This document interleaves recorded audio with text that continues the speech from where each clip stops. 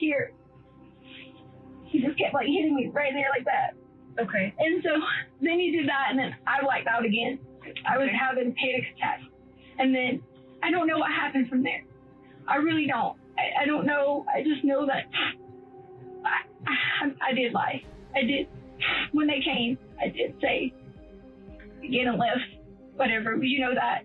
But he never did. He never left to go play. Or I just didn't know what to do, and I panicked at the moment. And I didn't want Albert to be like trying to hurt us, because we kind of get a lot of fights. Yeah.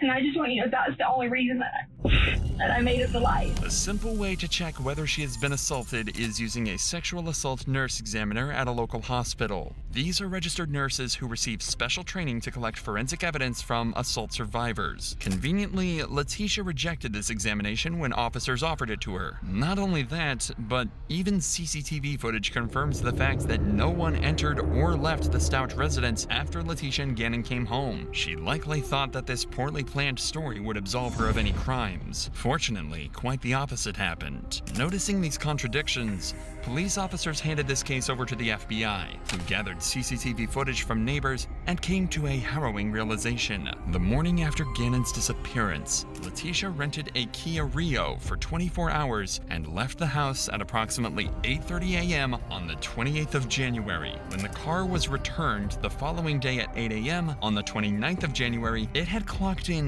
955 miles in the span of one day. This could mean only one thing. Letitia had likely murdered Gannon after their return at 2 p.m. and on the morning of January 28th, left to dump his body. While this much is easy to figure out, the exact details surrounding the murder are still not known. This is why 1 month after Gannon's disappearance, on March 2nd,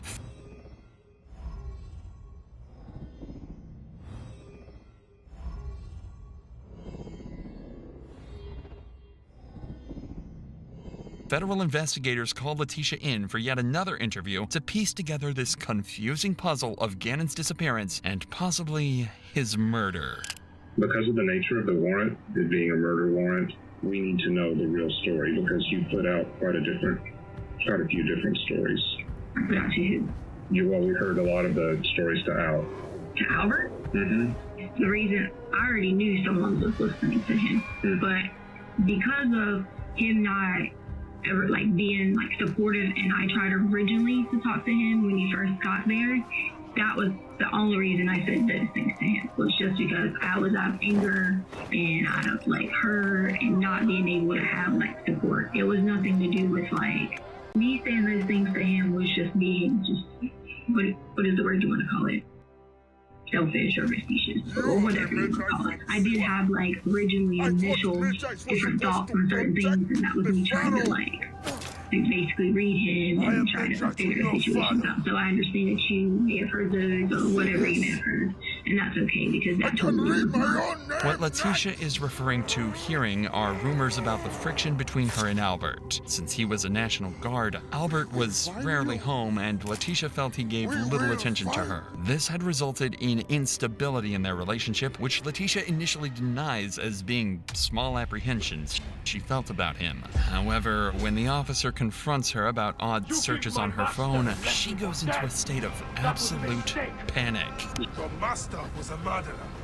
I am his sworn bodyguard. It is a question of honor.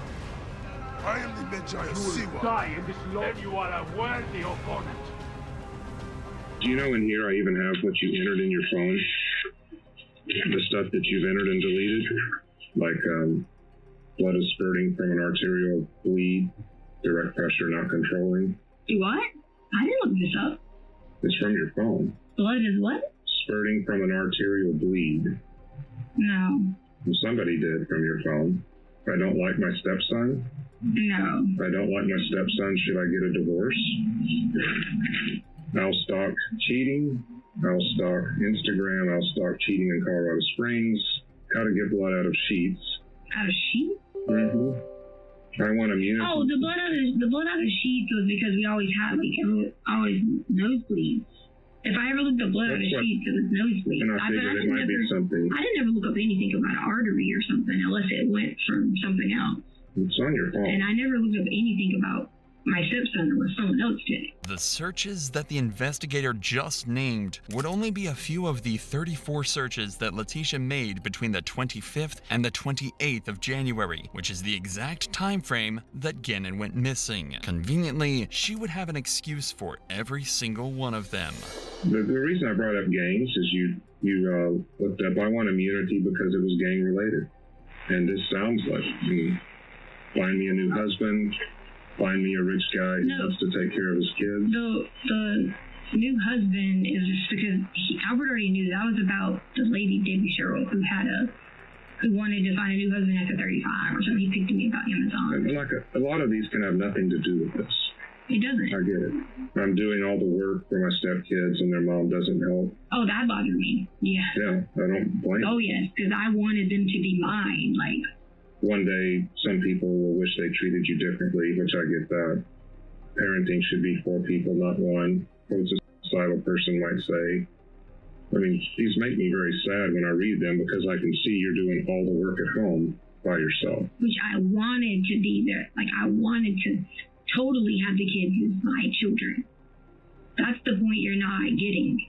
Like, I wanted those kids to be saying to me that I'm their mom. Yeah. Like, I'm the person who cares for them, loves them, everything. If these were not incriminating enough, investigators also found 12 deleted search terms in Letitia's iPhone, all of which pertaining to her wanting to find a new husband and being sick of being with Albert. What do you do if you suspect a person swallowed poison? Did somebody actually swallow poison? Poison?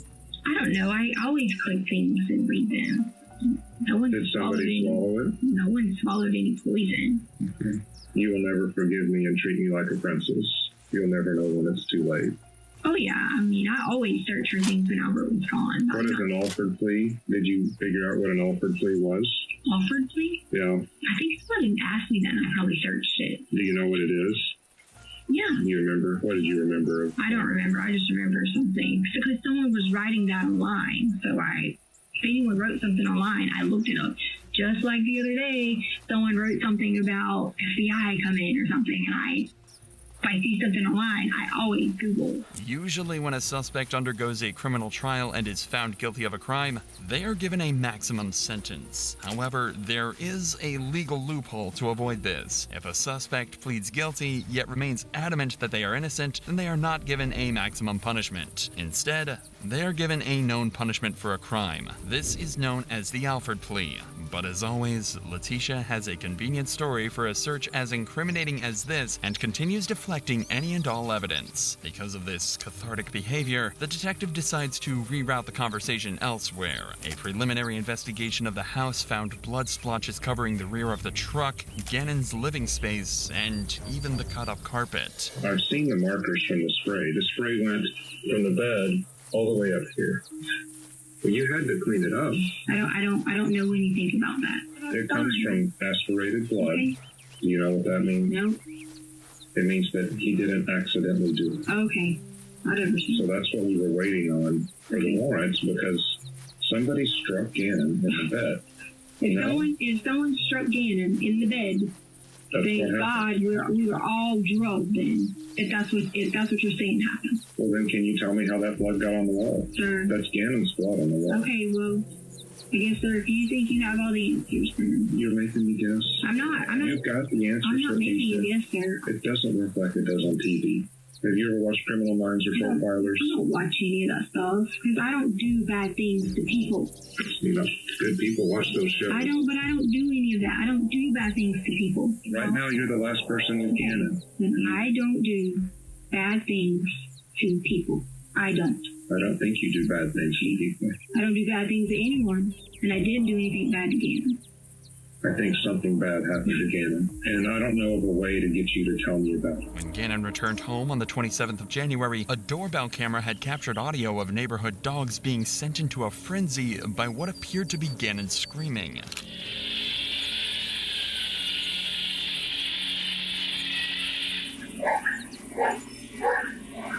By 5 p.m., 3 hours after these screams, Letitia had ordered her daughter, Harley Hunt, to buy cleaning supplies from a nearby Dollar Tree at 5 p.m.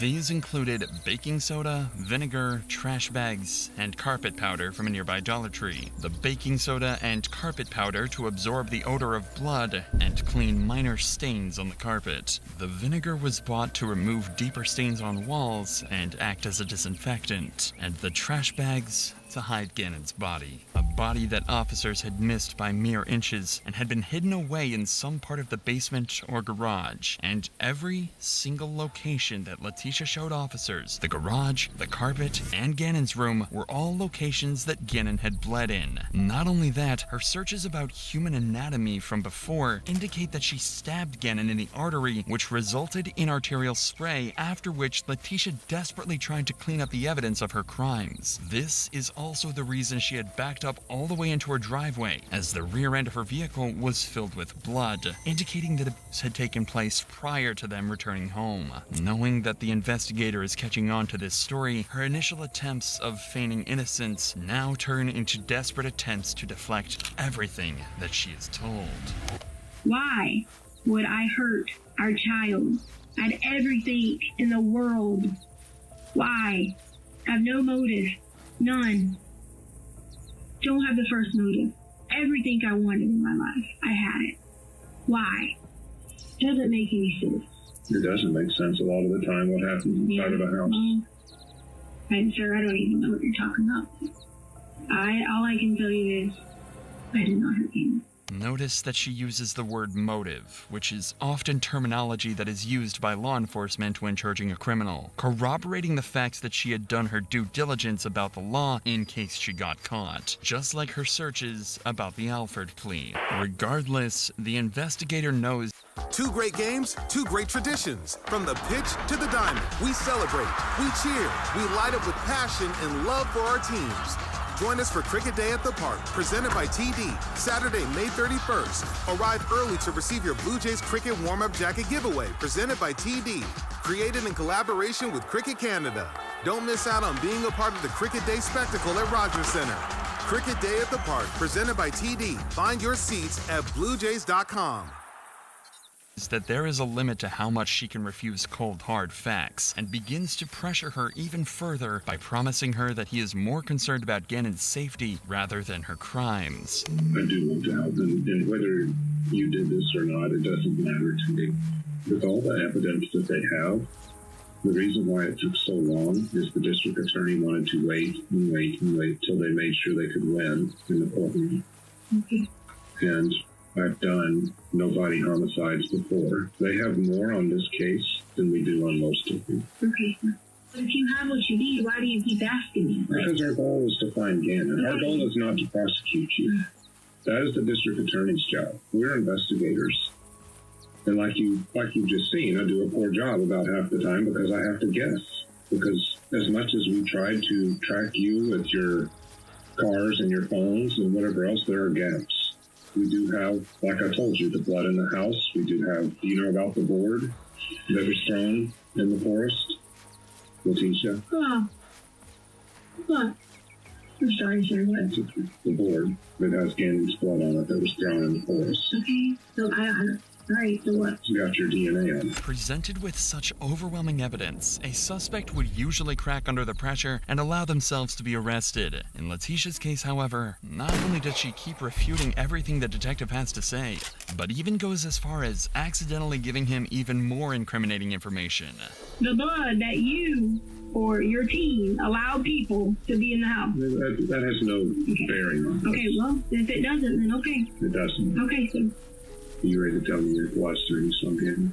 maybe check one of them, because I bet you they can tell me the last time they saw Gannon, even though it was that's not months the before. question. Your answer. I bet Al can tell you the last time he saw Gannon, even though he didn't know that was going to be the last time. I guarantee you he's got an image of Gannon. Did you were the last one with him, Letitia? Okay. Now, Letitia has just agreed that she was the last person who saw Gannon. Not only this, but throughout this interview, she has also admitted to Gannon's injuries, blood locations, and motives. With all of this information that Letitia herself provided, this was less of an interrogation and more of a confession of murder. Letitia was a broken individual. She cast aside her husband and 2 children because of 2 major reasons. 1, Albert's job in the National Guard made her resent him and wish she was married to someone better. 2, her extreme inferiority complex towards Gannon's biological mother, Landon Bullard. It was later found that during the candle incident, Gannon had wished for his mom to be present, which sent Letitia into a psychotic break, and she attempted to mask a murder in the form of an accidental fire. This failed attempt only added fuel to the fire, so the very next day she called in a vacation from work and spent the day brutally murdering Gannon and erasing any traces of her crimes. With these findings, there was no escape for Letitia, and 8 days after this interview, she was officially arrested for her crimes. And while being transported to a county jail, out of pure frustration and insanity, she turns to the only other option she has, becoming a fugitive.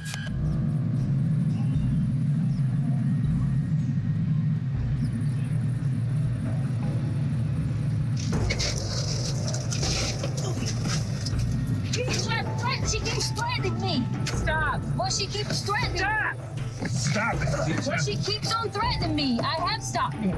She keeps on. Well, she got out of the restraints. She keeps on. Threatening me. Put your arm down. I will for you. She keeps Put threatening your arm down. Put your arm down. Well, she keeps threatening me the whole time. Tisha? I will with you. I said I would with you. Give me your arm now. Well, I said I would with you. I said I would with you. I said I would with you. I'm just asking to breathe. That's it. Just to breathe. That's all I want to do is breathe. You're hurting my arm. My phone is dead. Oh. You're hurting my arm. You're hurting my arm. Lisa, I just stop. want my arm. It's hurting my arm. Just let my arm off. It is ironic that Letitia complains about not being able to breathe, about how her arm hurts and how she's uncomfortable, yet when she did even worse to poor Gannon, she was filled with nothing but ecstasy and couldn't help but laugh in the face of the officers. Even more tragically, the circumstances that Gannon's body was found in would prove that his death was not instant. It was slow and painful. On March 17th, 2020, 49 days after his murder, a maintenance worker found a suitcase under Escambia Bay Bridge in Pace, Florida, 1,300 miles away from the Stouch home, and inside was Gannon's body. Autopsies done on the body showed high levels of acetaminophen and hydrocodone. While these are generally pain medications, hydrocodone was never prescribed to Gannon. It was prescribed to his father, Albert Stouch, who kept the prescription hidden in his nightstand, the location of which only Letitia was aware of. This means he was forcibly drugged to reduce the pain of his injuries, possibly in an attempt to fuel Letitia's sick fantasies. However, this was not the end of it. A gunshot wound in his jaw meant that after Letitia had her fun, she ended his life almost immediately. For nearly 2 months, Letitia was well aware of all these crimes. When she was finally put to trial, phone calls would be shown in court with Letitia begging Albert to stop cooperating with investigators so she could get immunity. I need to know something about my son. I need to know something about Gannon. Do you know if he's safe? Do you know, is he safe? Where is he at? Do you have anything? And if I kill Gannon, really? What about this? I'm trying to think of any way to cue the police to offer you immunity if they can, okay? Because they'll try to incriminate me for this. I need immunity. I think they give it to you because this is big that he was there and they missed it. Because then they're going to want to cover their shit for not finding him. Regardless of these desperate attempts, Albert continued to cooperate with authorities to convict Letitia of her crimes. 3 years later, on May 8th, 2023, Letitia's trial concluded. A life sentence in prison without parole plus 156 years. The maximum possible sentence under Colorado law. Welcome to Oxio, the place where the internet truly gets you. Like how sometimes you just have to search down every rabbit hole.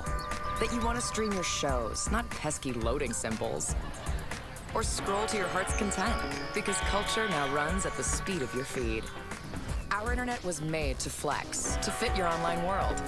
So if you're ready for an internet provider that finally feels like home, swing on by. We'll keep the door open. Oxio, born to be online. When I first started Eve, I was a minor, and I was really tired of getting blown up by people all the time. So I decided, instead of being the hunted, I would become the hunter.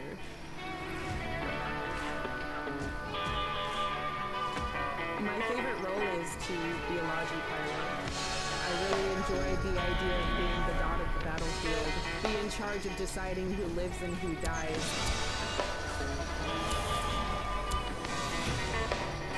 The main reason that we hunt, we're looking for the good fight. There's no fun in having 25 people destroying one ship. It's a lot more exciting when you know that there's 40 other people, 2 jumps out, and they want to kill you. You can go down in history with an epic fight that you were completely outnumbered in and came out on top. So as soon as you land in enemy space, the first thing that the fleet commander does is looks for a target. So you want to see what options you have out there to fight. Who's here? Who can I kill? The excitement that comes with trying to lock everyone that's taking damage. You're constantly...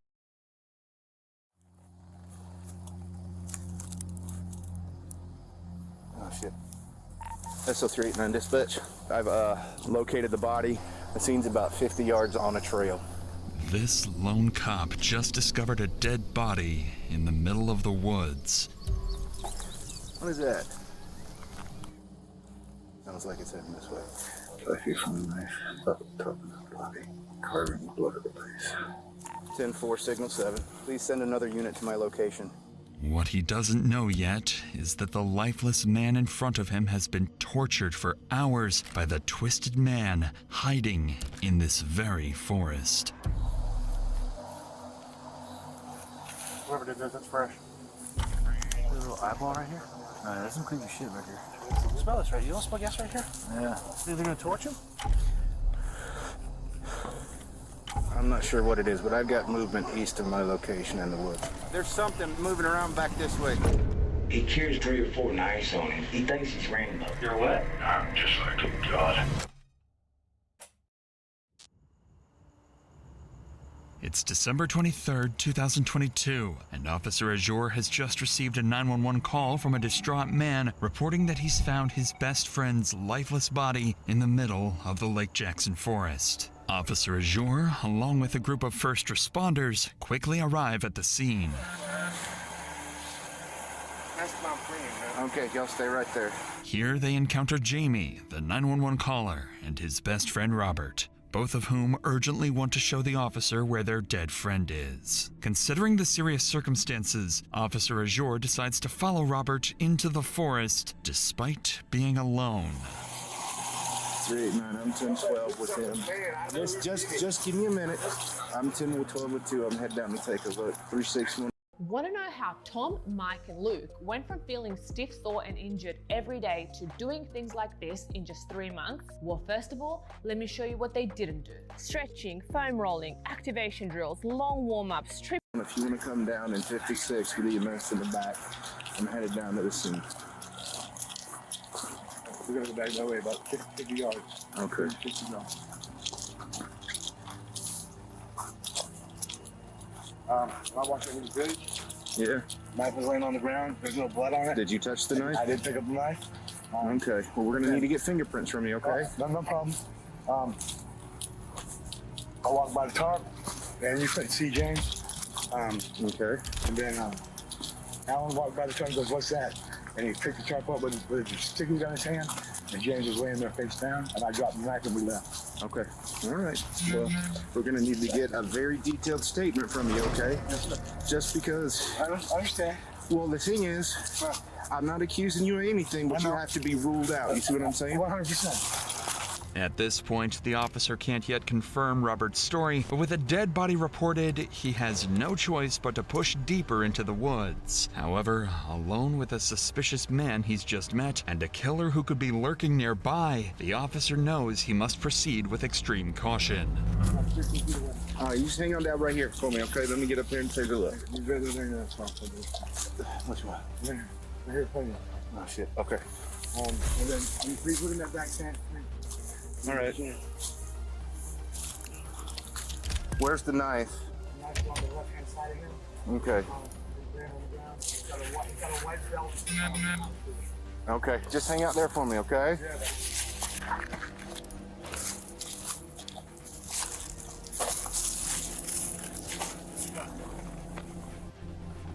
Jamie was telling the truth. Wrapped inside the tarp is the body of James Leyendecker.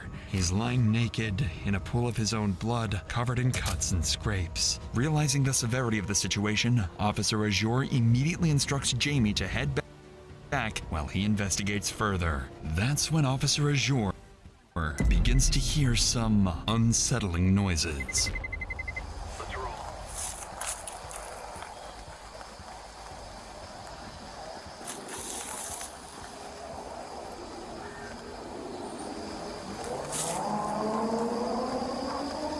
I'm not sure if it's a person or I'm not sure what it is, but I've got movement east of my location in the woods. Sounds like it's heading this way.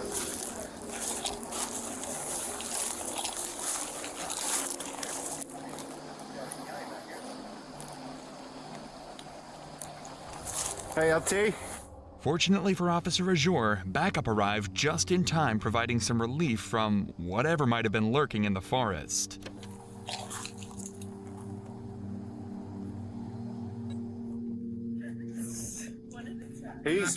There's nothing for y'all to check. He's cold to the touch.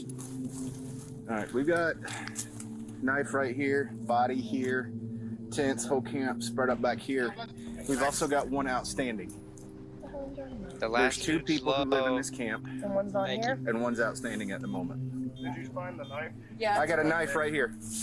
No blood on it, huh? Well, there's something right there, but hey, did you still got those two guys 10-12 up front? Let's go. Yeah, they're standing there waiting for us. Good, because one that led me back touched the knife, so we need to get his print from the statement off him. The other one touched the know what's card. up? They found out Instagram. what was going on and they took off. I've checked the camp and he's the only one back here. What's up? 5 or 6 o'clock. What's up? Yeah, so, and I've got what looks like maybe his clothes right over there. What's up? So, he's naked, and there's some clothes right there on the fire. As medical staff arrives and examines the body more closely, they observe a brutal manner of death, blunt force trauma to the head, strangulation, and something even more disturbing, gasoline, found in James's lungs and stomach. Detectives are left with a burning question. Why would a victim have gasoline inside him? However, this would be only one of the many disturbing details officers uncover at the scene. Hey, Seth, take a look at this one. What is that? Is that just soot where it's on that, or? It looks awful shiny. He is butt naked, face down on the car with his upper torso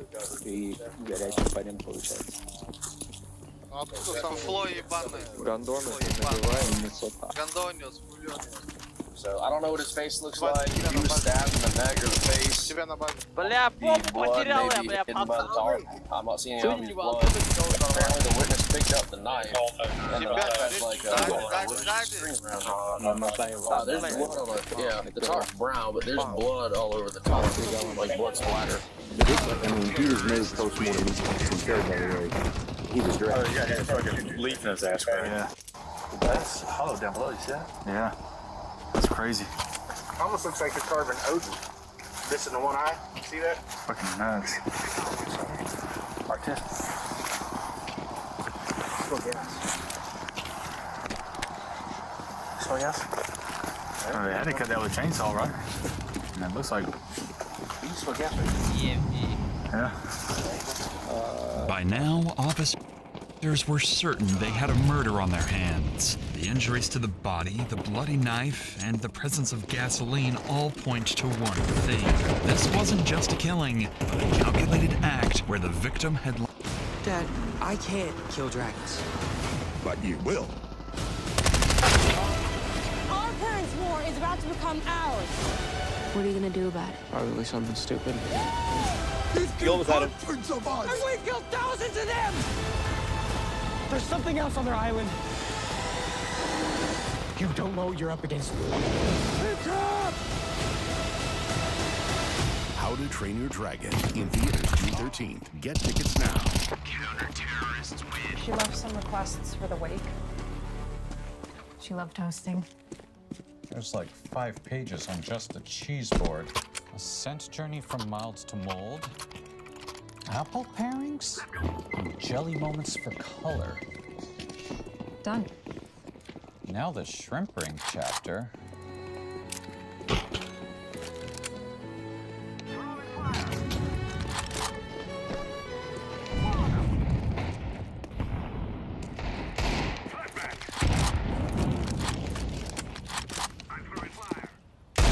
likely been tortured for hours. With this in mind, officers would return to question Jamie, the man who had originally called 911, and what Jamie reveals would soon lead investigators directly to the killer. But before we continue, it's worth noting that tragedies like these could affect any of us. Take Yvette Torres. She was walking home from work in Philadelphia when a truck struck her without warning. Morgan & Morgan fought for her in court and won her nearly $12 million. If you're seriously hurt, your injury could be worth millions. With over 1,000 attorneys, Morgan & Morgan will fight to give you the best results if you become their client. And unless you win, they do it all for free. In just the past few months, Morgan & Morgan has helped hundreds of people. One car crash victim in Florida won a verdict worth $12 million, and another in Philadelphia, $26 million. That was 40 times more than their insurance offered. So if you ever got seriously injured, your case could be worth millions. And it takes only a few minutes to see if you have a case. You can start your claim with Morgan & Morgan by visiting www.forthepeople.com/insanity found in the description, or by scanning the QR code on the screen from your phone's camera. With that said, let's get back to the investigation. Officers were about to speak again with Jamie, one of the eyewitnesses, and he would provide them with their biggest lead yet. I heard arguing and stuff, so I go through the woods. I just can't. See all back to the because, you know, all these people argue all the time about dumb shit. It's been a while now, and I haven't heard anything from James or anybody over there. So I can go over there. Me and my friend that's with Officer now go over there, right? So when I walk, get to a certain point, I see a tarp laying there beside this tree, which is never there. The tarp is, I don't even know if it's James or. Let's go. All right, well we're gonna get it figured out, okay? Do you know James' last name? Do you know James' last name? No, ma'am. No. I'm talking about the person who did this, because I know who it is. Dusty McDonald. They live right up. We just got the complaint this morning. Man come down there with a hatchet, threatened, chopping shit up. Called it in, sheriff's department. They come over, they talked to him, they told him that they're gonna go over and talk to him to stay away. And James is the one who called. No, ma'am. Who called this morning? Rick. Shut up. Okay. Do you know Rick Rick's is the last one name? who stays there. Okay. Man, but Rick is the one who stays there. James is a friend of everybody's, but he was staying up there with Dusty. According to Jamie, a man named Dusty McDonald had attacked another man, Rick, with a hatchet earlier that day. Police were called, but were unable to locate or confront Dusty at the time. While this incident was concerning, it wasn't enough on its own to establish Dusty as a primary suspect. Until nearly every witness interviewed pointed to him as well. Eventually, officers had gathered enough statements to justify bringing Dusty in for questioning. All they needed now was to find him. As police began searching for Dusty, other officers on scene would sit down with the two 911 callers to piece together a timeline. According to them, the day had started with unsettling signs that something was off. We both went down. We were going to check on our phone. Okay. I heard arguing earlier, right? We know who was down there, sir. Arguing. Okay. So I walked down. I seen Dusty have chains on the ground. He was saying, you shouldn't talk shit about this. Now, you know what I'm saying? Hurt. Like, oh, they just shit out there. But I never hear nothing from over there no more. I'm like, You know Dusty's real name or? Dusty McDonald. You said that James called them today and said, hey, Nope, Rick. oh, Rick called. Rick? James was there. Dusty went over there and cut his camp. Cut him up, threatened with a machete, cut his tin up, all kind of shit. They called the police. I was Called the police, made a report, and the police just said, stay away from him. There's a tarp laying beside a tree. It's never there. I live here. And I took the stick and went. When I flipped it up, I seen legs. Based on these witness accounts, officers now have a fairly detailed picture of what likely unfolded just hours earlier. They also have a lead suspect, Dusty McDonald, a name one of the officers happened to be familiar with. I think they already brought up his name, Dustin McCormick. Yeah, Dusty. Dusty, supposedly general in some militia, come down with a machete and started hacking up some of the temps because he wanted to take it. He said he's sitting up 20 and off his meds. They said Dusty's the one that was house. Yeah, they said this guy Dusty left from over here like later in the evening. By now, it was clear Dusty had likely been involved in the murder. With Jamie and Robert's statements in hand, police began piecing together the sequence of events leading up to the brutal killing. Earlier that day, Rick, another man who lived at the camps, had called 911 claiming a Dusty McDonald had slashed his tent with a machete while searching for a man named James, even threatening him in the process. Later that afternoon, Dusty managed to find James, and witnesses reported hearing arguing from the camp. When they checked to see what was going on, they saw Dusty on top of James, wrestling and yelling. It didn't appear to be anything more than a heated argument, so they returned to their camp. However, hours would pass, and nobody had heard from James. Robert and Jamie began to worry and decided to go looking for him, and that's when they found a blue tarp covering James's lifeless body. Nearly all witness accounts lined up perfectly with this timeline of events, making the next step for officers clear: arrest Dusty and bring him in for interrogation. Fortunately, since officers had begun the work of locating him earlier that day, they already had Dusty's address. Soon after, they surrounded the house, ready to move in.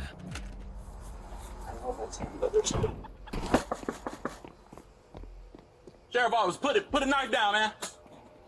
Come on out. Come on out. Come on out. Okay, come on. Come on.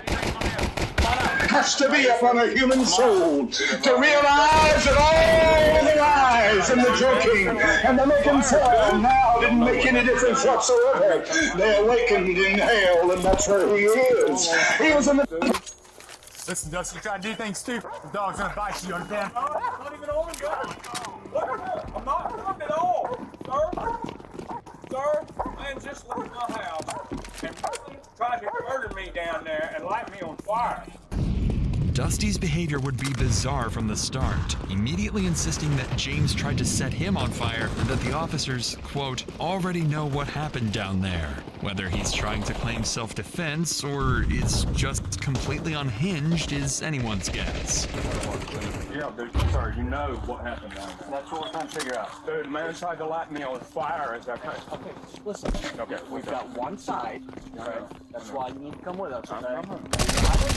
With the supposed killer in custody, officers concluded the disturbing on-scene investigation and began preparing for interrogation. interrogation. If Dusty was their killer, given what had been done to the victim's body, it pointed to someone deeply disturbed. That suspicion would soon be confirmed. By now, Dusty had already raised serious concerns. He had slashed Rick's tent and threatened him. On top of that, multiple witnesses had just reported seeing him argue with James hours before the murder. However, despite how clear things seemed, there was one major complication. Dusty was claiming self-defense. He alleged that James had thrown gasoline on him and threatened to set him on fire. This wasn't a claim detectives could easily dismiss, especially given the distinct smell of gasoline at Tap into slots with over 1,000 games and new ones added daily. Tap into slots. Tap into Botano. Botano, the game starts now.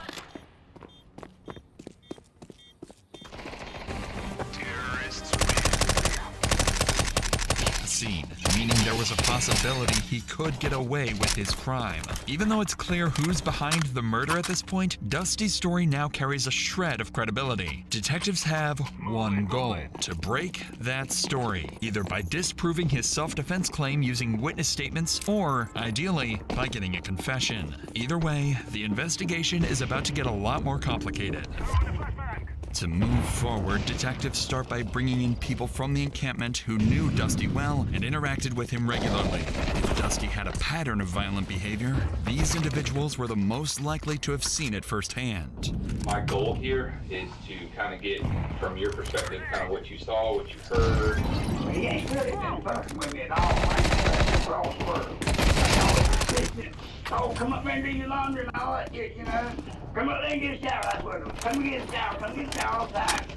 So I fucked up. You got a shower and give him $2 afterwards, you know, just a gesture. Rick explains that Dusty often offered showers and laundry to homeless individuals in the area, sometimes charging a small fee. This catches the attention of detectives. These seemingly generous acts may be a part of a larger pattern of manipulation, a way for Dusty to assert control over the homeless community. It's a detail that could support their efforts to build a stronger case against him. I tried my best to get along with him. You know, he had a shop that we all used, you know, so now hell is a place of fire. Hell is a place of loneliness. Hell is a place of burning. Hell is a place of sorrow. Hell is a place of despair. Hell is a place of lostness. There is no other place on this planet like hell. Into the heart of it he falls, and it begs you and plead with you, if at all possible, please accept an Ortiz near while the hour is white. with my phone. I didn't even have a phone. Like, I saw you taking pictures of me with your phone. I don't have a phone. So you gotta go find out. That. Dusty lives in a house near the homeless camps, a property owned by his grandfather. At first, much like Rick, Busby describes Dusty as someone who seems generous, allowing members of the homeless camp to use his home for basic amenities. As investigators continue interviewing members of the homeless community, a more troubling picture of Dusty begins to emerge. He has a history of strange and violent behavior marked by paranoia and delusions. However, officers face a challenge. The interviews so far have been too vague, highlighting patterns of behavior but lacking concrete details to build a solid case. This leads detectives back to Jamie, the original 911 caller and the person with the clearest recollection of events so far. And he's able to offer meaningful insight into who Dusty really is. Mr. Allen, my role here in all this, it's just kind of to get from your perspective, your side of things, what you saw, what you observed. Man came to my camp last night. I used to stay up there with him. He's a violent person. Okay. His papa always wanted to let me stay there because he's the one who owns the property. The reason I don't stay there is because you don't do what he says, and he gets all angry and threatens you, and he just crazy shit. I said, well, What, this you even carrying? he ain't got a stick this time. But he's either got a stick, a machete, a knife. He carries like 3 or 4 knives on him. Machete. with sticks. He's like, he thinks he's Rambo. Well, Dusty had a reputation as a bully who routinely harassed the homeless community. No one expected his behavior to escalate to cold-blooded murder. His so-called generosity, offering his home for showers and laundry, masked a deeper need for control and manipulation. The same people he claimed to help were also the ones he intimidated and threatened, revealing a warped sense of power and superiority. In the end, this contradiction may have set the stage for the gruesome murder. When Dusty was brought in for questioning, his demeanor was strangely calm. At this point, he seems to believe that he is seen as a victim of an attack by this homeless man. It didn't seem like he was in his right mind at all. Detectives were hoping to learn about Dusty's side of the story, but instead were met with, well, a lot of nonsense. You know the NL, right? You're what? You know the NL, right? Okay. You know the main, right? Yes, sir, I do. Okay, thank you. This has been a really hard day.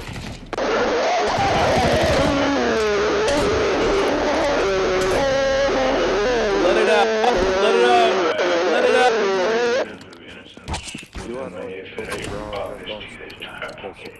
Throughout his interrogation, Dusty's responses are filled with incoherent delusions and deflections. In Dusty's mind, he's, quote, an owl, constantly watched, monitored, and under surveillance. It's clear that without his medication, his schizophrenia is spiraling out of control.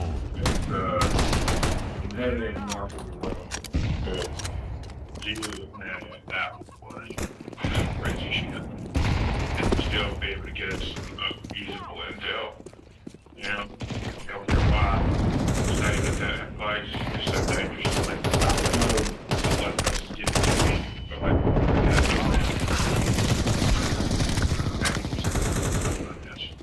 Dusty seems to believe he's outsmarted the cops, thinking he's there to provide valuable intel as the victim. But he will soon find out that he's actually a suspect in the cold-blooded murder of an innocent man. I haven't shut down. I've been going hard. You know, I'm so exhausted. But this kind of work, not very long. That was my first. I think everybody knows that from the get-go. You know, thank you for this deep psychological diagnosis. It's helping a lot. Good. Listening closely to Dusty's words, it seems as if he's openly admitting to the murder. Although his statement is scattered and unclear, it gives detectives the impression that he's acknowledging responsibility without fully grasping the seriousness of his actions. But Dusty's bizarre admissions wouldn't stop there, as he continues rambling incoherently. There's Bryson and then he tries to guess because you saw how I was pulled up and down there. Dude, I thought I was just doing it for the other. You know what I mean? Yeah, that was my intention. Everyone knows that. I said, man, you hit that DOUI come out like that. I don't know how I do it. You know what I mean? I mean, I'm just experimenting, you know, plays, and making sure I do curve.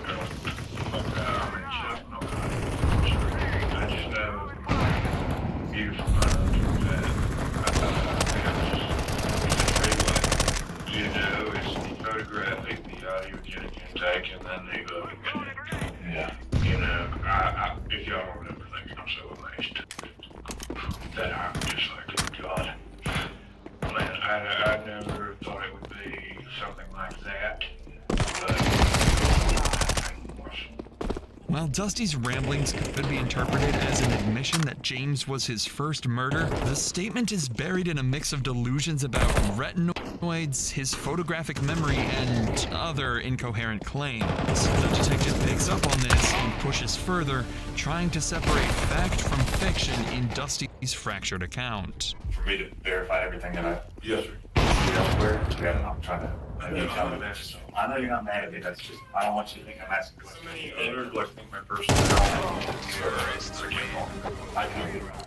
Yeah. But I don't want you to think I'm being absurd. I very that we were at this conference.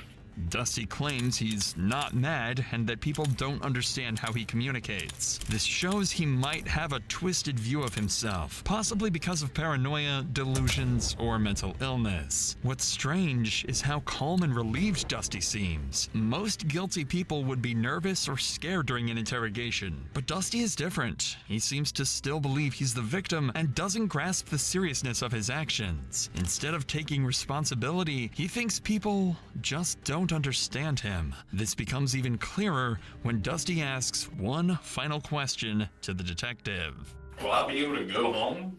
I'm gonna figure that out. Yeah, because am I going to jail or we're going down to dance? We're gonna have to figure that kind of out, because you know how this thing kind of goes from here. I guess. I'm gonna come talk to you about it. Just look at it. After this bizarre exchange, the detective had heard enough to know it was time to wrap up the interrogation.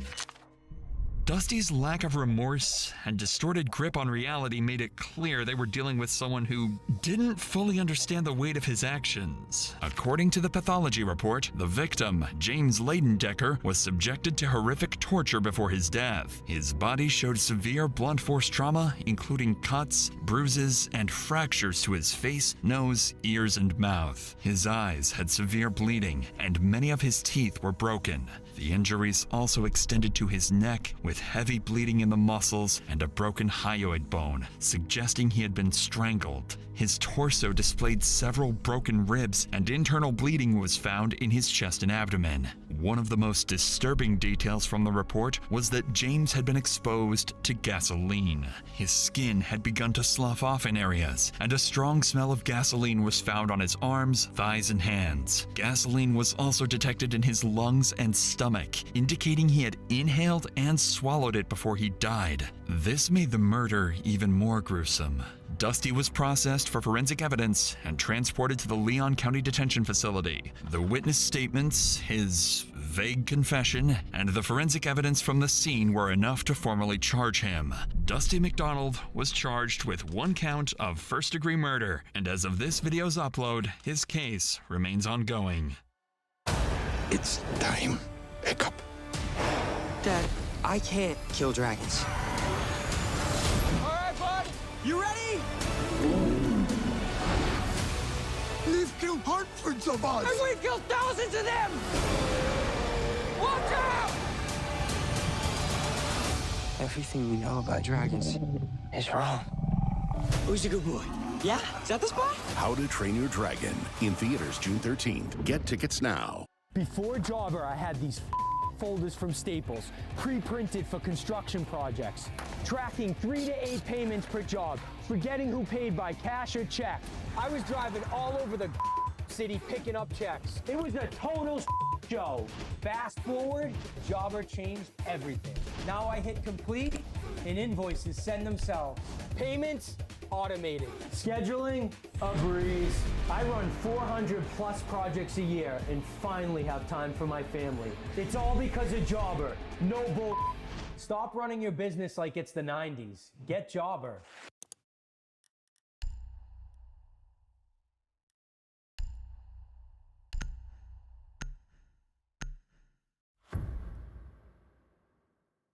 Okay, just sit tight, bud. I'm gonna safety lock those, and then you and I are gonna talk for a second. You know why we're here? Yeah, I think, yeah. Okay, well, we did find the bodies.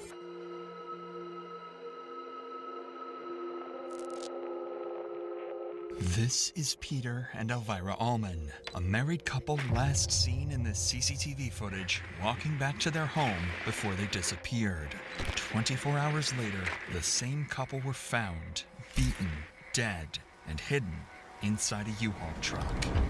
With no clue how this gruesome double homicide happened, detectives are left to piece together the puzzle and find the killer. You murdered your parents. And he said, actually, yeah. I said, what are we talking about? This was 2 bodies. I said, 3 bodies. I killed my parents. So he said that he was going to Milwaukee. His plan is to head in the direction of Milwaukee and then turn around and go back south. That way you guys think he's going north. Be advised, we do have a caller on the line. He said that Max is standing on the backside of his house.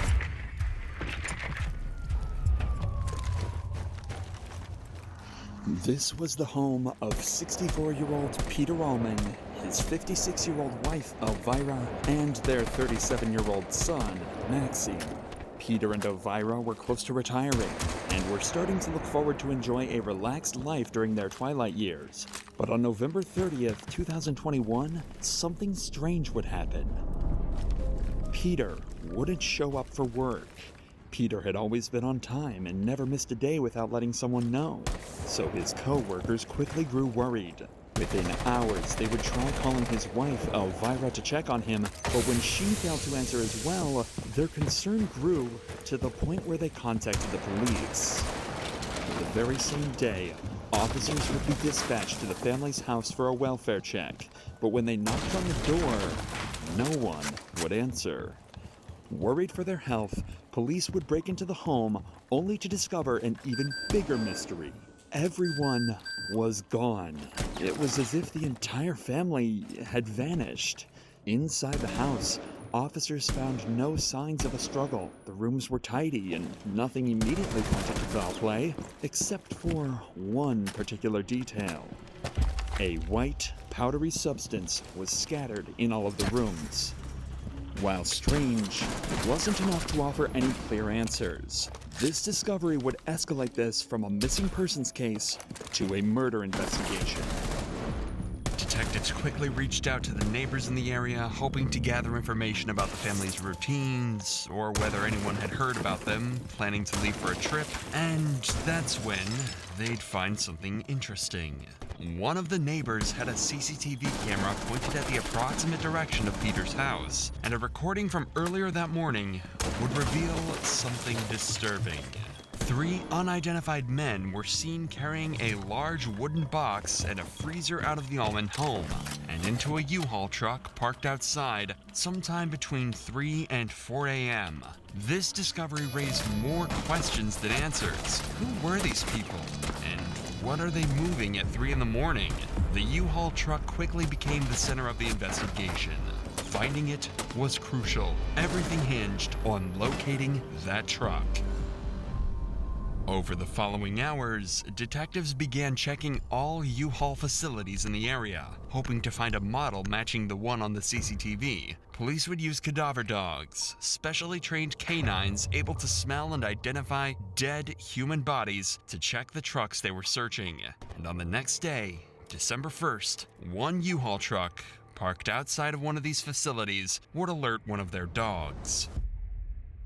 This alone was enough for a search warrant, and officers now had full access to break and enter into the U-Haul. Upon opening the truck, the detectives would make a gruesome discovery. 2 bodies, both brutally beaten. Peter was found inside the wooden box, and Elvira inside the freezer. However, one person was still missing. Their 37-year-old son, Maxime Parnov. With 2 dead parents, their son missing, and an empty house, all officers could do was ask neighbors who might have interacted with Peter or Elvira in their final days. And after getting contacted by one of the neighbors over the phone, they'd get a lead that would blow the case wide open. So yeah, you know, I get it, you're shaking. What did he tell you it happened? He said they passed, they passed, and I'm like, wait, what's this, you mean? He said that they've been fighting and arguing, and he was talking to Pete, but like, he called him a liar. Pete responded with, you know, get the hell out of here, you know, and he didn't describe what happened. He said it's really unfortunate, but like, what happened is, they passed. He didn't give me any of the details about what happened. Something about a fire extinguisher, I think, but I didn't really understand him much. Piecing together the statement from this individual, it is apparent that some sort of argument happened between Maxim and his parents before their disappearance. But what detectives hear next would set off a manhunt to trace Maxim down before he could slip away from their grasp. I completely understand. So he says that he was going to Milwaukee. His plan is to head in the direction of Milwaukee, to stop at like gas stations or whatever, buy prepaid debit cards for like $1,000 each, and then turn around and go back south. That way you guys think he's going north. Okay, how's he gonna get those prepaid debit cards? He's running the dead dad's card Okay. He has the checkbook and the dead dad's card. The checkbook and the dead dad's card, you said, right? Yes. Okay. And he left maybe probably 10 minutes ago now? 10 to 15. Immediately, every single officer and department, not only in Algonquin, but all surrounding states, was notified. And the hunt for Maxim, who clearly wanted to run off with the money, was on.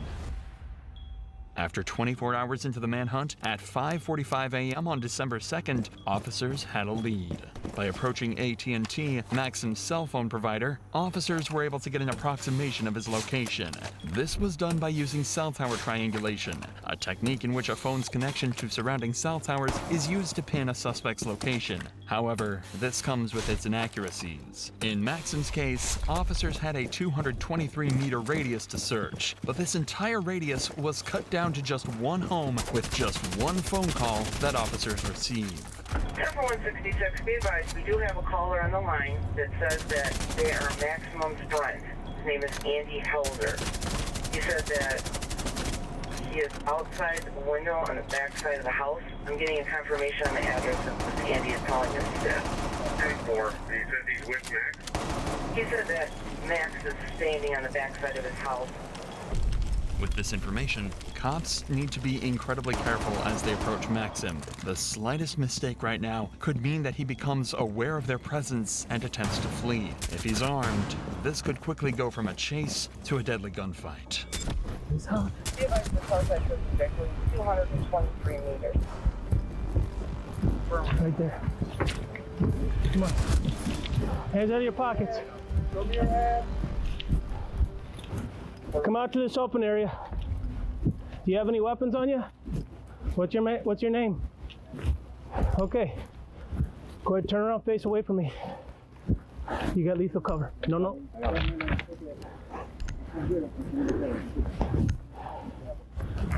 90-degree offset. Right there. From the beach to your backyard, summer looks good on you. Everything you were, everything you've done has come to this. Ethan, the fate of every soul on earth is your responsibility. You gave him an aircraft carrier? I need you to trust me. One last time. Mission Impossible, The Final Reckoning.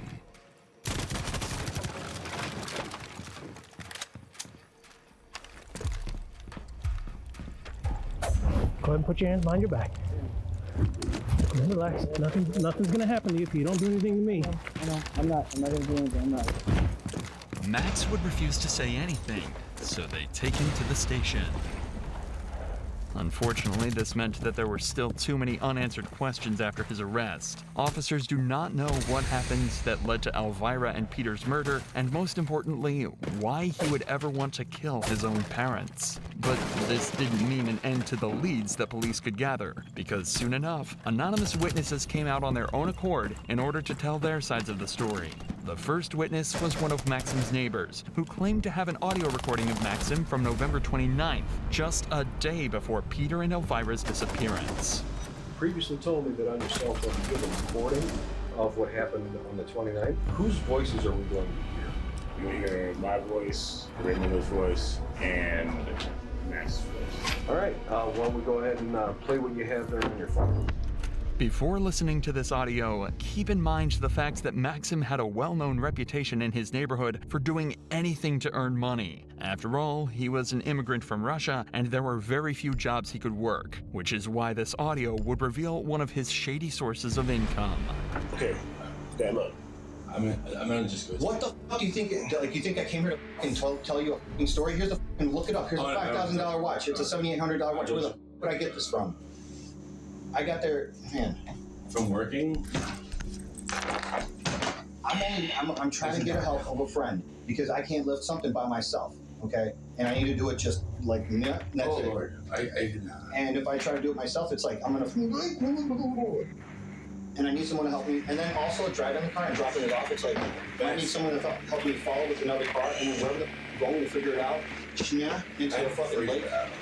I know you don't understand me. You might think I'm like whatever. Here's the thing, right? I'm not. It's not. Here's the thing. It's How like, else help you? right. So, like, speak for yourself. I can only take so much information at once. Right. Okay. Because, like, you know what I mean? Like, right. That's a heavy load to drop on somebody. It is. It is. You got to process. Heavy load. Yep. Heavy load. It is. As far as I'll give you both the watches. I know. That's 1,200. That's 12,000. And pawned by someone else, go through somebody else's name or whatever. That's 12 grand. I'll give you 3 watches. That's 17,000. Throughout the course of the officer's investigation, it was never clarified where Maxim got his hands on expensive watches like the 3 he mentions here. Even the men he is trying to sell to sound suspicious of where exactly these were obtained from and don't budge easily. This is why Maxim becomes increasingly aggressive. In fact, his cathartic behavior only takes a turn for the worse from here on out as he begins to randomly talk about his mother, Elvira. So here's the thing. I've been living this for my whole entire life with her. And she killed my dad. She's the reason why my dad died. Although Elvira was Maxim's biological mom, Peter was his stepdad. Maxim's real father committed suicide early on in Max's life, something that he is clearly blaming his mother for. Not for the first time, and certainly not for the last. And then dropping me on the head when I was a baby, she did that on purpose. Poisoning my dog, she did that on purpose. Nonchalantly with an emotion, like when I try to apologize and try to love her, and she like threatens to call the cops on me, which would initially like get me sent off to jail for years and years and possibly deported, and I told her that. Like, no remorse, just like, and it's like, why are you with me? I'm trying to do good. Like, I know I smoke or whatever, but it's like, no, dude, like, I just got this new job shit that I've been, like, I'm gonna be the ex-golf fucking bar manager going up to be general manager. And they've been doing this to me like, oh, we'll help you out. No, I don't have any money. And blame me and shit like, you mother, like, you fucking piece of shit, you're 36 years old, and it's like, dude, I've been fucking dealing with health and mental issues, and I've, like, just got on medication new ones, and it's like, all this is, like, coming to a new life, and it's like, and they this just culminated to that. And here's the thing, I'm being God honest, I'm not trying to spin this. Like, I'm out there telling the truth. Piecing together Maxim's mental breakdown, officers were able to get a rough understanding of his situation. Maxim was a man going through a midlife crisis because of financial issues. To make things worse, he held extreme suspicions against his parents, constantly believing that they had it out for him and his dogs. This was only fueled by their refusal to give him money whenever he needed it. But this only scratched the surface of the true severity of the issues he was facing. It would only be after an interview with Rebecca, one of Elvira's friends, that officers realized that Maxim was far more mentally disturbed than they imagined. When did you first meet Maxim? I met Max, I don't think I actually met him last year. He would come and go during COVID. I don't think you ever actually. His mom would drive and go pick him up where he lives, somewhere in the north suburb of Chicago. She would go and pick him up, and he'd spend Sundays here sometimes at their house in the yard. He has 2 pit bull dogs, so we would always see him out with his pit bull dogs. About the dogs. He would say that his mom, that they were just always kind of getting on him about, needing to figure out what he was going to do in his life, because he's 36 years old, and he would tell him, well, he's in between jobs, he's trying to figure it out. He would talk a lot about I think he's been on medication recently for anxiety. We really connected with things with anxiety, and I don't think he has PTSD, but he never really told me his diagnosis, but he felt like the whole time he's lived here, he was like in a fog, never really, he said he would stay up all night long, he didn't sleep, and then he'd sleep during the day sometimes, and that really bothered his mom. He said that he didn't seem to be doing anything, and he just kept saying, well, he kept trying to explain to them he was in between jobs and trying to figure out what he wanted to do. He said he was bullied a lot as a kid. I know that was a conversation we had recently, that he was picked on a lot in school. Did he say what for? Okay. He did not. He's talking about, he always wanted to help kids that went through things that he felt like he could connect with. Officers now slowly begin to understand the motives behind Maxim's actions. A traumatized child who is at odds with his mother for the side of his biological father and barely accepting of his stepfather, Peter. To make things worse, he was broke, and when he felt like he needed his parents the most, they weren't there for him. Taste Galbani mozzarella, so fresh and delicious. Galbani, a taste of Dolce Vita. Let me guess. You're thinking about going to therapy. And as a therapist myself, of course I'm going to say that's a great idea. But first, let's talk about the things they don't tell you. First of all, you're going to say, I'm fine, like 300 times. Spoiler alert, your therapist will see right through that. And how does that make you feel?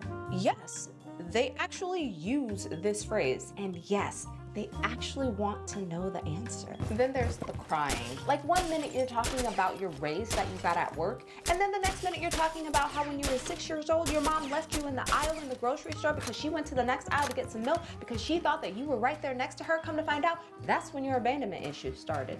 And homework. Yes, there's homework. But here's the thing. By the end of it, therapy can actually make you feel better. And you'll be like, why didn't I start this sooner?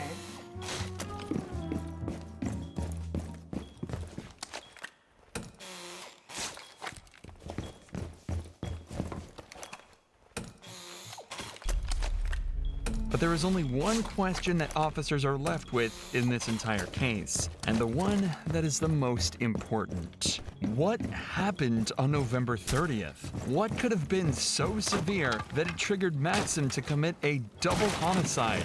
One of his own parents at that. There must have been some kind of catalyst that pushed Maxim to the absolute brink. And the only one who could answer this question was one of Maxim's friends, who would now provide the most crucial testimony in this entire case. The reason why we're here is you got in contact with one of my supervisors, Sergeant Cooney, last night.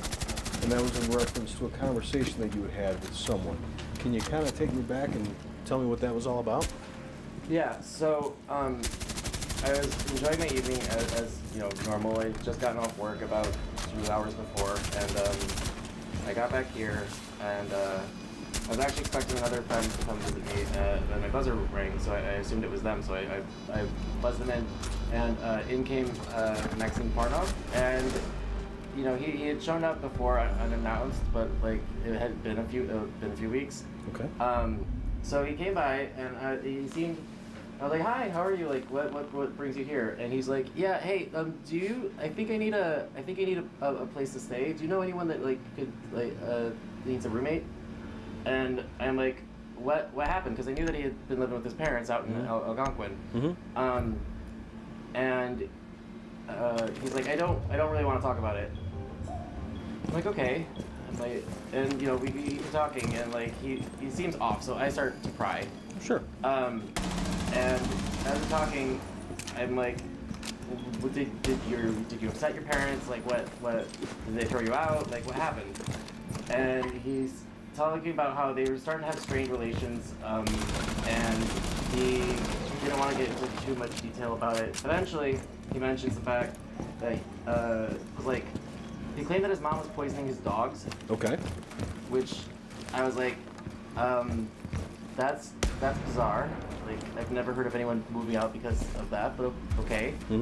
This statement is consistent with the one he made when trying to sell the watches. He firmly believed that Elvira wanted to kill his dogs after robbing him of his father. And then he starts talking about how him and his stepdad got into it. He said that his stepdad doesn't always tell him things that are 100% true. His stepdad blew up. Said like, you know, why are you calling me a liar in my own home? And threw him out. And then he said, he's like, yeah, you know, it kind of really fits me for this job that I got, this new job that I have, and I kind of already screwed that one up. I don't really think that's gonna work out. He's like, but I was thinking about like tying them up and like scaring the hell out of them or something. And at this point, I'm like, wait, what? And like you can't hold your parents hostage, man. I thought it was just like some silly comment or something. And he's like, yeah, he's like, that's what I was originally probably gonna do, and unfortunately it passed. And I was like, what? And he's like, yeah, they're no longer with us. And I'm like, you murdered your parents. And he said he didn't want to say that word, but he said it's actually yeah. And when you were talking to him, what day was this? You guys found him Wednesday, because right after I asked if he had murdered his parents, and he didn't say no. I Googled Algonquin news. Right. And lo and behold, there's his Facebook picture plastered all over the internet, and I'm like, oh my god. And like my jaw hits the floor, and honestly, I don't pick it up until he leaves. Sure. Like and he's asking me questions like, do you know anyone that's trying to sell like a cheap car, or like anyone that like, you know, or somewhere I could sell my car? And I'm like, what? I don't know how to compute at this moment. Like, Sure. like No, it's not a normal situation. he told me several times. He's like, don't worry, no one's tracking me. I don't have my phone with me. I don't have my phone. And I'm like, that's not even like the least of my concerns. Like there's somebody who murdered another person in my room. So, yeah, that was my Wednesday evening. On his way out, like he told me, he's like, I think I'm gonna go to Florida, or I think I'm gonna go through Indiana. And he asked me, he's like, how do I get $50,000 out of an account? Because he was talking about his dad's bank account, and I'm like, I told him, I'm like, I don't know, man, like go buy gift cards or something. Okay. Like, cause I was just trying to get him. Well, you've had someone in your house that just said something alarming, and you want to get them out of your home. It's Yeah, understandable. and I don't want to find out, like, I don't want to end up like mom and dad. Exactly. So. There is a lot more to my. So he didn't seem like aggressive. He did not seem confused. He seemed like he was trying to figure out like what to do now, and he seemed melancholy about it. Like okay. Not like, but not too bad though, because I don't know. It was just, it's not. I am used to knowing Max as somebody who was pretty happy. He was going through it. He was having a hard time. He lost his job, and then, you know, things kind of degraded as he sold his place in Forest Park, moved into a place on the west side. He didn't really like the west side was not treating him very well. His dogs were getting sick, like whatever. But I knew him as a pretty happy-go-lucky person, and like it was bizarre. And over the course of the last few months, I had seen him kind of like change a bit to be more and more just sad. Okay. And like I spent a lot of time talking to him, trying to be like, hey, go outside, socialize, get a job, like do these things, and these things will make you feel better. Trust me. You know, isolating yourself it's not a winning move. Maxim's isolation was more chronic than anyone could have imagined. He did not have any close friends who could help him out with his issues. His relationship with his parents was skewed, and there was barely anyone he talked to. This explains the severe dependency on his dogs that he developed, since he found them to be accepting of who he was. For Maxim, his dogs were the only living creatures that he felt would not abandon him. This is confirmed by the witness's further statements, while he also reveals the details of the events leading up to the murder. I mean, on his way out, like the last thing he said to me was, he said like, I just needed somebody to love me, and then like that was kind of the last. And then I was like, bye. And would that be a normal thing for him to say to you, or? He was starting to get emotional about like what he had done. Was there anything that he said that led you to believe that there was a way that he had? He mentioned, the last thing that he mentioned was there was something about a fire extinguisher. Okay. I could not understand him very well because he was starting to get upset. But he was talking about there's something involving a fire extinguisher, and like the dad threw a card and it was like clean it up or something, and then something happened and now they're dead. My initial hypothesis was that since like he talked about wanting to tie them up and like scare them, that I'm assuming, I'm like, well, did he poison them and he accidentally like poisoned them too much? Like did he want them just to be incapacitated so he could actually, I guess, hold them hostage? Right. But and overdo it. But like I don't. That's really all I thought. I mean, I have no idea what happened to them. Okay. And as far as like the fire extinguisher, and he said that was like that happened and then they were dead. Did he like say that was like a tipping point, or did he say why the fire extinguisher was used or anything like that? No. He got into an argument, and then I can't really understand very well. Okay. And then he talked about the fire extinguisher, and then he would not tell me anything. Okay. Didn't give any specific. Okay. Although officers do not know the exact details of the argument, this is still a large breakthrough. An autopsy report of the bodies confirmed that the two died not because of poisoning, but due to blunt force trauma from a solid object. It is highly likely that the fire extinguisher that the witness mentioned was the weapon, as this was also consistent with the white powder that the officers found lying around the house. It was after this that he panicked and called in the landscapers to help him dispose of the bodies. Police began to fear that they could have been accomplices in the crime, and soon enough, one of them was brought in for an interview. This is Detective Taylor. Today's date is December 3rd. Time is approximately 5:26 p.m. Okay, so I wanted to start. So the reason I wanted to talk to you was about you guys helping load up a U-Haul vehicle. Okay. Yes. Can you kind of tell me, kind of start from the beginning, how that came about? Okay. I was taking a check for one of my clients or customer. I have their customer for years. His name is Ben. I can't remember the last name. He lives over there in, where's that? Fox River. Fox River? Okay. Right there.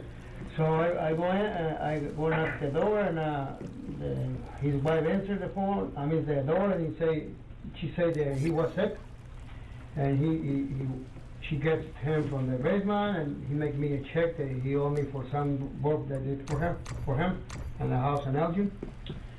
So by the time I come out, it was a guy talking to one of my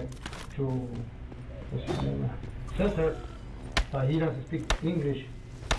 So he comes to me and he says, "Oh, you know, I'm gonna move some stuff out of my house and in my basement." Traveling can be a nightmare. Why? You can't watch your favorite shows abroad. You can't trust public Wi-Fi spots anymore. And when you return, roaming bills kill your vibe. Unless you get a NordVPN and Saley deal.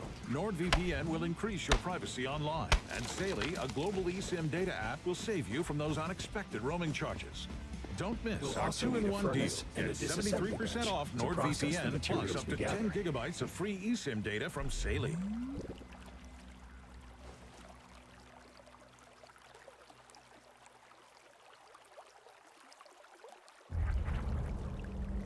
This game, you're not ready for it.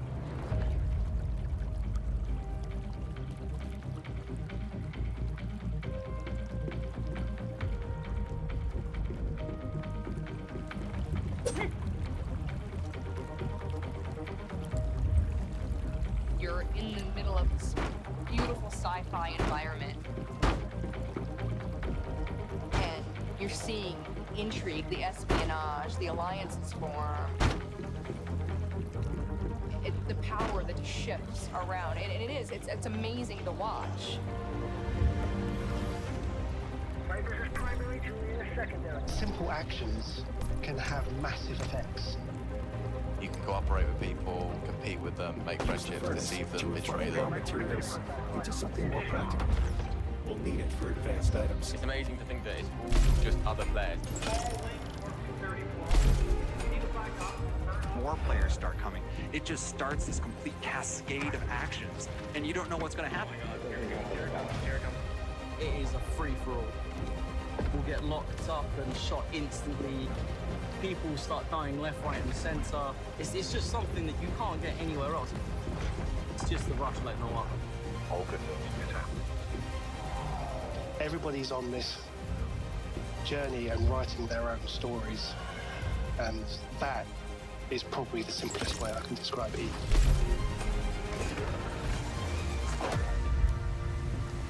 Things continue to change and evolve. It's awesome. I love it. Part of you.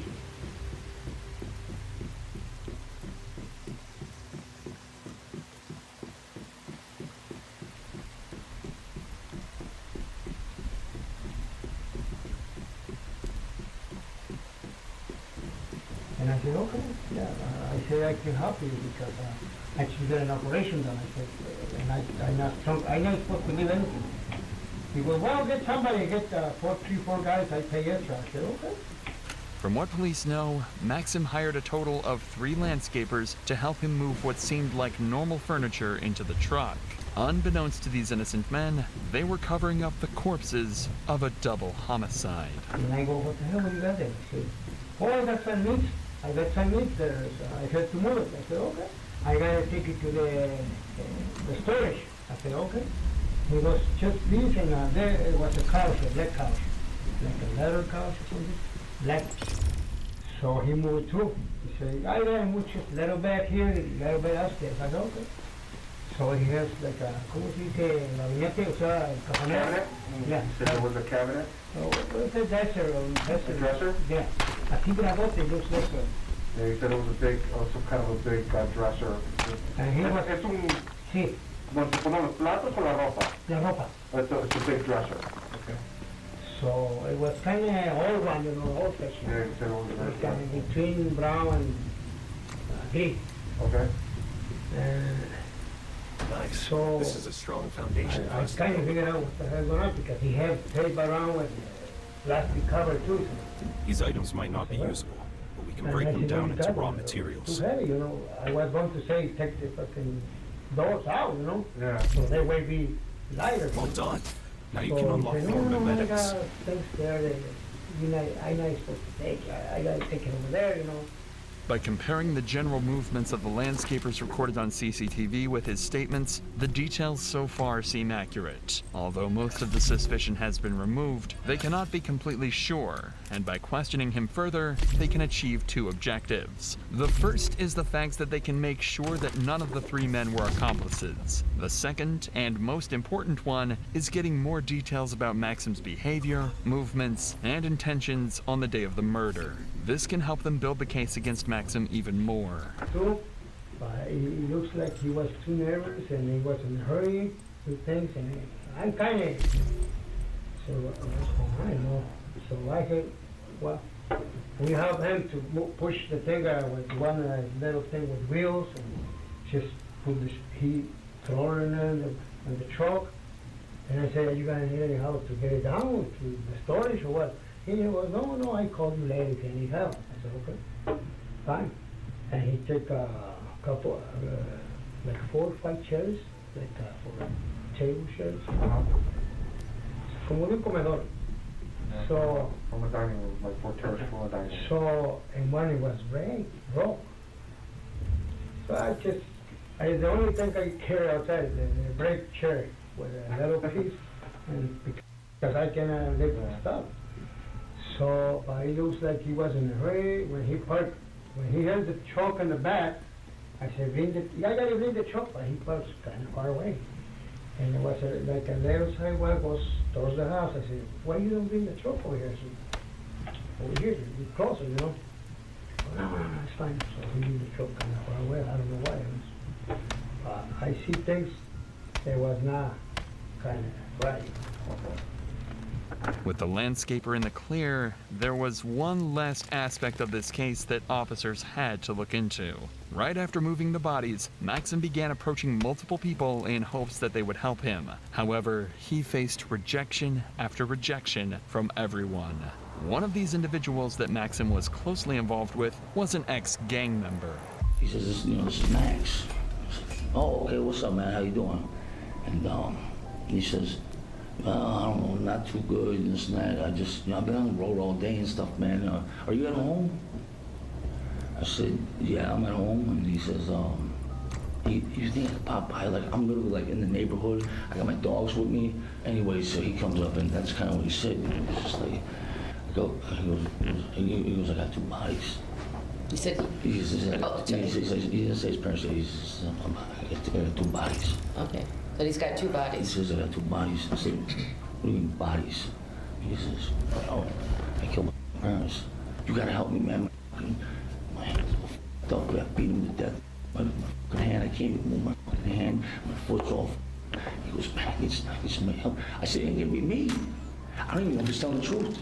I know something happened with him because he looks all disoriented, you know? Explain that to me. Like, I don't know. Like if you were to paint a picture. Like, Let's say you loved your brother or sister, that was your best friend, and just died in front of you, disoriented.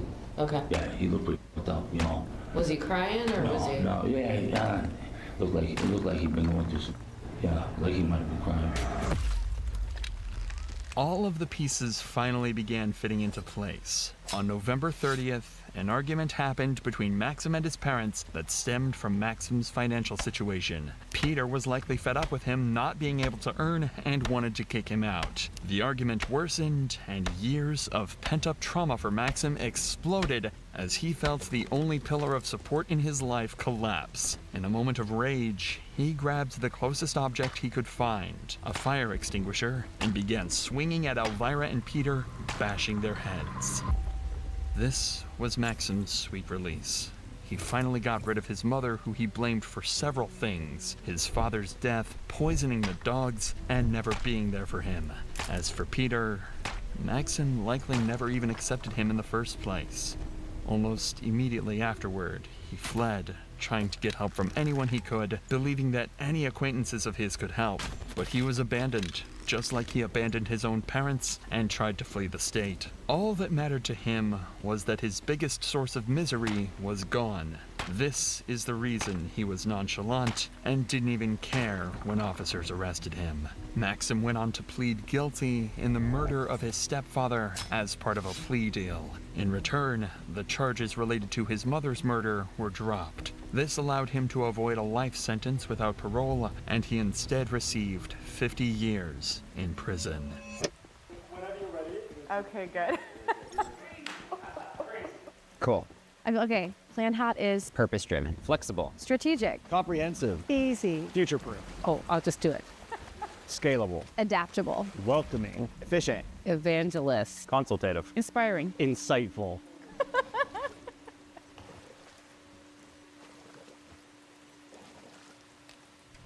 My daughter's missing. I guess she never made it to school this morning. How old's your daughter? She's 10. This is not like her. I pounded into her head since she was little not to get into cars with strangers. I need you to come to my house. My son wants to turn himself in. The second I pulled her into my car, I knew she was dead. Random place, random time, random everything. I am a monster for what I've done. A quiet Colorado community is stunned when a 10-year-old girl vanishes on her way to school. Chilling discoveries over the coming weeks turn a desperate search into a grim homicide investigation until the shocking moment a teenager confesses to police. The only problem is the critical evidence that says he had nothing to do with it. I have proof that I did it. There is no other question. You just have to send a squad car, and I will answer all the questions that you want to ask. The following report is based on official police records, and most of the footage has never been seen before until now. On the afternoon of October 5th, 2012, a desperate mother in Westminster, Colorado calls 911 to make a heartbreaking report. My daughter's missing. I guess she never made it to school this morning. How old's your daughter? She's 10. Okay. Could she be with a father or anything like that? No, her father's in Missouri. When did you last see her? This morning when she left at 8:30. Did she walk? Yeah. And I checked her friend's house, but she walked and they're not answering the doors. Okay. She doesn't have a phone or anything like that? No. Okay. Does she have a bike? Yeah, but she doesn't ride it to school. Well, have you looked? Have I looked for her? Have you looked for her anywhere? I went up to the school, and my sister's walking up to the school the same way that she walks with her dog. And I went to her friend's house and kind of looked around at the park that's down the street. There's no kids there. Okay. What's your daughter's name? Jessica Bridgeway. News of 10-year-old Jessica's disappearance will soon grip the entire community, but in the early first hours, it's the family that police need to speak to, including the other two residents of the house, Jessica's aunt and her grandmother. How are you guys holding out? I don't know. I don't think her mother's doing well. It's kind of scary. Yeah. She never does things like this. She's a good kid. Yeah.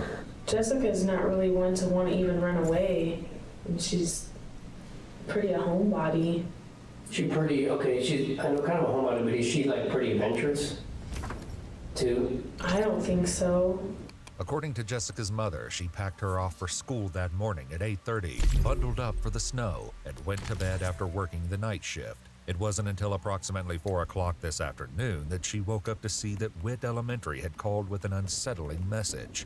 Jessica never showed up to school that day. And then I got in the car and I drove over to her house and knocked on the door and banged on the door and nobody answered.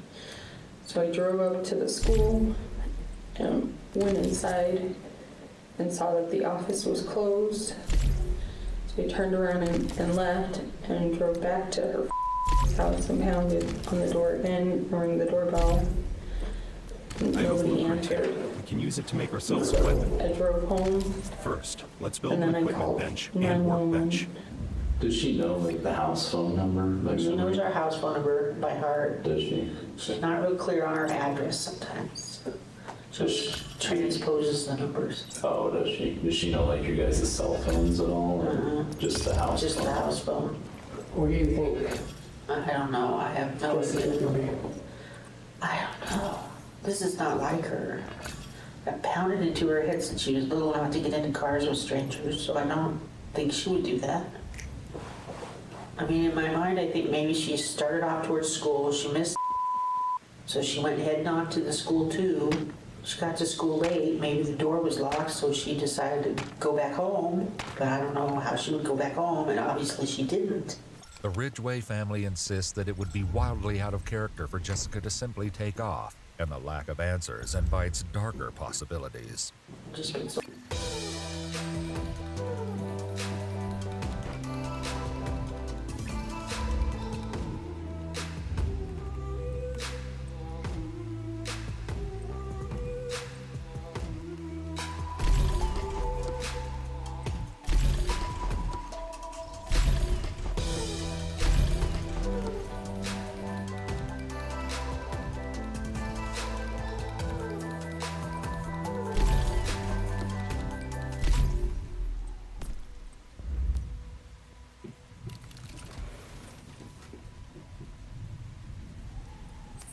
So afraid this is gonna happen sometime, and now it did.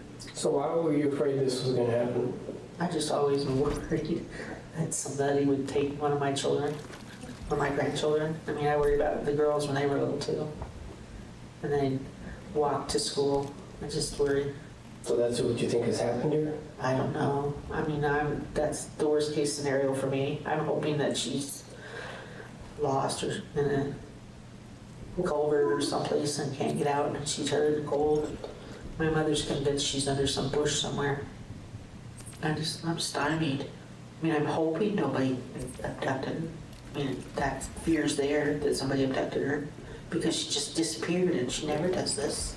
God forbid someone grabbed her or something, what do you think her reaction would be? I think her reaction, if it's somebody she didn't know and they just grabbed her, she would start screaming. Would she? Okay, good.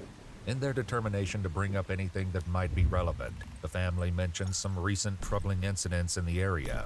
One day she said there were some people standing at the park that were just like standing there by the tree, and it made her nervous, so she came home. It was like 3 weeks ago. She said they were just standing there like this by the tree. At the beginning of this school year, or maybe it was the end of last year, they had that suspicious person up at the Kettner Lake, and we had talked about making sure never to talk to anybody you don't know, and kind of usually reinforce it about every couple weeks, every month.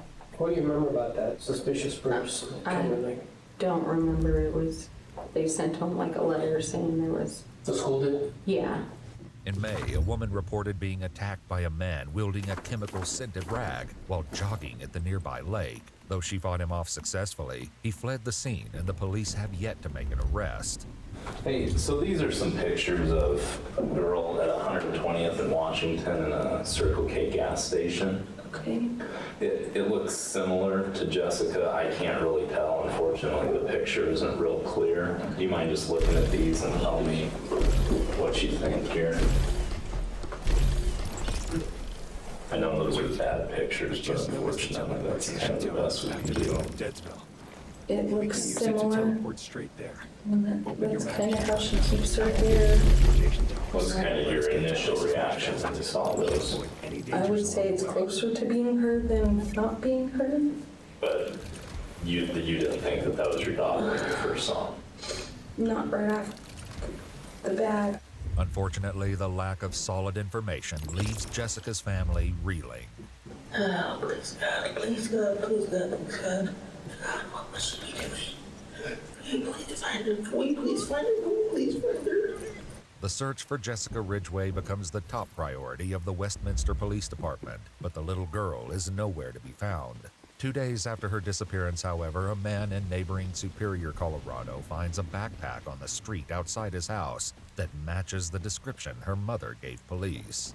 It's gray with pink flowers on it. Inside the backpack are Jessica's distinct purple glasses, school books, clothes that smell of urine, and a water bottle that says Jessica Ridgway on the side. The finding is disturbing, but it's not until October 10th, 3 days later, that several sanitation workers happen upon a far more horrifying discovery while picking up trash on the side of the road, miles away from where Jessica was last seen. And I just seen that black bag. I said, well, that must have fell out of somebody's pickup or blew out of somebody's pickup or something. Our job's to pick up the trash. Well, I walked over, picked it up. Herman was maybe 30 feet from me, west of me. And I said, what the hell? It was 30, 40 pounds, but it's only that deep and it's a bag that's this tall. So what could be so heavy and so small? He was like, man, I went to pick this bag up, and he was like, it didn't feel right. So we, started looking at it, and my friend Bobby, he gets like the broom handle, and he starts, poking at it. He didn't touch it, but he starts poking at it. He's like, man, I think that's something. Hold on. Did it look like that bag had been out there for quite a while? I'm Mary. Or? I came here to invest. No. After all. Because me and Herman both Either way, said, that when a merchant- bag's been out there for even a couple of days, it's got dust on it, it's got dirt, it's got the dew in the morning. Them look brand new out the box in the ditch. It's gooey. Come take on the bottom of the bag, like liquid was in there. My name's Clay. I sent a But team. It's the possible. sound of Don't it, be so. The top of the bag sounded hollow. All I there's I no opened it. good. I'll mark rotten. Make sure. And I it's thought, there's another identical bag, only it's rolled up tight in the bottom. And it's the same bag, but rolled up. I said, this ain't right. Something just ain't right. And this isn't trash. And he asked Herman, got a knife? I said, I don't have a knife. Herman had a box cutter knife. With the one with the razor blade. And he took it, slid it open. I'm looking and that's for when the we just way seen it. And then that's when we see like the torso. And then I seen like if the arm was missing, the bone that was sticking out. And then it was also split right down the middle, but all the insides were missing.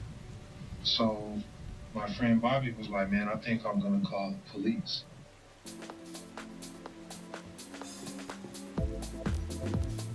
Now that we know what, I'll find a. Just don't. Oh.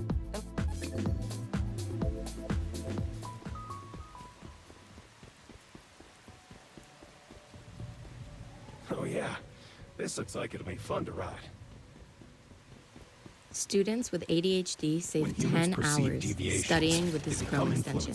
But no, by all means, go ahead, skip the ad, save a few seconds. I have to do a lot of reading for my job, emails, reports, write-ups, but sometimes reading can get really tiring. To stay focused, I use a free Chrome extension called Speechify. All I do is highlight the text, right-click, and then Speechify reads it out to me. SEC data show $359 million of GameStop shares failed to deliver. I can increase the speed and can pick from a variety of really high-quality voices, which just makes it so much easier to focus. I can now listen twice as fast as I can read, and my eyes don't get strained, especially if I'm working late at night. And with one click, I can send whatever I'm reading to my phone so I can listen to it on the go. Use Speechify for free on Google Chrome so you can spend less time reading and more time doing what you love.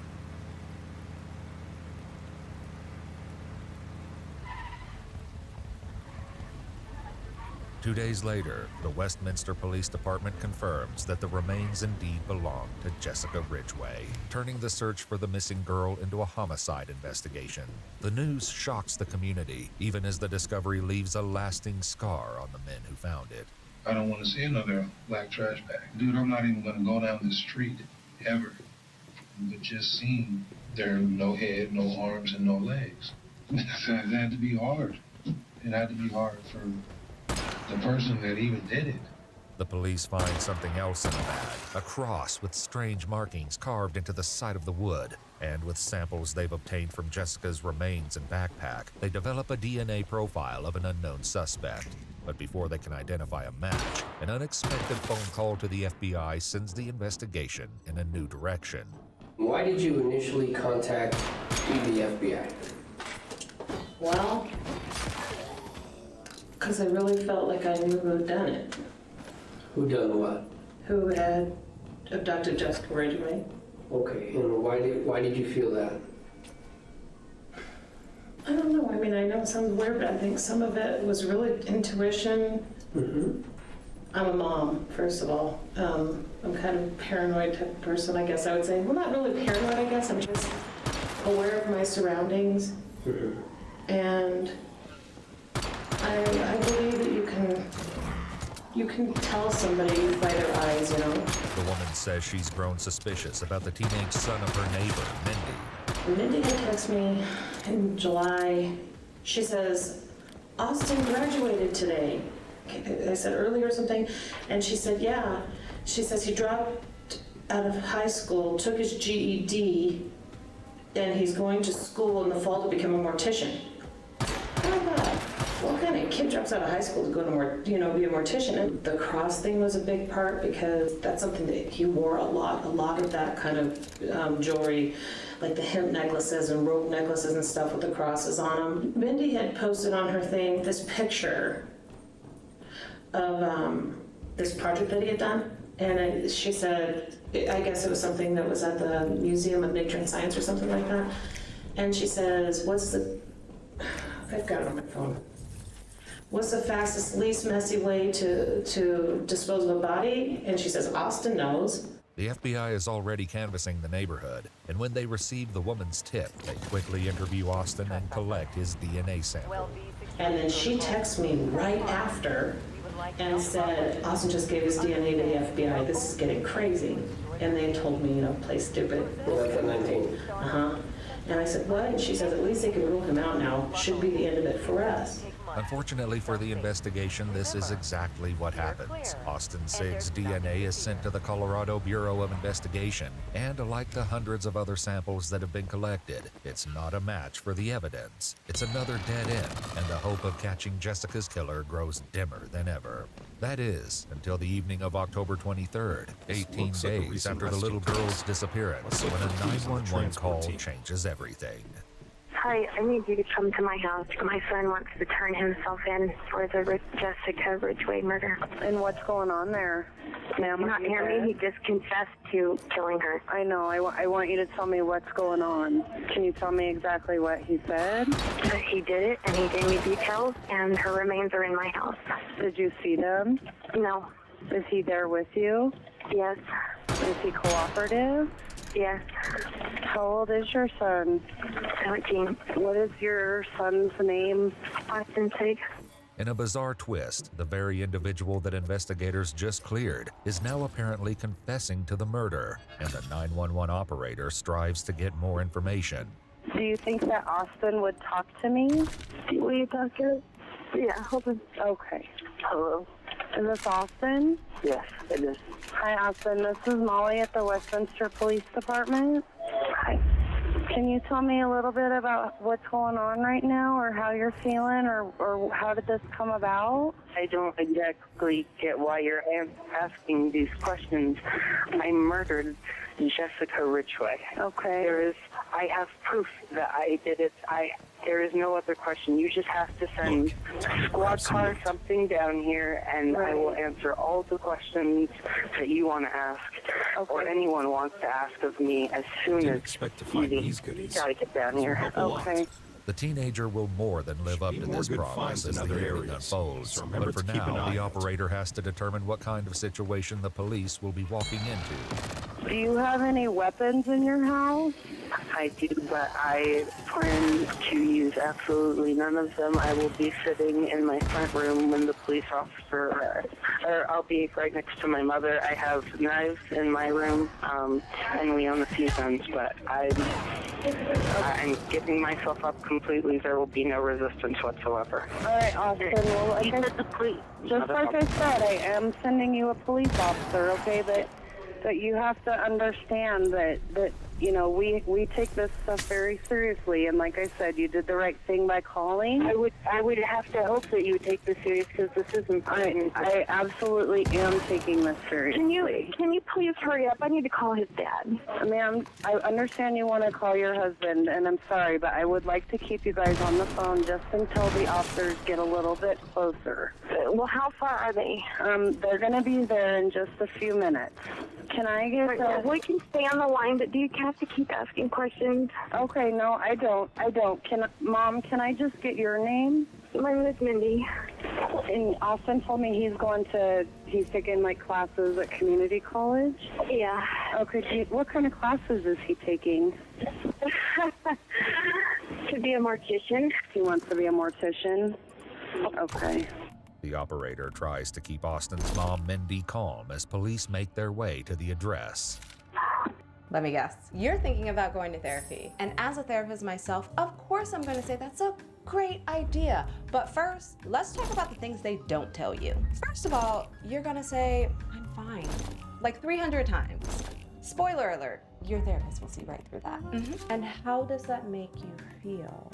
Yes, they actually use this phrase. And yes, they actually want to know the answer. Then there's the crying. Like 1 minute you're talking about your raise that you got at work, and then the next minute you're talking about how when you were 6 years old, your mom left you in the aisle in the grocery store because she went to the next aisle to get some milk because she thought that you were right there next to her. Come to find out, that's when your abandonment issues started. And homework. Yes, there's homework. But here's the thing. By the end of it, therapy could actually make you feel better. And you'll be like, why didn't I start this sooner?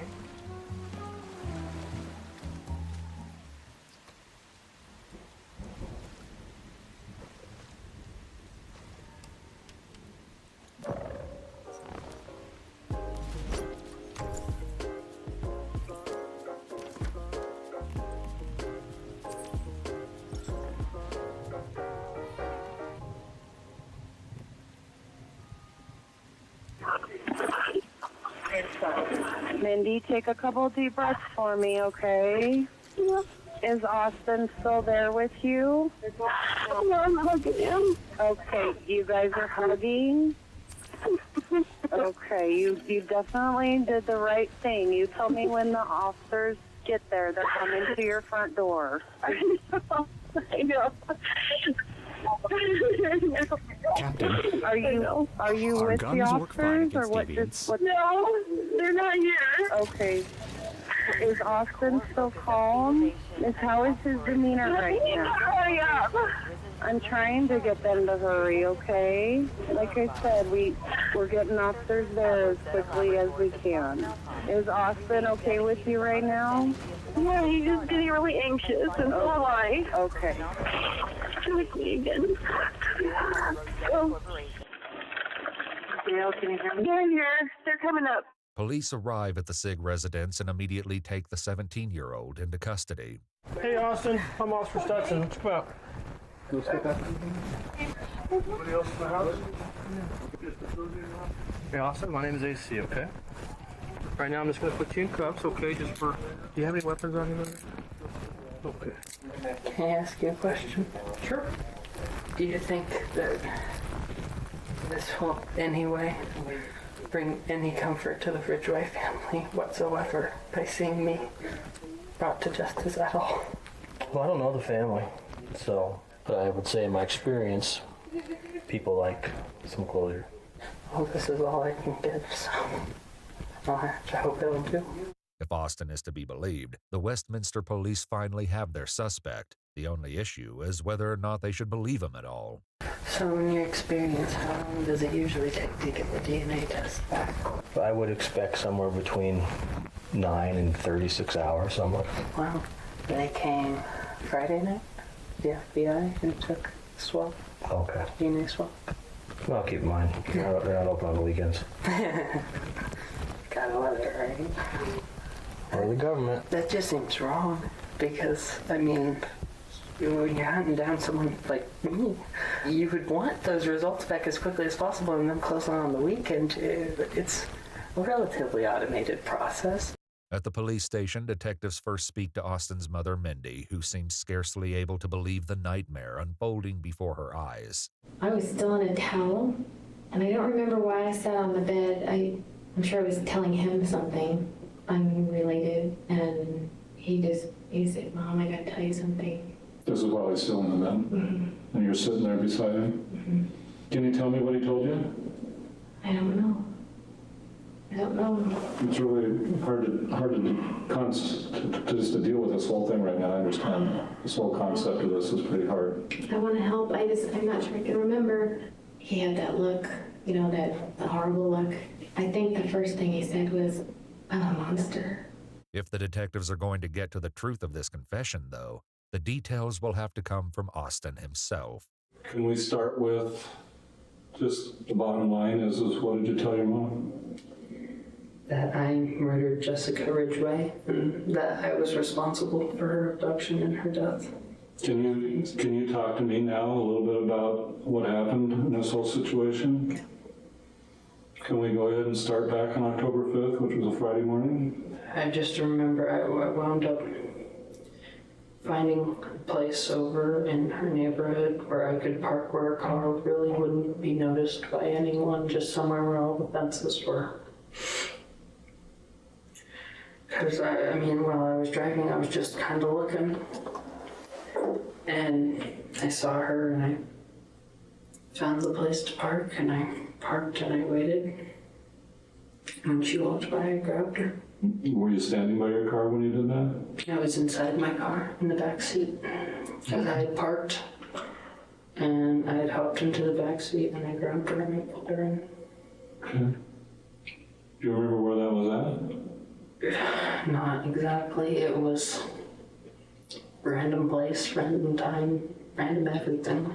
Well, when you went out that morning, Friday morning, which was early in the morning, and you drove over to Jessica's neighborhood, what were you planning on doing that day?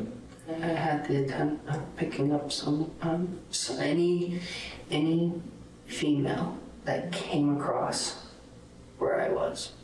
That it didn't matter what time, where, it just anything. So you were out, for a better word, hunting? Yeah, that's the only word I can think of.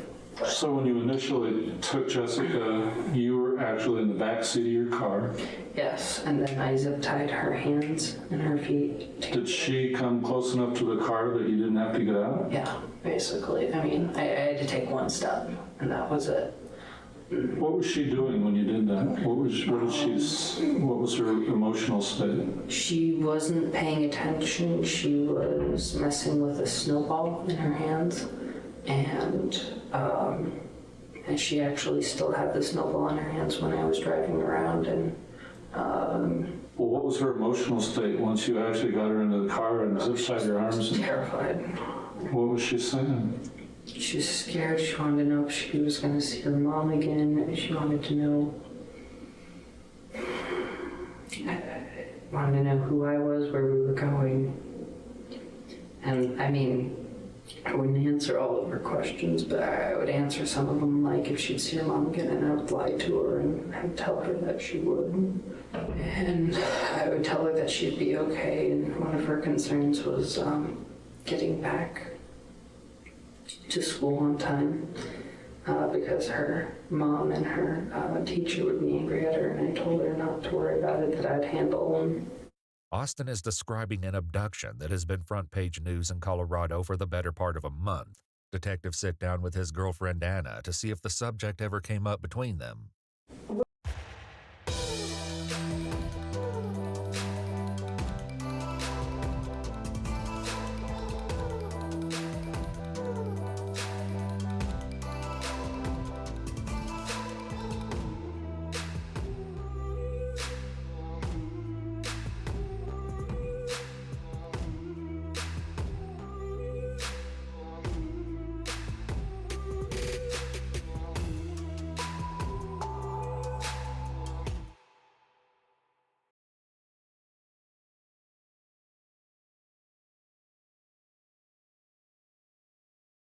We're here about Jessica.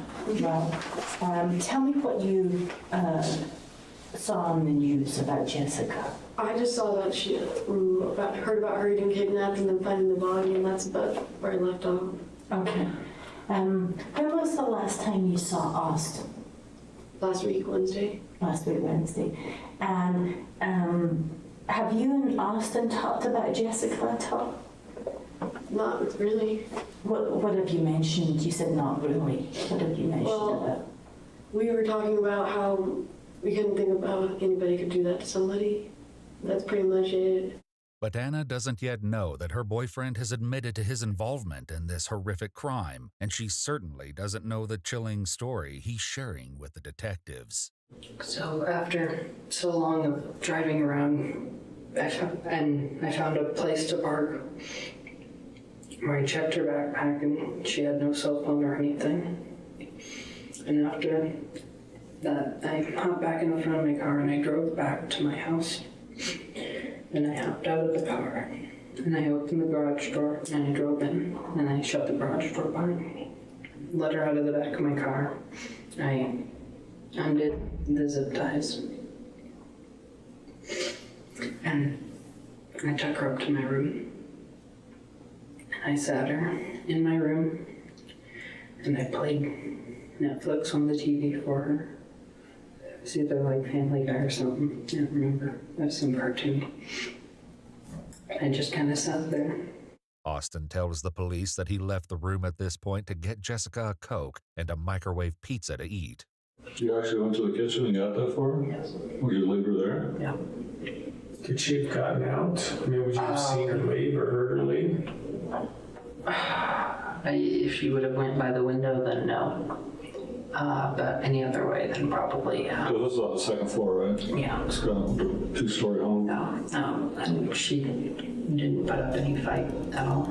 Austin's grim confession takes place against the backdrop of the conflicting DNA evidence, and his grandmother appears to think something else may be going on here. Do you know why you're here? Because there has my grandson seems to believe that he committed a murder. Okay, and your grandson? That's what I understand. This is horrible. This is the most horrible thing. There's got to be something wrong. He's not this person. Well, maybe he made it up, you know, like I've heard, you know, I was talking about watching the cop shows and stuff, the cold cases, and I've heard about people, false confessions to be, just to get to be famous. Sure. Oh, maybe he did that. Like, yeah, I don't know. I don't know. But despite the DNA dead end and testimonials from those who know him, Austin paints a vivid picture of Jessica's final moments that feels terrifyingly real. After sitting there for probably an hour, maybe, I don't exactly remember, time kind of started feeling weird then. After that, I asked her to change into a pair of a shirt and shorts that I had, and I let her go into the bathroom to do that, and she came back, told her to put all her clothes in her backpack and get her backpack ready and everything to go back. And then after she was done with that, I walked up behind her and I initially tried to use zip ties to strangle her, but those cut into my skin and didn't really work, and we weren't doing a job that we weren't doing it. So I immediately, just without even removing the zip ties or anything, I immediately switched over to just strangling her with my hands. How did you use the zip ties? They weren't quite long enough, so I daisy chained two of them together and I wrapped them around her neck and I pulled it tight, but it inevitably tore through my hand and wound up breaking. You actually have a mark on one of your fingers. Is that from the zip tie? Both, yes, on both ends. There's one. On both of the index fingers right here, you have a little mark where those were from pulling on the zip ties? Yes. When I choked her, I closed my eyes and I just said, "I'm sorry, I'm so sorry." And then after she was dead, after she was, what I hope was dead, I put her into my bathtub face down, and I made sure to fill it up with water to make sure that she was definitely dead. And then I cut off the clothes and threw them in a trash bag, and then... From the beach to your backyard, summer looks good on you. I sat and I cried. According to Austin, that was only the beginning of an unspeakably dark morning. Why did you feel like you had to take her arms and legs and her head off? Because I felt like it was the only way that I could conceivably hide the body, is if it was in more manageable pieces, I guess. It's a stupid question, but why are you trying to hide the body? As soon as I realized I was past the point of no return, it's either get away with it or go to jail forever, possibly be executed, possibly anything. I didn't know. I don't know what my future's gonna be. So you're fully understanding the consequences of what you've done, and that's why you're dismembering the body? No, that's not why. That's why I turned myself in. It's because I understand the consequences of what I'm doing. The dismemberment was from that forensic science class. We had learned about serial killers, stuff like that, and the successful ones always seemed to be the ones who were able to make the body disappear completely. My main goal initially was to make it so that there was no trace, no nothing, where it was just disappear off the face of the planet. Is that something you thought about before when you were thinking about doing that to someone? No. How would you thought you were going to do that? I figured with just the utility knife, because I know that you can go around the human skeleton fits together kind of like a jigsaw puzzle. You get the right spot, they come apart. He tells the detectives that he dismembered Jessica's body using the utility knife and an electric saw from the garage before stuffing her parts into several garbage bags and hiding them in a backyard pool shed. A couple of days later, in an effort to direct the search for Jessica to a different area, he left her backpack in a distant neighborhood. I felt like that didn't work, and so I decided the day the torso part was found, I decided to take that specifically out of the pool house, and I brought it back up and I re-cleaned it and double bagged it and tried to make sure that I used gloves and everything. And I went and I just drove until I found a good spot where I could park for a minute or two, hop out, pull, just dump it off the side of the road and keep going. Because I felt like that was the biggest piece that I had to get rid of, because it was, I don't know, the worst. But there was also a wooden cross found in that bag, an item Austin says he included as part of his devious ploy. I was just walking throughout, and I walked into my room and I happened to see it just sitting there, so I cut it off of its rope and I just made some random engravings on it with the blade just to, you know, in case. What markings did you make on it? Well, initially I was gonna go for something cryptic like 666 or something that would be very clear that it was religious and demonic or something to get them on that. Did you think that would distract them from you? Right. If they're looking for a religious fanatic, I'm not one. Okay. And I mean, that's what I was trying to do, is make it so I didn't fit the bill. Okay. Do you remember what the markings looked like that you did put on it? I put the 3 little etchings on the front, and then on the back I think I scribbled a Z or an S, think it was like an S or just kind of back and forth. And what did you use the Corvette with?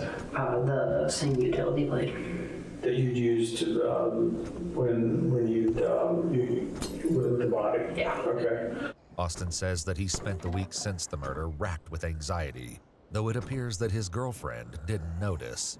What about his attitude? How has he been in the last month? Is there anything different about him? Not at all. Okay.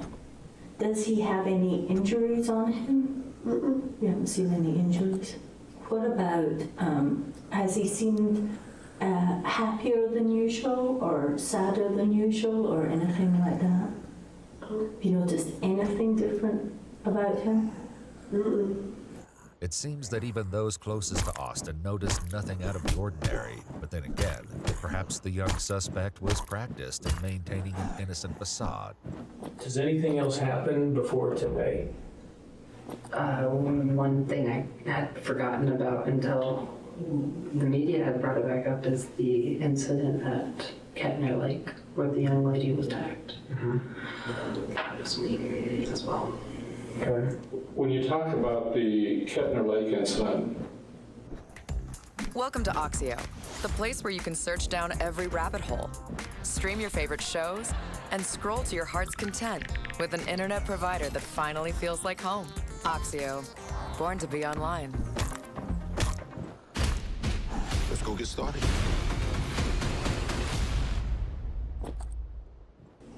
do you remember what you did on that case? I remember I made chloroform. I parked my car there and I just kind of went and took a few laps around they have a little walking path that you can walk around, and I waited for what I felt was an opportune time, and I just walked past the lady who was just walking by herself, and then I turned around and I tried to grab her, and she knocked me to the ground, and I don't remember after that. I remember going blank again. Austin says that despite his chloroform-soaked rag, the woman was able to fight him off. But his involvement in this earlier incident is made all the more surreal and heartbreaking by the fact that Jessica's mom mentioned it in her first sit-down with the police. What was your purpose in grabbing this girl? I don't honestly know. My intents were probably to do the same thing to her what I did to Jessica. While the police have yet to match the DNA from Jessica's remains to Austin or any other suspect, they have linked it to the Kettner Lake attack. Despite the lab results, it looks increasingly likely that the young man before them is responsible for both. And if this violence seems to have come from nowhere, a closer look reveals that there were signs along the way. He had to go into therapy because... Austin? Yeah, Austin. His mother found out that he was when he was about 13, 14, something like that. They call it addicted to pornography. Oh. And at age 13 or 14, you said? Yeah.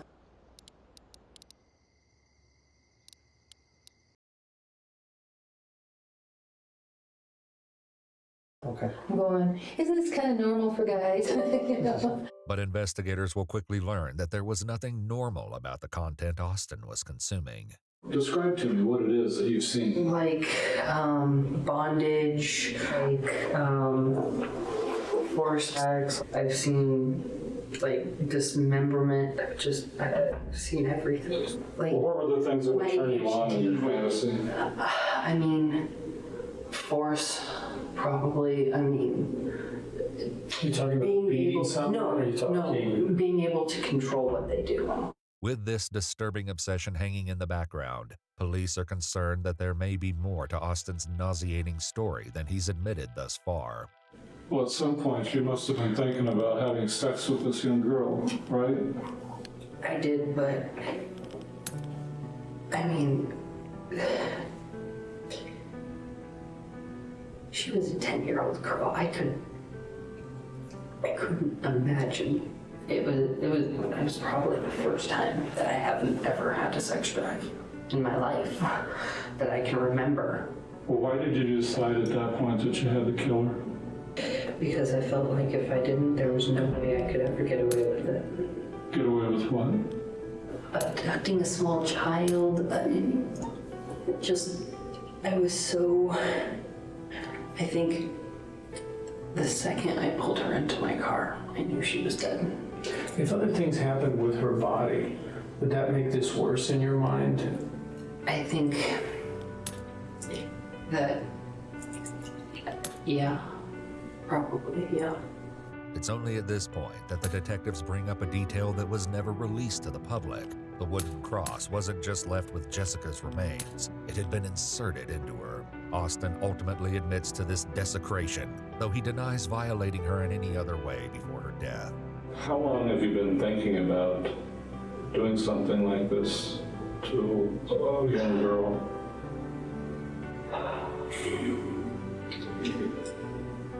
I would have to say, it wasn't even, had nothing to do with her age or anything. It was an easy target when she was laying there.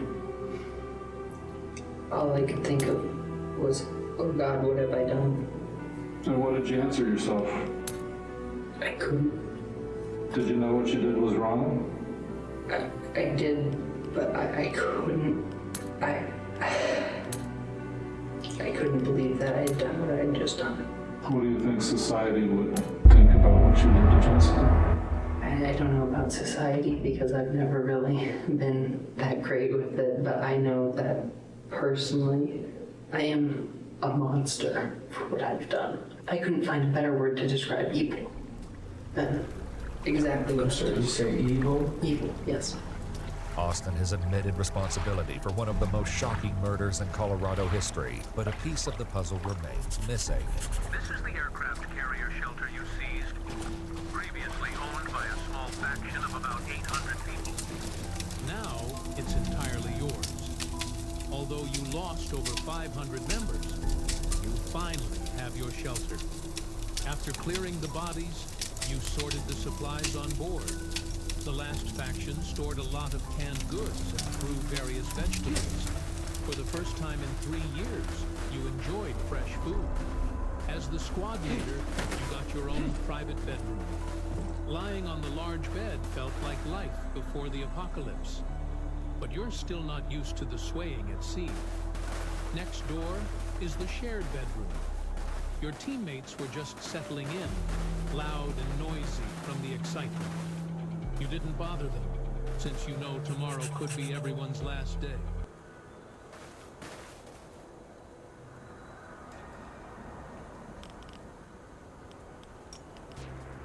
Eve to me is basically freedom. It's a giant open universe where you can do whatever you want. You can have really relaxed, slow-paced stuff where you can take it easy. Or you could be on the edge of your seat, shaking, making split-second decisions. This is Eve.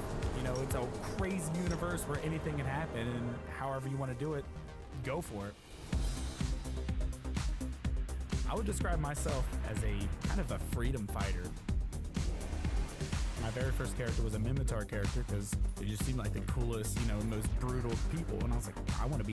That piece is soon found when investigators realize that Austin's original DNA sample to the FBI was lost, and his name was cleared in error. When they test a fresh swab, the result is a match. But even without that match, the evidence is impossible to deny.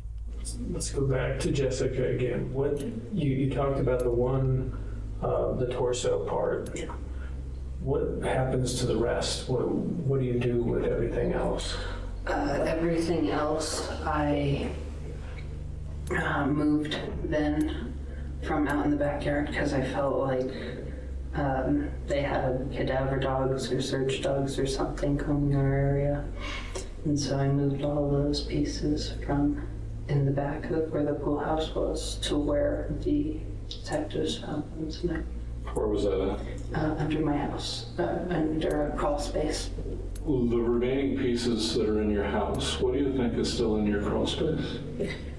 The skull, the head, The arms and the legs. In a statement in court the following year, the judge overseeing the case said, quote, "Evil is apparently real. It was present in our community on October 5th, 2012.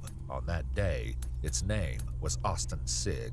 Austin pled guilty to 15 charges relating to the kidnapping, murder, and sexual assault of Jessica Ridgway, the attempted abduction of the jogger at Kettner Lake, and possession of explicit material involving minors. Although being 17 at the time of the crime spared him for the death penalty, the judge sentenced him to life in prison for the charge of first-degree murder and at least another 80 consecutive years for the additional charges, ensuring that he will never be released. 1 year after her death, the Westminster community honored the young girl with the dedication of Jessica Ridgway Memorial Park, just down the street from where she lived. The dominant themes of the park are purple and green, Jessica's favorite colors.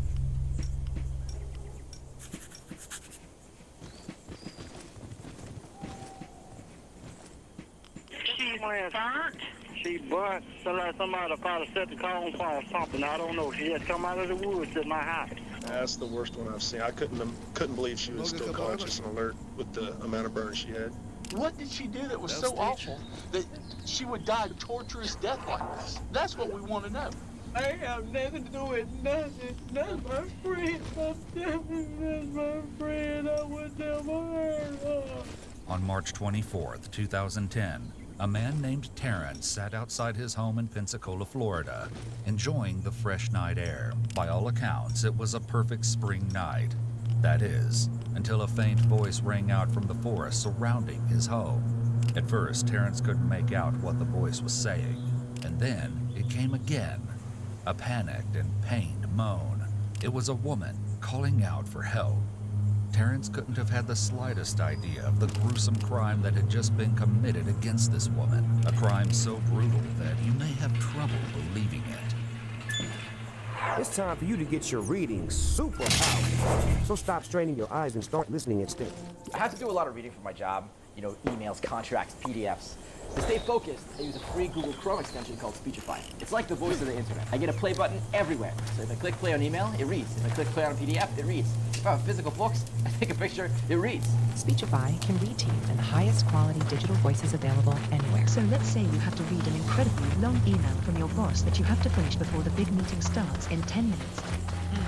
Or you're cramming for an exam the night before, but can't bear to keep your eyes open to read one more textbook chapter. Or you're reviewing a dense legal document that would change your life forever. Or you're proofreading your thesis one last time before you submit it to make sure there aren't any errors.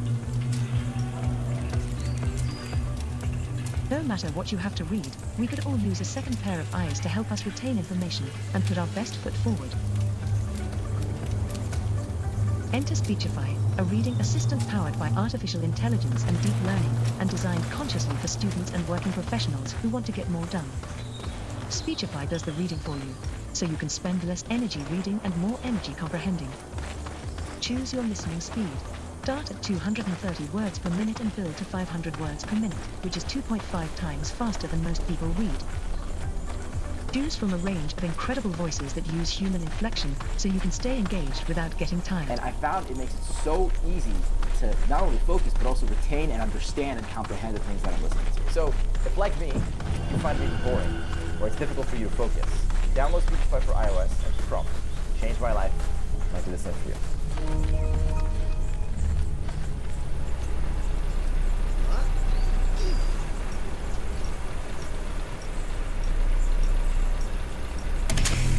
In reference to the phone, we're on scene. The fire's saying that the patient, she's got second-degree burns over 100% of her body, but she's saying that there was no vehicle involved, that people dragged her out of her house and set her on fire.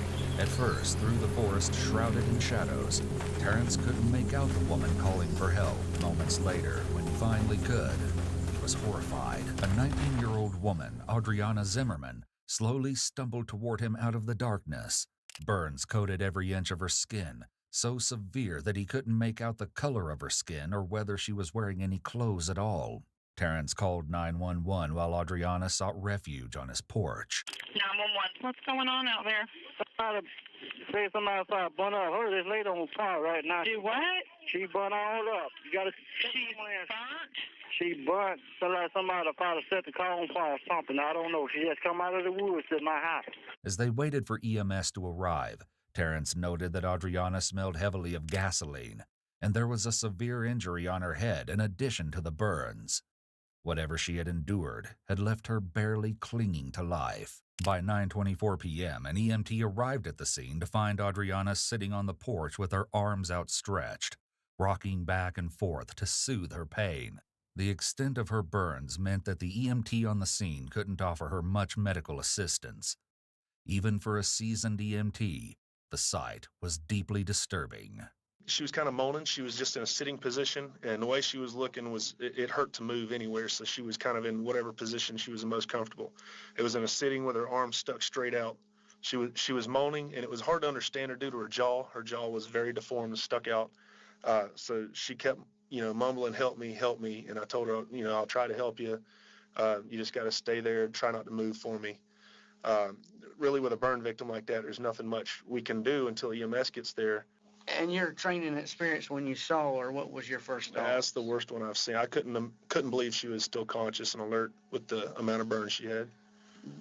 Did you feel her condition was grave? Yes, sir. Just from your experience and seeing what you've seen? Yes, sir. Just from seeing that, plus the head trauma, the amount of head trauma she had to her face, I would not have expected her to make it through the night. She kept telling me I'm about to pass out. I'm about to pass out. So I told her to try to stay awake for me, and I wanted to get the info of the suspects before she passed out. Fearing that she would never wake up if she passed out, the EMT dug for all the information that he could about what happened to her. She managed to tell him that she'd been taken from her house, tased, beaten with a crowbar, and then set on fire. En route to the hospital, the paramedic supervisor tended to Adriana's wounds as much as they were able to. In their interview with the police, they disclosed heart-wrenching details of the ride to the hospital. I switched from due dates to due dates, and it made me go from weeks behind to weeks ahead of my deadlines. You see, I used to just bed rot all day getting nothing done. And you know that feeling of anxiety where ticking off items on your daily chores and to-do list is quite overwhelming? That was me. That was until I was told about this one secret. You see, it's called time blocking, and it changed my life. There are loads of articles and studies about how it's such an effective productivity hack, and tons of CEOs and high achievers swear by it. So here's how I use time blocking to go from weeks behind to weeks ahead of my deadlines. So I just spend a few minutes typing down everything that I want to get done this week. Then I add my deadlines. After that, Notion creates the perfect time block schedule automatically. By the first day of using it, I was able to just wake up, look at my schedule, and do my work. By Wednesday, every task that I'd given to Motion was done. Finished. Out of my head, out of my mind. Removing all of that pressure and anxiety. So if you're like me and you struggle to get shit done, or you just want to be way more productive, hit the link below, give the free trial a try. Worst case scenario, you save loads of time and you boost your productivity. So yeah, links below.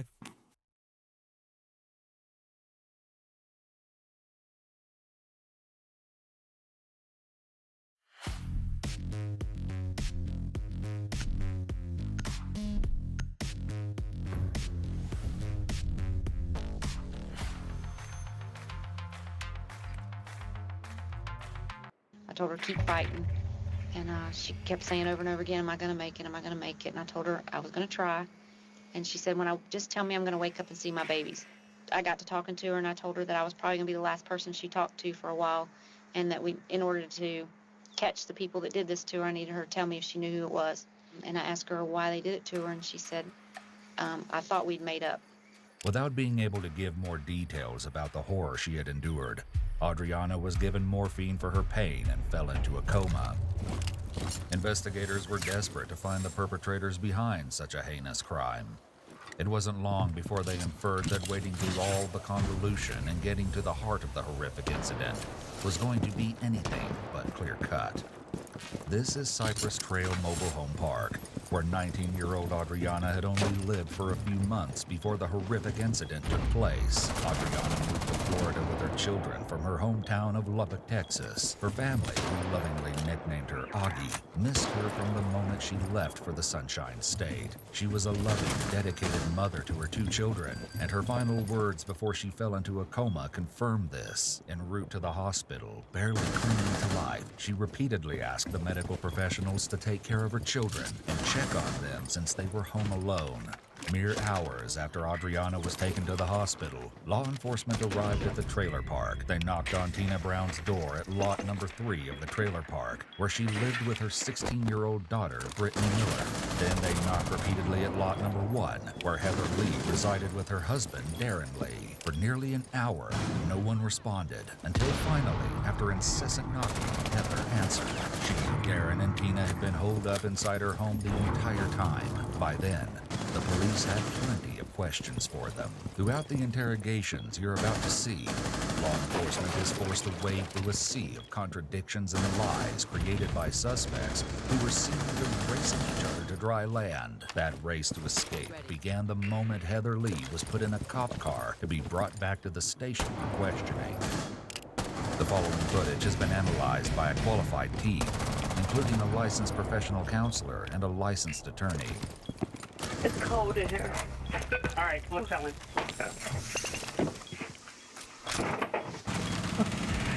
She's cold back here. Can you tell me what's going on? Huh? Can you tell me what's going on? Just hang tight, okay, dear? Okay. After setting Heather in the car, the police leave her alone for another 20 minutes. She fidgets anxiously in the back seat. What's your full name? Heather. H-E-A-T? H-E-R. You work anywhere? No, sir, not. Several witnesses and neighbors interviewed allege that many people in the trailer park sold illegal substances or allegedly worked as escorts, including Tina, Heather, Adriana, and their partners. In the 4 months leading up to the battery of Adriana, cops had visited the trailer park 25 times. But this time would prove to be the most ghastly, heartbreaking visit of all. What is going on? Okay. Well, first of all, we're investigating a battery here with your neighbor there behind you. Adriana? I guess. The lady lives behind you. Listen to me now. I'm going to ask you some questions. Okay. I just seen Adriana earlier today. My name is Investigator Watts. I'm with the Sheriff's Office. We were called out here on an aggravated some type of disturbance tonight, okay, where your neighbor was critically injured and you have been implicated, maybe having some knowledge or information or even being involved. Okay. I have to ask you some questions, but before I ask you any questions, I'm going to have to advise you your rights, okay? The detective reads Heather her Miranda rights. She accepts them rather calmly, but her calmness and patience will start to wane as the police begin to really question her. First of all, tell me, do you know the situation we're talking about here? No, sir. That's why I keep asking what's going on. Okay. Where have you been all afternoon? What have you been doing? I've been here at the house. I was cooking. I see Adriana earlier today. Who? Adriana, my neighbor. She was down this way by my aunt's house talking with us earlier. And then I had one back in the house. I cooked and I laid down after that. Okay, is anybody in the house with you? Nobody with my husband. He was in there asleep. Not your husband? In bed, yes. Y'all, it's just 2 of y'all live there? Yes. My kids are with my mom. Okay, this girl was taken from her house and beaten up, okay? Okay, I seen her earlier today. She told me that she had a date, and that's all she would tell me. And I asked her who it was.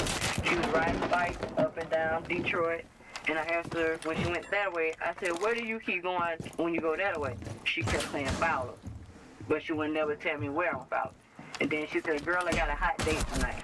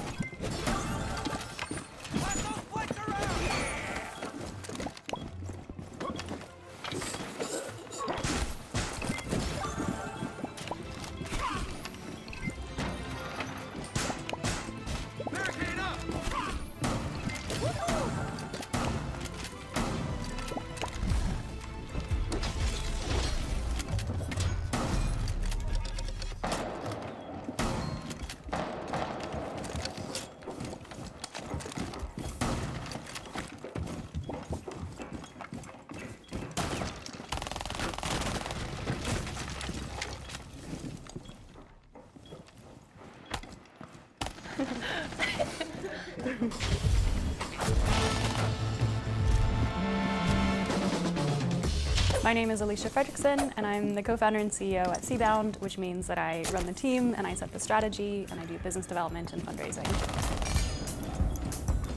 I'm Roja Wen, and I'm the co-founder and CTO at Seabound. I'm responsible for technology and product development. So Seabound is a climate tech startup based in London that develops onboard carbon capture equipment specifically for the shipping industry. The shipping industry is one of the final sectors that hasn't figured out how to reduce its CO2 emissions. And what we do is that we use pebbles to trap the CO2 inside the pebbles. So if you picture a little rock, it's basically like a sponge for CO2. And so when the CO2 passes over the pebble soaks up the CO2 and then it's trapped inside that pebble. I think sustainability means building a world that works for both people and the planet, and not just for today, but for generations to come. I think initially people thought it was crazy that we were taking on such a big challenge. It wasn't until they see our 6-meter tall prototype actually built that they start seeing that it's real and happening.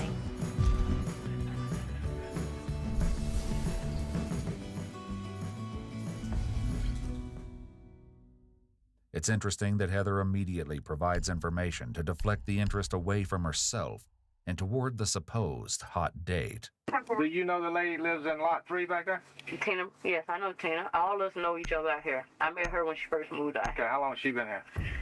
I'm not quite sure. It's been a couple months, though. She ain't been living out here no longer than a year. Okay, where did you go tonight before we got here? Tonight? Tonight? Yeah. I didn't go anywhere. So you've been in your house? I've been here and down by Tina's house and by my aunt's house and back here. I was here cooking. My other aunt, my mom's sister, came around here, her and the kids, and I was in there cooking fish and fries. And it's still on the stove. Heather telling the officer that the fish is still on the stove is an attempt to prove that she's being truthful. In reality, her desperation to provide evidence of her activities only makes her look more suspicious. People who are innocent often don't feel such a stark need to back their story up. In just a moment, you'll see her try to validate her whereabouts even more by listing people who can provide her with an alibi. Take note of just how many times she does this. I won't sit here and believe what you're saying, but we're getting information. You know what's going on here. You and Tina. I don't know anything about what's going on here. Like I said, I was here at the house. My mom called me on my cell phone. I talked to my mom. My aunt came here, her, the kids. My 2 cousins was in the car with her. My aunt down in the 4th trailer, she seen me today. My Uncle Charles seen me today. You're sitting here telling me that you and Tina, y'all didn't have a problem with the girl back there? I didn't have no problem with Audrina.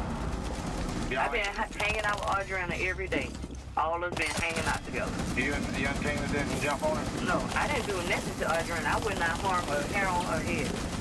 Heather's protesting that she couldn't have been involved because she would never heard any part of Adriana is known as a convincing statement.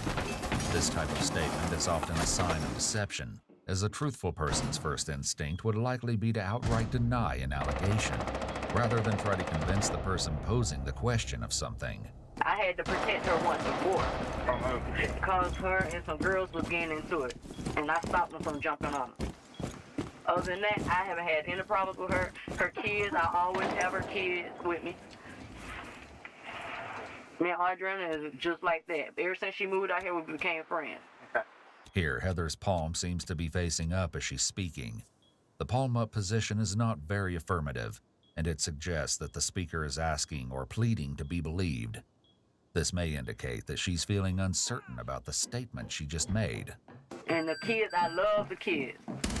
They went with me to get my hair done and everything. I seen her this morning, and then I seen her about 2 and about 3. Where'd you see her at? I seen her down this way by my aunt's house. She was right down there? Yes, she was right down there. That's when you were down there when you saw her? Yes. And she came with the car. So you're saying you saw her 3 different times today? Yes, I seen her today. And she was down there? She was down there and she was talking to me. Is that all you know about this? Yes, sir. Okay. And I put that on everything I know. And you swear that the statement you gave me is the truth to the best of your knowledge? Yes, sir. Audrina is my friend. You didn't get anything? No, sir. All right. The police conclude their interview, but what Heather requests next is very telling and makes her look even more suspicious. I want to see her. See who? Audrina. Well, that's not going to be possible right now. Guide you where you found it. Would you tell me if you knew what happened? Yes, sir, I would. That's my friend. Okay. All right, we'll be back with you in just a second, okay?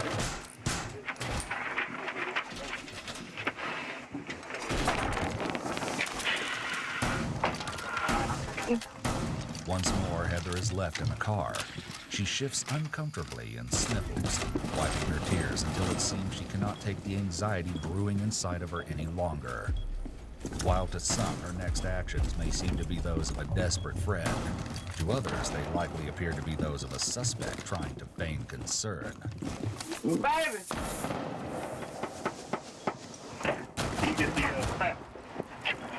I wanted to know what's going on. Huh? I wanted to know what's going on. Didn't the investigators tell you already? Yeah, they told me that, but... Okay, well, I can't tell you more than what they told you, sweetheart. All right, they didn't tell me I was under arrested. Or No, you're not under arrest. Okay, now, how can I find out where can I go see her at? You just have to wait, okay? And then when they all get done, I can find out? Yes, ma'am. Okay. All right. Okay. Your husband will come in here. He wants to talk to you. Okay.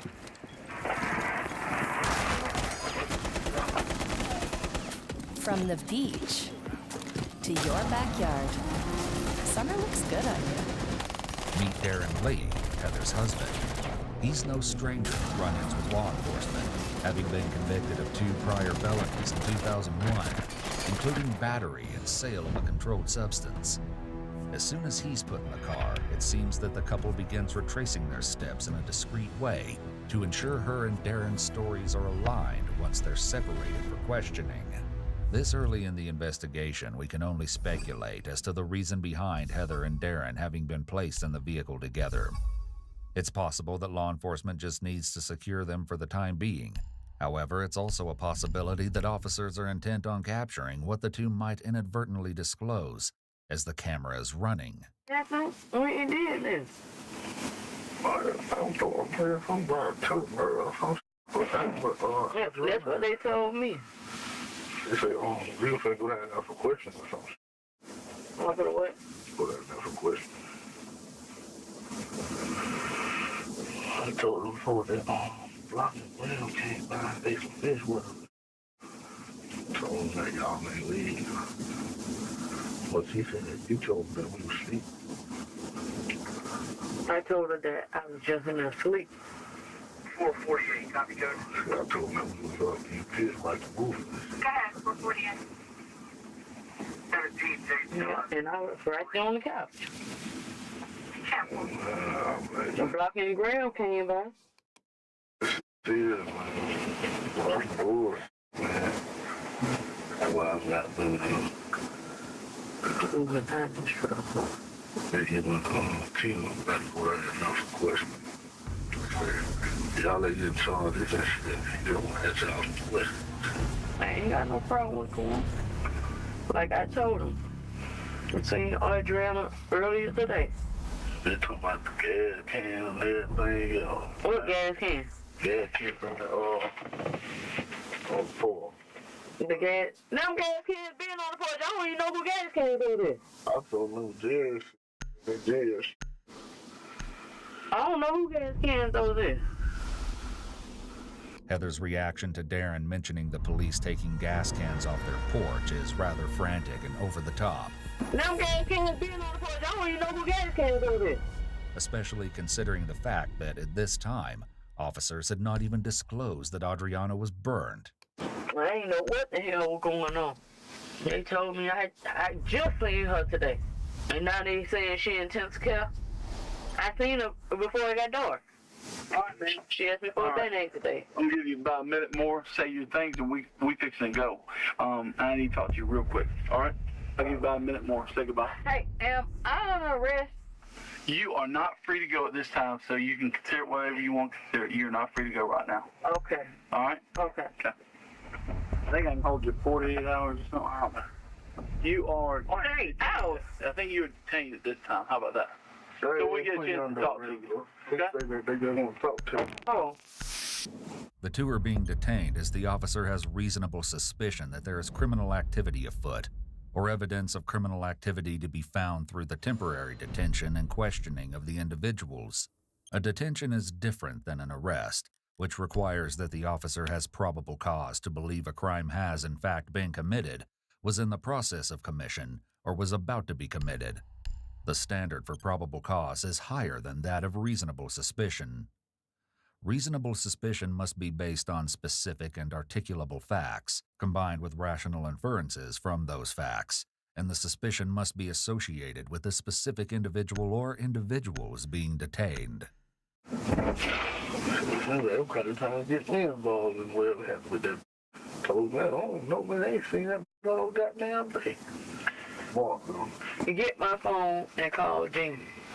The Jean that Heather is referring to is an attorney who she will be asking for rather frantically soon. After this, Heather, Tina, and Darren were brought to the station for further questioning. However, there was still one person missing whom cops desperately wanted to speak with, 16-year-old Brittany Miller, Tina's daughter. Tina told police that earlier Brittany had left for the hospital with her friends, Jessica and Mallory, in Tina's maroon SUV. Brittany had hurt her hand, though Tina told investigators that she didn't know how. Investigators searched the area for Brittany and the SUV, but their initial searches proved fruitless. Brittany's name, car make, and model, and her physical description were broadcast to all patrol units in a desperate attempt to find her. Without Brittany in custody, back at the station, the thorough questioning of Tina, Heather, and Darren began. On top of their stories contrasting with one another, even their demeanors in the interrogation rooms were wildly different. Tap into slots with over 1,000 games and new ones added daily. Tap into slots. Tap into Botano. Botano. The game starts now.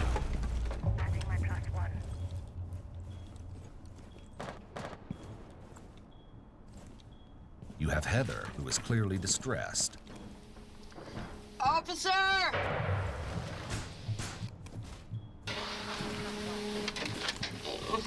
Yes, ma'am.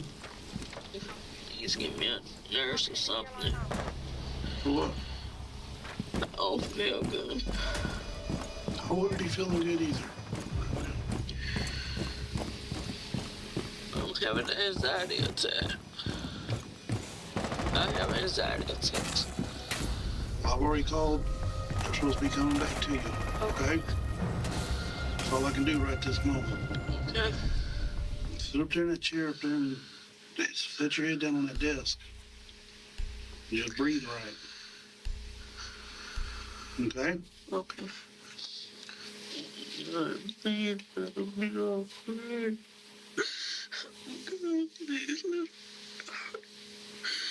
Please let it be alright. Please let it be alright. Oh God, please let it be alright. Please let it be alright. Please let it be alright. Heather's anxiety is tangible in the 30 minutes she's left alone in the interrogation room. And as you'll see shortly when her interrogation continues, she has every reason to be anxious. Her husband, on the other hand, didn't seem entirely concerned when he was interrogated, even casually chatting with someone on the phone beforehand. Well, no, I'm all right. I'm chilling, man. Over steady right now. In use. Oh, yeah. All right.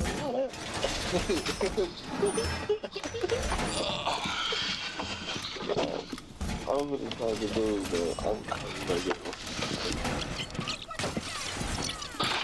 You ready, man? Oh, that's him. Yeah. I'm for real. I will call you right back, man. Who is it? I got to, man. He can take my phone. You done? Yeah. All right. And then there's Tina, sitting emotionless in the interrogation room while she waits for police to enter and question her.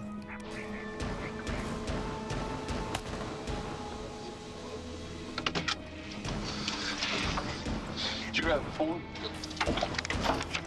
No. you doing? I'm Investigator Lee Tyree, and this is Investigator Tom Watts. After this, the police remind everyone of their rights now that they are officially in the interrogation rooms. An important thing to note is that Tina was the first to be interrogated, followed by Heather. Take a look at how their stories compare. Even their initial retellings of why they didn't answer the door don't line. I've been talking to you for a few minutes. I was kind of trying to find out why you weren't answering the door when we came to your house this evening. You explained that you saw the cops and that you were nervous about that. Is that true?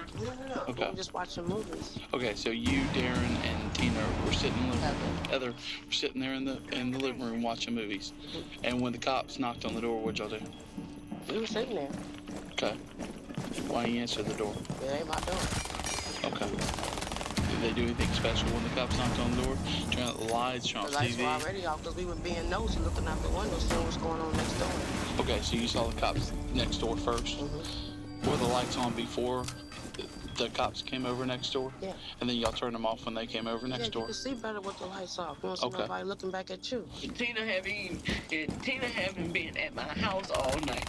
Okay, so you sitting there in the living room watching movies. Tina hasn't been at your house? And she haven't been at my house all night. Where was she at? She came in. She came and knocked on the door, and I got up. She said the police was out there. Okay. And I just laid there. Did she come I was on the couch. I just laid there because I was asleep. Did she ever come in the house after she told you the police was there? She came in the house, and she sat there. In your house? Yeah, she sat on my couch. What and I asked her what was going on, and she told me she didn't know. I'm confused here because Darren told me that you and Tina were there and cooking all night. Tina was there when I was cooking earlier. Okay. But she wasn't out there all night. Where'd she go? She had left. She told me she was going home. Okay. About what time was that? It was what time I was cooking. It was getting dark when I was cooking, and I stopped cooking about 6 or 7. So Tina left around 6 or 7? Yeah, she left. Okay. And when did she come back over to your house? She came back probably like 30 minutes to an hour later.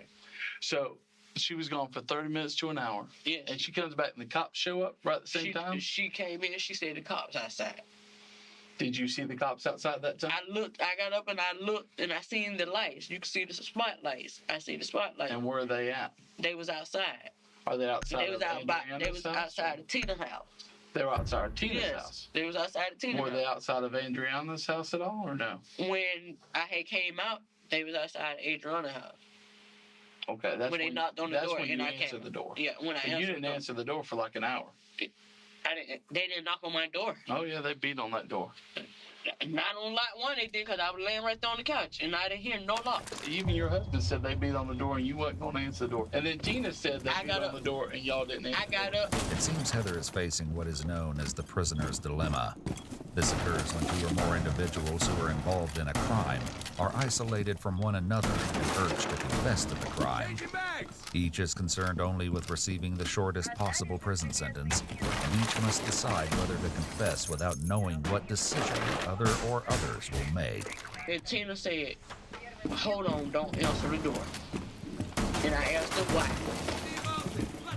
Okay. We're getting a big diversity in this story. And I'm gonna tell you like it is. Adriana is my friend. I would never hurt her. Tina came to my house and she told me not to answer my door. I asked her why. She said, because the cops is out there. Heather's emphasis points are extremely off here when she states she's my friend, then hits the table, followed by I would never hurt her. Saving money always matters. Get unbeatable pricing at Surplus Furniture. We buy direct from the manufacturer and sell from our no-frills warehouse at significantly reduced prices. Our customers get unbeatable pricing on Canada's top furniture brands. Own it today with same-day delivery or in-store pickup. No credit, no worries. Choose your own payment schedule with our iSave Flex plan. We'll also beat our competitors' best price with our iSave Best Price Guarantee. Remember, saving matters. Get the best price today. Shop surplusfurniture.com.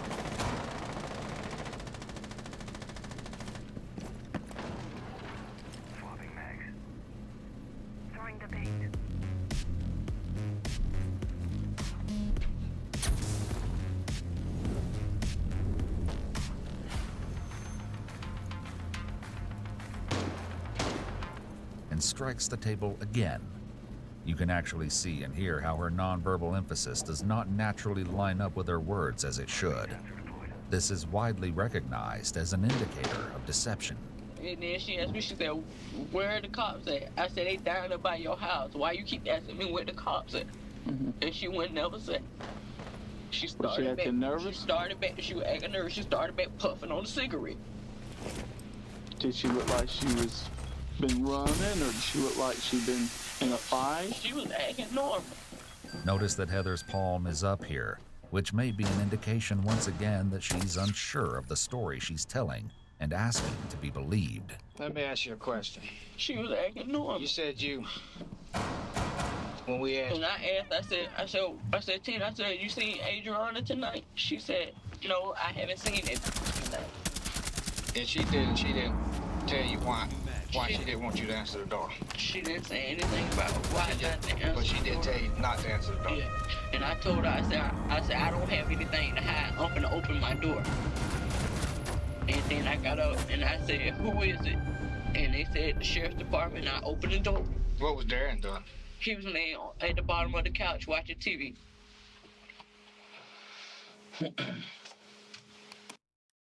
And you're absolutely sure of this? Yes, sir. I am sure. Because this story's a lot different than Tina's story. I am sure. As the investigator has pointed out, Heather's story is wildly different from her husband's. Okay, so you were sleeping until about 7, so you don't know anything prior to that? No. Okay. And your wife tells me this story about Tina coming in, saying the cops are outside, and that y'all look out and you see the cops surrounding Miss Zimmerman's trailer. And she says for y'all not to answer the door. Now, I don't recall any of that conversation going on in yours. Now, I do remember you saying y'all didn't answer the door because it was police. Yeah. Tell me about that. I don't want to say the police was out there. Okay, so you don't recall Tina coming in and saying that the police are outside? Tina was already in the house. Because your wife tells us that you and her at home alone. Tina comes barreling in and saying, hey, the cops are outside. And y'all see the cops outside. And Tina's saying, don't answer the door. No, that's a lie. That's a lie? Yeah. Okay. Because that's what Heather told us, your wife. I'll tell you that's a lie. Okay. Why would she lie to us? Do you know? I mean, she was distraught. She was crying. She was telling us this story. She seemed like... Emotional? You know, well, emotional, but she also seemed sincere. It's possible that Heather is lying in order to make Tina look bad and compromise her alibi, though clearly she and Darren aren't on the same page about that plan. Obviously know something's up. Yeah. So, tell me what happened tonight. Nothing happened that I know of. Notice how Tina is rubbing her neck, which is a major red flag. It's obvious that she's feeling very insecure and apprehensive. Neck massaging in general is a calming response. In addition, rubbing the vagus nerve near the side of the neck, close to where a pulse is taken, actually results in the release of acetylcholine, which sends signals to the heart to slow down a person's heart rate. However, this isn't to say she's guilty, as she's clearly in a stressful situation, but it's also an important tell to take note of. See your arms and hands if I could. Okay, can I see the top sides? Okay, those old scars on there? Yeah, I have a puppy. Okay, and what's this right here? That little scratch there. This? Yeah. I have a puppy. Okay, and your puppy caused that? Look, I'm going to got your chin? Okay. Nothing. All right. So, where were you tonight?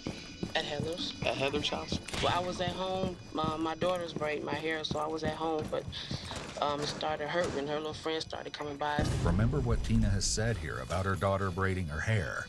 It will prove to be quite important as the investigation continues. So Heather said she was going to cook, so I went down there and she was cooking fish and French fries, and then we just started watching movies. Okay. And did you go anywhere from there? Mm-mm. You were there all night until the cops came up there? Mm-hmm. Tina has put her hand to her mouth here. Whether conscious or not, many individuals will attempt to hide their lie by physically covering the source of their deception. What time did you go over there? Probably just started getting dark. Okay, so about sunset, you go over the Heathers. Mm-hmm. Was anybody over at Heather's house when you went over there? Just Heather and her husband. Do you know what happened to Adriana tonight? No, I don't. Heather just said she got beat up, but that's all I know. A little bit more than that. And what was Darren doing while y'all over there cooking? Anything? Laying on the couch watching movies. Okay. All right, but you were home all night. You didn't see any kind of disturbance going on over there before the cops came over there or anything? No, we would have heard something. You said you saw Adriana earlier today? Mm-hmm. What time was that? Adriana was coming and going on a bicycle. Okay. You remember the last time you saw her? Was it while you were still over at Heather and Darren's? I didn't come back out when I went to their house. We were cooking then. Okay. So it had to have been before sunset. Mm-hmm. So you saw her during the day. Mm-hmm. Okay. And once you went over to Heather and Darren's, you never left there? No. You didn't go get anything or go anywhere at all?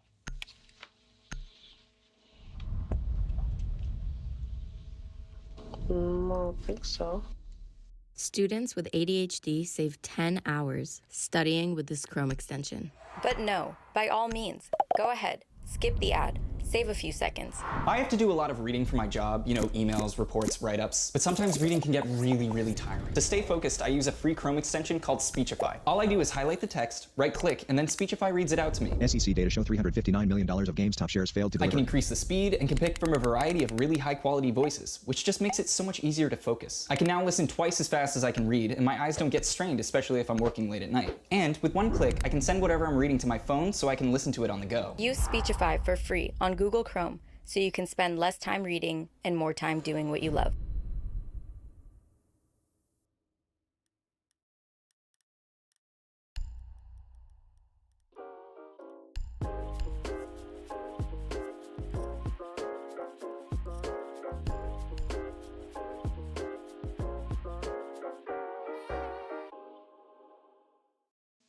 Notice that Tina's been asked several times if she went anywhere that night, not even 12 hours prior to this interrogation taking place. You seem kind of lackadaisical about this. We're going to go out there. We know what happened out there. It's just going to be a matter of getting fingerprints and evidence back, okay? Out where? It happened at her house? No, it didn't. It started at her house. Right. And then it went somewhere else. What started at her house? The reason we're here. Well, we got some issues, okay? And we're going to get to the bottom of it one way or another, okay? Mm-hmm. So we're sitting here talking to you, and then I certainly appreciate, I know Tom appreciates that you're talking to us. But we got to get to the bottom of this, and we got to know what happened, the truth. And, there's two choices here. Either you're going to tell us, or Heather's going to tell us. So, who's going to be? Tina is continuing to show signs of high anxiety, evidenced by her face, neck, and chin rubbing. It's unfortunate that the officer is throwing out questions at such a rapid pace that Tina isn't getting a chance to answer most of them. I didn't do anything to her. Okay. Promise to God. And you were home all night?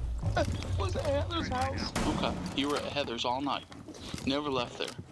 Because, see, the story between Heather and Darren is already shaky. And your story is a third version of what they've told us so far. Okay? Now, there's pieces and parts that are the same, but they aren't exactly the same. Okay? It concerns me. It sounds a little too good, and then the parts that are breaking up, I don't understand why they're not saying the same thing. Okay? And so, we need to get to the bottom of this. And somebody's life may end over this. We're getting told that she's in pretty critical condition at this point, not likely to make it. So that's why we're here. Do you understand what he's saying, not likely to make it? Yeah, she's about to die. Yeah. That changed gears. When she dies, it's going to change gears. Okay? I didn't do anything to her. Okay. I don't want you to tell me anything other than the truth. Okay? I didn't do it. Okay. You still got a problem. I feel sure we'll swim together. Okay. Come on, now. If you know anything and you're withholding it, you want to be the first one on board. You see what I'm talking about? 'Cause once we get everybody, all the information, there's not gonna be second chances. And like I said, if she doesn't make it, You're trying to be sleeping with a lot of girls, a lot of guys around there. I realize that. One of them could have did it. I didn't do it. I promised to go. While Tina maintains that she had nothing to do with the attack, Heather takes a much different approach. Their behaviors are as different as their stories are, and they only grow more dramatic as the interrogations continue. I hate it. Go grab one across the hall. Sugar, you all right? No word about Audra. Yeah. Very worried about Audra. My friend. Tell us what happened. I don't know. I seen her earlier today. It seemed like everything was all right when I seen her today. Let me tell you a little bit what's going on, okay? We did get a chance to talk to Adriana before she went to the hospital. Yes. She told us a few things. She told us who did this to her. Yes, sir. She told us where they took her, and what they did to her. Yes, sir. Okay? Yes. Why do you think I'm talking to you? I don't know. I would never hurt her. I always have protected her when she got into it with people in that trailer park. Heather's statement here left investigators wondering about what kind of things everyone in the trailer park were getting into with each other, and what motive it may have provided for brutally attacking Adriana. But also, your friend told us you did this to her. We need to go over what you did tonight, okay? Yes, sir. We just talked to your other son. Yes, Tina Brown. Is that your friend too? Yes, all of us in the trailer park. And how about her daughter, Brittany? Brittany. Where were y'all tonight? I was at home when y'all came. When they came to the house, I was right there in the same spot. They on their couch I going to sleep. absolutely believe you were at home when we came over there. Where were you maybe half an hour, 45 minutes before that? I was at home. My aunt came by my house. I was in the house cooking. You know what time your aunt came by? It was almost dark. Okay, well, we came over to your house and started knocking on your door about 10 o'clock at night. Almost dark and 10 o'clock at night is a big difference. There's about 4 hours missing in there, okay? A good 3. That lady in trailer park, that's my aunt. She seen me. Jerry and Heather. A lot of more people seen me at home. Listen to me. You see me about dark and 10 o'clock. There's a lot of hours in there. I was right there on that couch. So that's where you're saying you were right on that couch. Graham and Blanca came to my house. They were laying down watching TV with us. Okay. Anybody else come by your house? My aunt, my cousin Crystal, my cousin Kizzy, the little baby Junior came by. Graham came by. Blanca came by. Jerry was at my house. Listen to me. And what time did they get by and what time did they leave? It was dark when Jerry came by there. He always come down there and ask me for cigarettes. What's Jerry's first and last name? His name is Jerry Johnson. That's my uncle. And my aunt name is Terry Smith. We talked to them at the scene, I believe, didn't we? They stayed down in the trailer floor. I think we got statements from them down at the end. My recollection was they didn't see her this evening. It was about 2 and 3. I was seeing I don't care about 2 or 3 in the afternoon. Okay, I care about tonight. That's the only time I see Audra, and I haven't seen her since then. 2 or 3 in the afternoon doesn't matter. What time did your aunt and Terry Smith come by? Terry was at home. Her son came down. I asked him to go over to the store to get me some fish fry. Okay, that's before you start cooking. That's before dark. Yeah. After dark, after you cooked, after dark, who comes by? Jerry was the only one came down. He came down for a cigarette. Jerry Johnson. Yes, he came. And you remember about what time that was? I'm not sure what time it was, but he came for a cigarette. And it was dark. Yes, he asked me for a cigarette. I gave him a cigarette. Okay. I've been at that house all that time, and I've been trying to find out where she was at. Everybody telling me they didn't know where she was at. Heather, Why would you be wondering where she's at? Cause she always hang out with me every night. We always hang out every night. And I feed her kids and everything. The last thing she told us was you came in there along with your friends, dragged her out of the house. I put down everything I love. I put down my children's life. Burned her? Yeah. And that's the last thing she told us. Burned her? Yes. See, I ain't know nothing about her getting burned. So tell me, what went on tonight? I didn't see her tonight. I see her earlier and I've been at my house. It seems fair to say that detectives aren't buying her story. This only becomes more clear as additional horrible facts and evidence come to light. But she was the only friend I was closest to. Now, Heather, you know, this is all, when he talked to you earlier and all that, you wasn't upset like this. Why are you upset now? I was crying because I didn't know that. I didn't know that she was Did you watch all that video? The lady told me she was in intensive care and everything. There's video of you in that car talking to your husband, and you ain't talking like this. He was asking me, did I see her today? I told him I seen her earlier today. Well, you know, we watched the video too, and we saw how you answered this question. I don't care. I didn't have anything to do with this. I'm upset because this is my friend. We talking about this is my friend. You said that's gonna die. This is my friend. You say gonna die.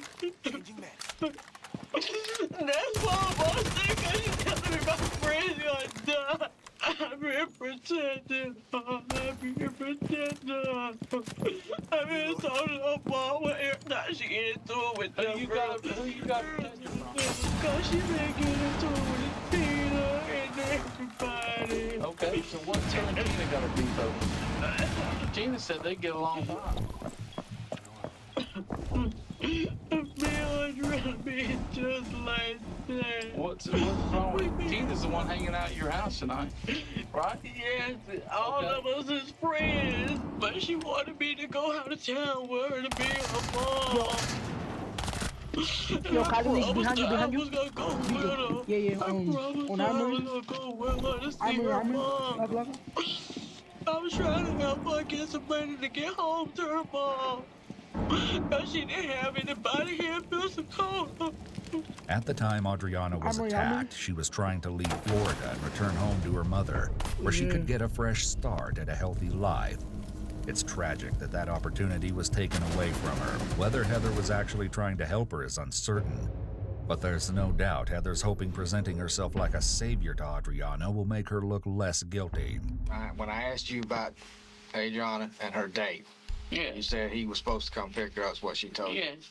And then you said you were sitting at your house and you saw a set of headlights come down the driveway. You can see headlights coming in. But you didn't pay no attention to it. No. So I don't know if he picked her up or what. Okay. But I seen Tina, let's get back to Tina. Okay. Was she at your house at that time? When the headlights came in, no, she was not in my house. Okay. She was not in my house. Did you ever see? No, we're not asking you to lie, but what did you see those headlights leave? I seen them came in, they went down, and then the headlights came back up. Came back. How long did they stay down there? They had went down and was down for like 10 minutes.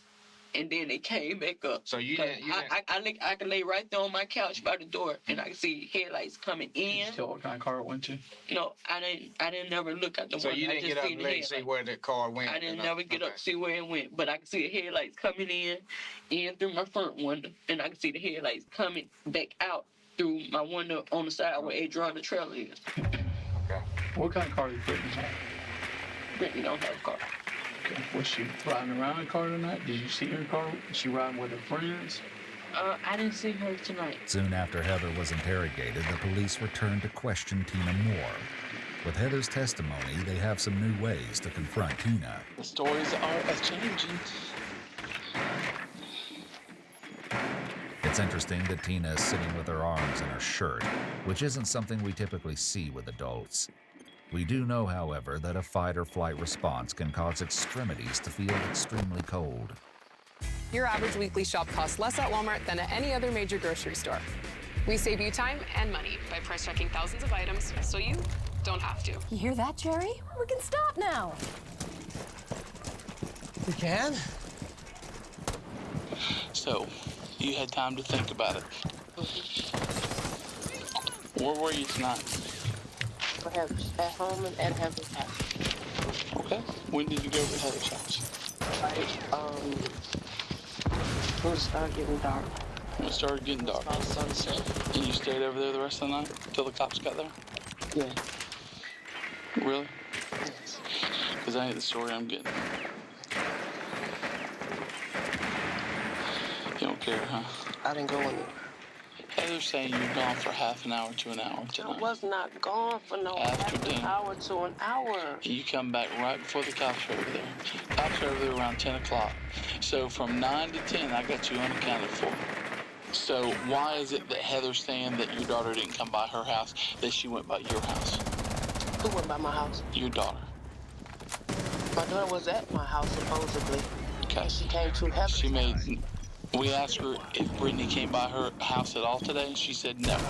She said the only time she saw Brittany right after school at your house, and that's the only time she saw her today. Well, maybe she didn't see her. I saw Brittany. When they asked who was at the door, Brittany said, "It's me, Mama." I opened the door. I went outside. Trust me, she's cooperating with this as far as when we asked her Nice stuff, job, guys. and we asked her specifically, was Brittany at your house today? At my house? At her house. I'm talking to Heather at this point, and Heather's saying no. She was And never I asked Heather Heather's house. I asked Heather if you were over at her house, and she said yes. She came over around dinner time, and then she said you left for half an hour to an hour, and that when you come back, you come in a hurry, nervous, saying the cops are outside. Don't answer the door. Why is Heather telling me this? You tell me. If me and Heather were together doing this, then how is Heather going to be already in the house and I'm not in the house? Don't know. It seems the detectives are trying to turn Tina against Heather by making Tina think they believe Heather may be innocent. This only stokes Tina's frustration more, as you're about to see. The problem I got is that the story between you and Heather keeps getting further and further apart. I have not changed nothing on mine. Not nothing. Okay. Nothing at all. That's the truth. If that's the truth, then that's the truth, okay? Okay. Nothing's changed from what I've told you. Now, you have it? Nothing at all. The divide between Tina and Heather was growing. Investigators had enough contradictions between the suspects' stories that the alarm bells were now deafening. When they finally got word that Brittany's car had been located behind the house early in the morning, they brought Brittany in for questioning. Tina hadn't seen her daughter since she left for the hospital. Her panic when she thinks she sees Brittany in the hallway at the station before Brittany's first interview is evident. Is that my daughter? Come on. No, that's the other girl that was with you. Come on. That's my daughter's That is not your daughter. You need to step back in here. Brittany. It's not Brittany. Jesus. I thought Have a seat. Oh, we're in a bag. Let's go.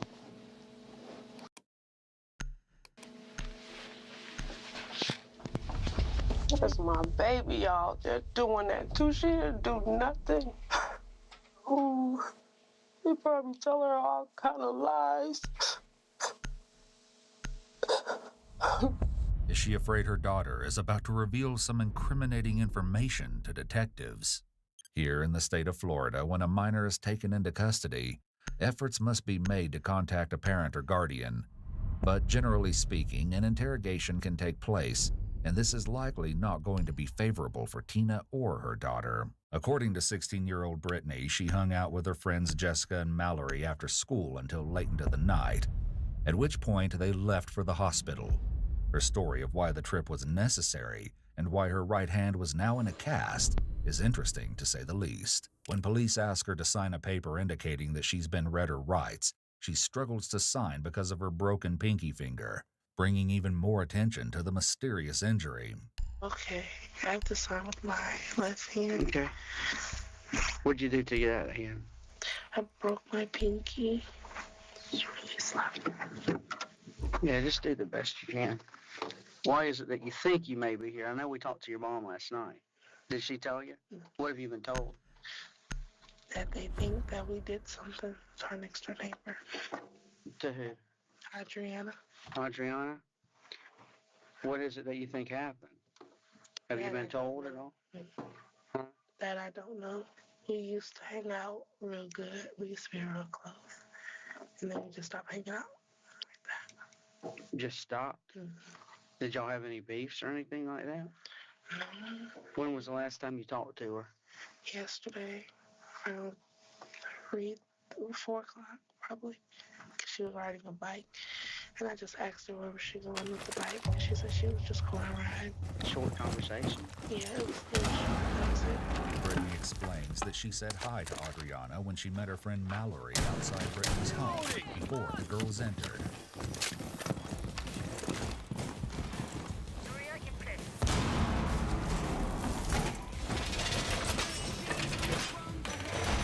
Wall secured!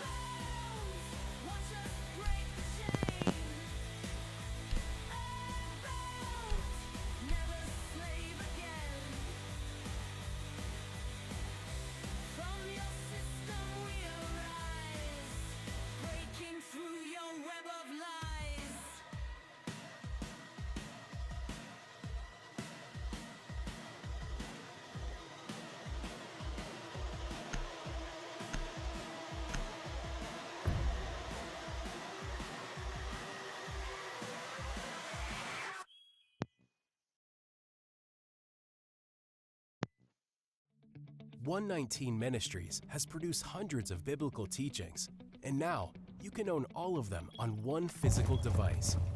We're excited to announce that our entire video library in HD quality is now available on a flash drive. This drive can be plugged into your PC, phone, tablet, or anything else with a USB or USB-C port.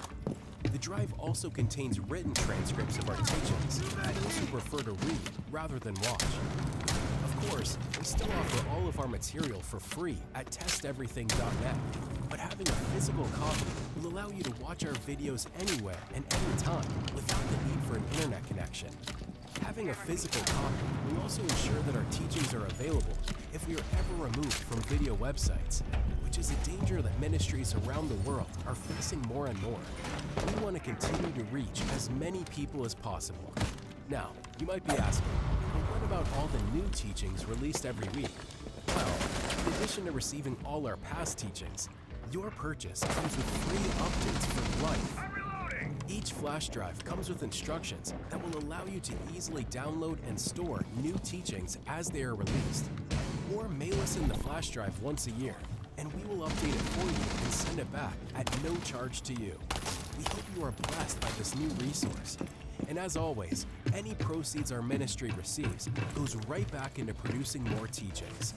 Get your 119 flash drive today by going to 119flashdrive.com.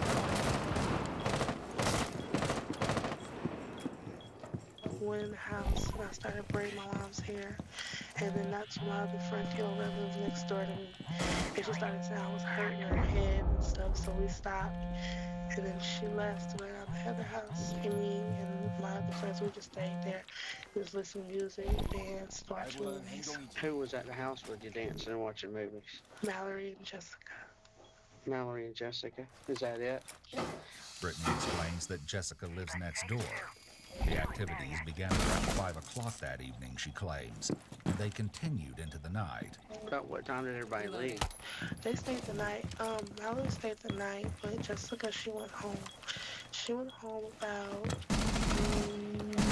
6 or something, and she was at the hospital. Because your hand? Yeah. Tell me how that happened. Mallory, I was cleaning, we were in my room cleaning up my room, and I had Mallory toss my key. And when she was tossing it, I went like that to try to catch him, and I hit the corner of the door right there. In your bedroom? About what time did that happen? Around 1 o'clock, 1:30, and that's when I went to the emergency room. About 1 or 1:30? And I went to her house and I told my mom I messed up my arm, and she told me to just go ahead and drive myself to the hospital. So you took yourself up there? Yes. Brittany claims that Jessica and Mallory went to the hospital with her. And you talked to your mom about hurting your hand before you left? I told her about, I went down, when I hurt it, I went down to her house where she was at and I showed it to her. And I told her I hurt it, and she said just go ahead and go to the hospital. And that's when we left. So the only times I'm really missing is from about 6 to 1. Y'all dance and watch movies from 6 p.m. to 1 until you hurt your hand? Yep. Did y'all ever go outside the house? Nobody saw y'all outside your house? Yo, que somebody Did you ever walk down the road in the Bandy, yo, trailer? I saw me for Bandy. What time did your mom wind up coming home? Yo, I saw me Bandy. Because I was asleep once I came back from the hospital. I went in her room and I went to sleep. And that's when I got woken up by the police. And it's important that you really concentrate on what you're telling us, because it is on tape. Because your times are not adding up. Okay. Because you weren't there at your house between 6 and 1. We know that for a fact. We were out there all night. So, I mean, this ain't something we need to even ask anybody else. And it's important you tell us the truth about that, or something that minor, if you want to fib about that. You understand what we're saying? But that's why I've been in the hospital. Well, we know you went to West Florida Hospital. Was you in stay? Yeah. It would take me too long, so we went to the other one. That's where just not You getting stayed home. there. You went immediately to the other one. We know that's not true. Well, that's where I went, so. I mean, you weren't home. Then I was in the hospital. No, you were in the hospital at 1 o'clock. You just said. I was Florida. Where was you before that? Hamlet. You know what time we picked your mother up? Like at 10 o'clock, maybe 11 o'clock. So we were in the truck.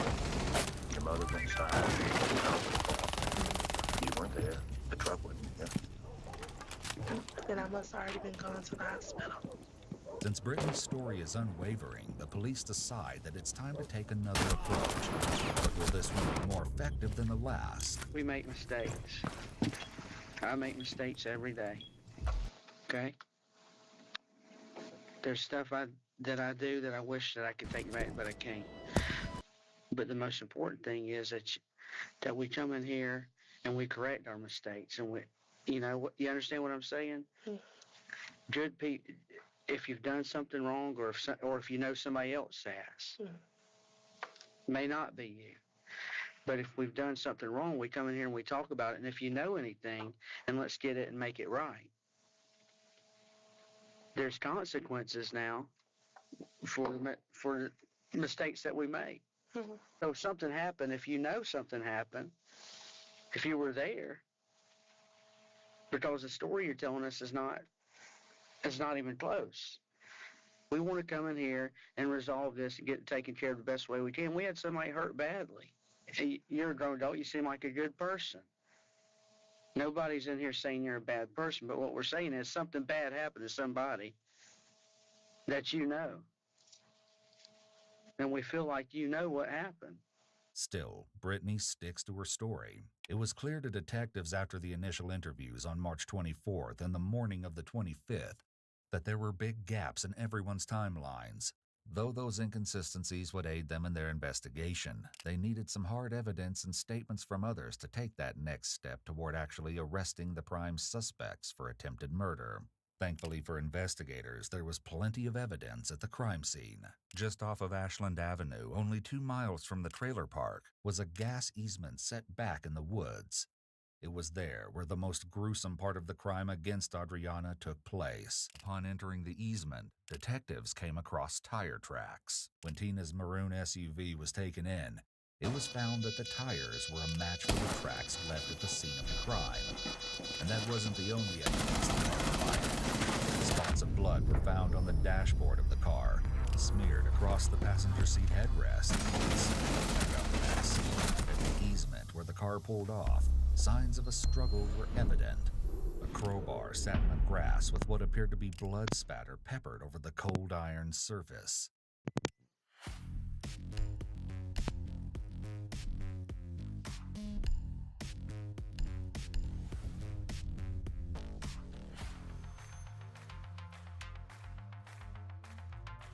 Blood and ash were found to be pooled in various spots in the grass and dirt. Pieces of clothing, burnt to an absolute crisp, were found and identified as Adriana's. Her bra was nearly unrecognizable. White napkins marred by blood were also left at the scene, as well as a pair of white shoes. There was something else alongside the weapons and blood that may sound a bit familiar. Strands of a hair weave were strewn across the scene, and they didn't belong to Adriana. You wear a weave? Mm-hmm. My daughter was doing it today. Is that a weave? It's weave. Weave. Weave.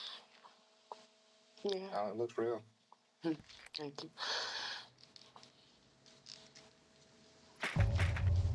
She did the little braids on it and everything? Did she do all that? Yeah, this is my hair right here. Oh, that's it. Okay. Yeah, she was just very easy, but it hurt. We've been doing it for about 3 or 4 days now, and it hurt.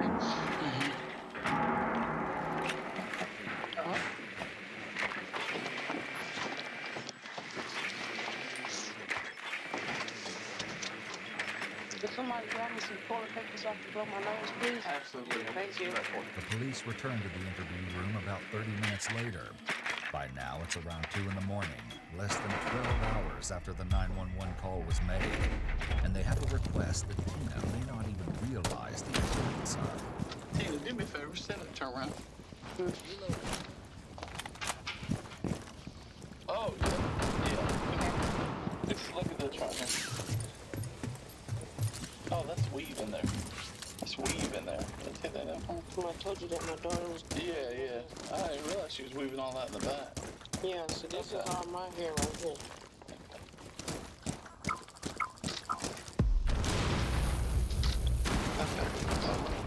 Yeah, that'll work. You see, the missing patch of hair on the back of Tina's head was a match for the hair left at the scene of the brutal attack. It's likely that as Adriana bravely fought for her life, she managed to pull out a chunk of Tina's hair. And if the matching hair wasn't damning enough, at the scene of the crime, investigators found perhaps the most critical piece of evidence in the case. A black taser lying in the grass, which brought up an important question. Who owned the taser? As you can imagine, no one from the mobile home park could quite agree on an answer. Though they were eager to throw one another under the bus, their discussion of the taser gives a glimpse of the possible motive behind the gruesome crime. and provides a look at how dysfunctional their relationships were leading up to the attack on Adriana. In Tina's first interrogation, mere hours after the attack, investigators ask if she recalls police visiting to speak to Adriana about problems in the trailer park the previous week. You know, the police came out there last week to talk to her about the problem she had in our neighborhood. Yeah, they talked to me too. Okay. So you were there. What was the problem? Her and Yo, I fall off. If somebody can get me, please. another girl come out there to fight Adriana because Adriana was supposed to have gotten smart with her on the phone. Okay. And Adriana's boyfriend was there, Andre Smith, and he sent Adriana in the house. No, he came outside the house, and he was saying that I was in the middle of that. I didn't even know the white girl. And then he said, oh, he cussed all the kids out and me that was outside. And he told Adriana to go in the house and get that thing or whatever. She came back outside on the porch. She was on the porch cussing. Then she came out in the walkway and she tried to tase my daughter. Who tried to tase your daughter? Adriana. Adriana Yo, got yeah, a taser? pussy's over there right there. What kind of taser? I just think it Watch was a out with black dog. one. Black. She said that, You seen it? yeah, everybody out describe there it saw for it. I just know it was black. Okay. And it made a loud noise. Okay. Everybody out there saw it. Heather has a different story about who owned the Watch taser. behind you, watch behind you. Watch behind you. Does Brittany have any problems?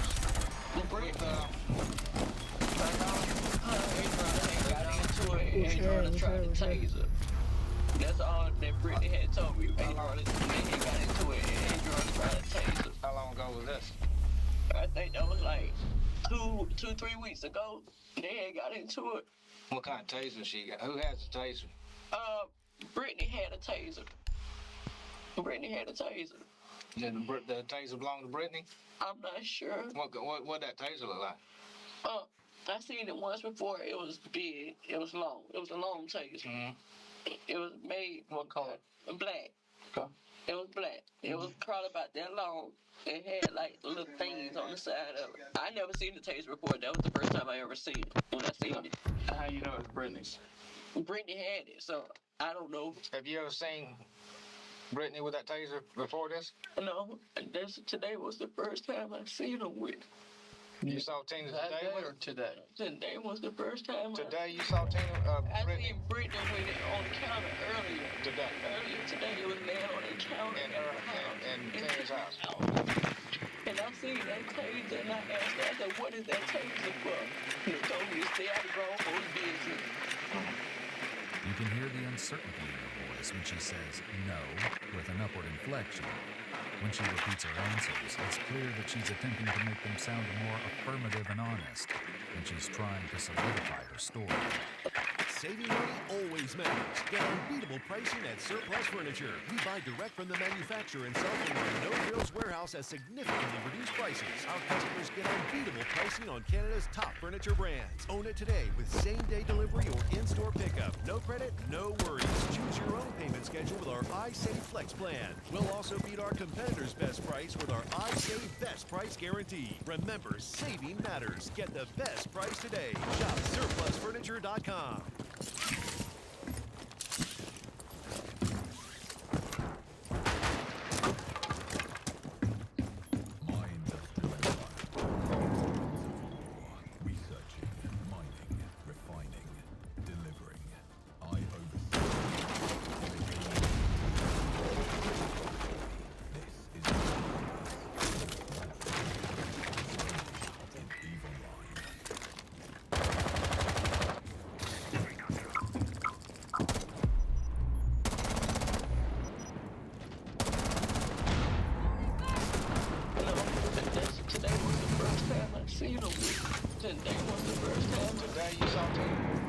Yo, Copy coming to one shot. Copy coming to one shot.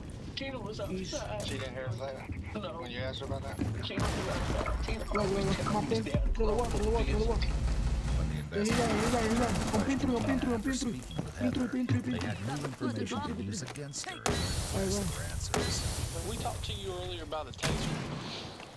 I told you about taser. What did you tell me about that taser? That Brittany and the day that the white girl came over to fight Adriana, that Come on, we're not losing this. Andre told Adriana to go get that thing, and she went in the house and got taser. Okay. Tried to tase Brittany with it. Okay. What about the taser that was over at your house today? Taser at my house? I don't know about it. You don't know about a taser at your house? No, sir. I've been told about a taser at your house. I didn't know it was there. You don't know anything about it, huh? Tina is extremely uncomfortable with this topic of conversation. She repeats back the question, which has the same sort of effect as a pause. It gives her more time to contemplate her answer. She keeps her hands perfectly placed in her lap, which is extremely atypical in normal conversation, and indicates she is in a state of cognitive overload as a result of having to think very hard about what she should say. We don't observe these types of responses in individuals who are volunteering information from actual memory, and her odd behavior certainly hasn't gone unnoticed by the investigators. Heather's telling me that she always has to protect Adriana from you and your daughter. You and your daughter chasing around all over the place. Your daughter has a taser. She saw the taser over at your house today. My baby don't have a taser. We never had a taser. I don't know, that's what she's telling me. Why is she telling me that? I don't know. We never had a taser, sir. Adriana had a taser. We never had a taser. My baby was tased. Y'all's stories are getting further and further apart. Like I said, Adriana tried to tase Brittany with the taser. Brittany has a scratch across her chest right here. That I was grabbing Brittany from off the porch so that they wouldn't fight. I told you we were best friends in that trailer park. In the beginning. That's funny, because Heather says that her and Adriana are best friends, and that you and Adriana don't get along, and that you and Adriana are constantly having problems, and that you and your daughter have been chasing Adriana around the trailer park, trying to hurt her, and that you have a taser in your house, and that taser was Brittany's taser, and that Brittany had chased when the police come Adriana out there, around. if you can check back when the police came out there, Adriana called the police that day. Okay. I told the police what happened. The same thing I'm telling you is that Adriana tried to tase Brittany with the taser. The same thing I'm telling you, Adriana called the police that day. And you want to press charges? No, do what I say. I don't know. No, actually, no. They didn't even come out there to press charges. They told us to just cool it out. Cool it out. For us, stay on our side. For her to stay on that side. I talked to the officer who came out there that night. Was supposed to be leaving town. She was not going to be here for long. Right, because I talked to that officer. He told me exactly that. But he told me that Adriana did not wish to pursue charges against John. Well, he never asked us about pressing charges. He just said for us to cool it down because he's tired of coming out here. He didn't ask you because you weren't the one bringing forth the charges. She was. Why would I bring charges? No, you weren't. She was going to bring charges against y'all for attacking her. But we didn't attack her. What was she needing to? Her boyfriend, Adriana's boyfriend told her to go get that thing. Adriana was standing on the porch arguing. She wasn't even thinking about going to get a taser. He told her to go get that thing. We didn't know what that thing was until she came outside with it. I didn't know she had a taser. Then why is Heather saying that she sees the taser in your house and that Brittany has it, and that Brittany is trying to... I know where it is right now. It's in my evidence locker. Okay, well then how do we have it?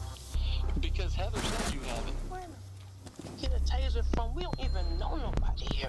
We don't have no family here. Only people we know is the people in the trailer park. Where would we get a taser from? I don't know. You can buy them all over the place. They sell them at pawn shops and everywhere else. As you can see, Tina is growing frustrated with Heather throwing her daughter under the bus. Brittany, however, seems a lot less upset about it. We have information that you and Tap into slots with over 1,000 games and new ones added daily. Tap into slots. Tap into Betano. Betano, the game starts now.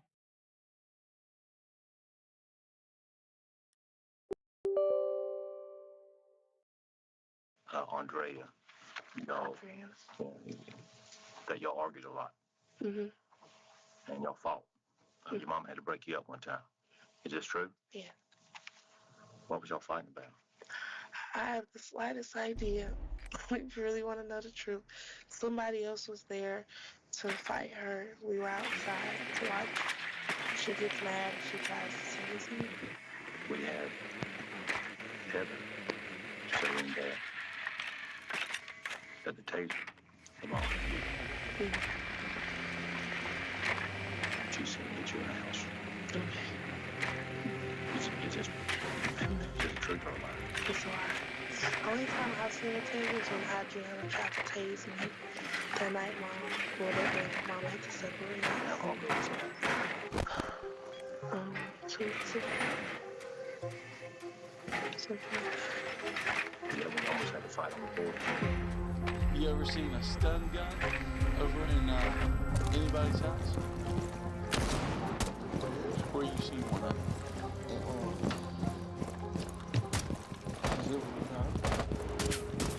Okay, that's interesting. You said that because your wife says she saw it over at Tina's house. So your wife's telling us all this stuff that makes Tina look bad.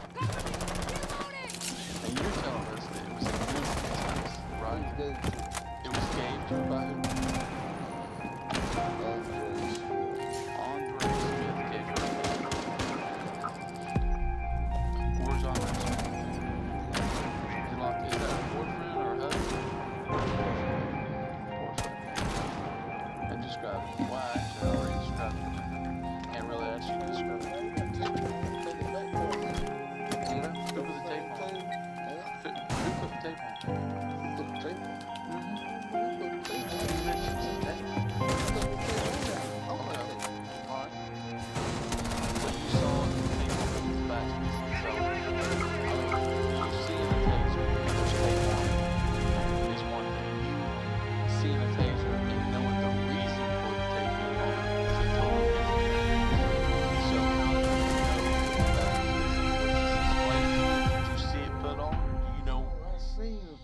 Okay, but like I said, seeing tape, if you saw tape on this recorder on here, you wouldn't necessarily know that the tape's on there to keep the battery in place. If you ain't got no back part, I know. Doesn't have no back part. Okay, so it has no back plate and tape's on it. Okay, that does make sense. All right, so Andre Smith gave it to her. Where did she normally keep it? In the cabinet. Where? In the top cabinet. And who else would have this? Why she go, hey, here's where I keep my taser? No, because she was like, I was pulling out. We playing with us. Really? What, she made threats with people or something? No, she just been playing. You know? Now, I ain't gonna lie. At one point in time, everybody was cool with everybody. Strangely enough, Darren's story aligns more closely with Tina's than with his own wife's. Also, Heather is trying to frame Tina, while Darren is telling the truth so he doesn't get himself in trouble. His reason for Brittany is just one falling a long line of letting it happen on the a compounding incidents that will unravel, revealing an absurd. Following the first round of interrogations, Henry was released and sent home.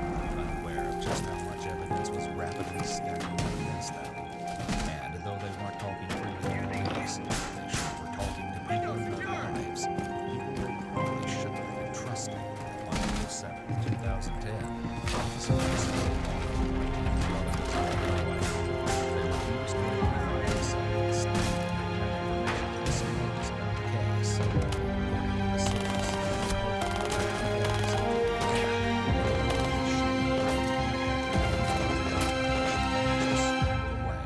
which caused a heated argument between Tina and Brittany. Brittany tackled Adriana as she made one last attempt to escape into the woods, and it was then that Tina lit her on fire. Tina, Heather, and Brittany callously fled, and though Brittany realized she left her shoes as they drove away, Tina told her it was too late to turn around. Afterward, Tina ordered Brittany to leave the area and stay away until the police were gone. Brittany took that time to take care of some evidence, washing the car interior with hand sanitizer, and burning the clothes from the wearing, and disposing of the lighter fluid. While telling her relatives the story, Tina didn't appear to have much remorse whatsoever for her actions. When her relatives urged her to turn herself in so the law would potentially go easy on Brittany, Tina told them that even if Adriana died, they'd be fine because the cops had no real evidence against them. But on the late night of April 8th, only one day after that call was made to the police, Adriana tragically passed away, her family by her side, having never woken from the coma she fell into. She died just 5 days before her 20th birthday, to turn her life around. The attempted murder that police were almost certain Tina, Brittany, and Heather had committed had turned into a homicide. On the same day that Adriana passed, even more evidence against the 3 women was brought to light. Police received a call from a high school classmate of Brittany's named Regine, stating that she had been being harassed by Brittany and Tina regarding the case. When police reported to the high school, Regine stated she had received multiple calls from both Brittany and Tina, trying to convince her to pose as Brittany during the polygraph test so that Brittany could pass. These were almost certainly the culprits. Thus, she knew Brittany's testimonies in the first place. To get to the bottom of it, both Brittany and Tina were interviewed immediately after their arrests. Tina, you remember me? What's investigating Tyree? You know what this is all about? However, instead of starting with questions, they began by giving her some information.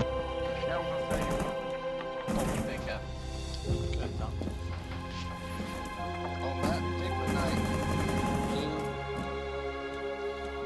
Brittany, and Heather got in a verbal altercation, or physical altercation with Adriana.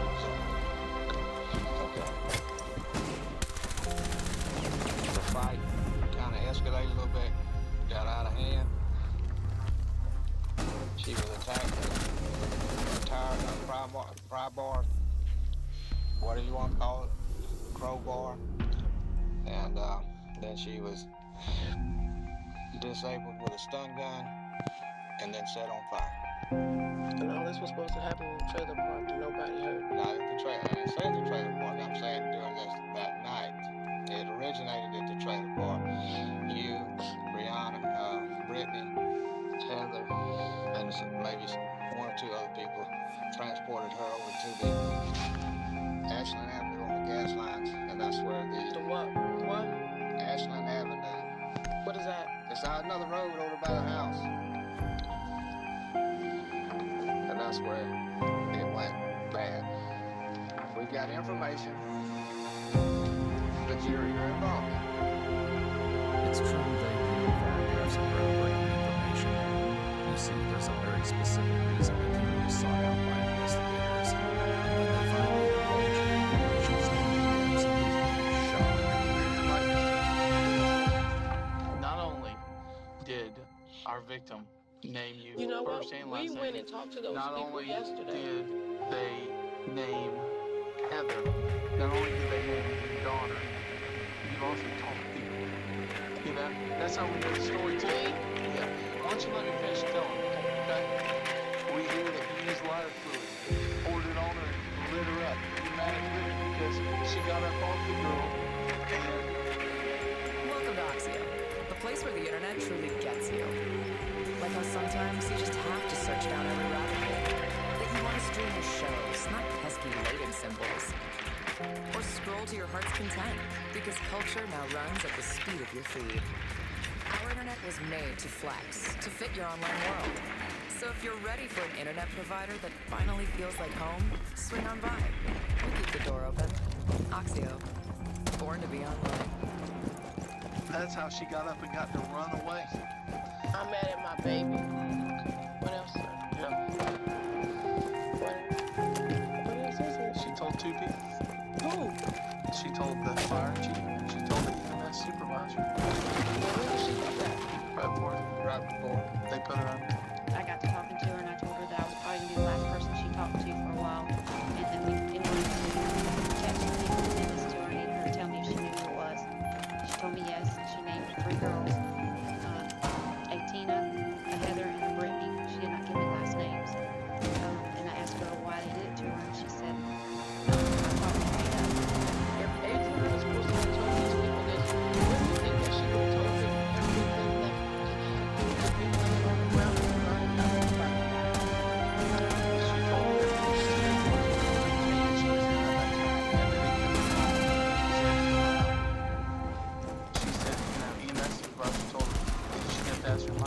I gonna make it? Am I gonna make it? Am I gonna make it? She said I'm gonna do this. Detectives have become privy to some other damning information that they share with Tina. It's all crashing down.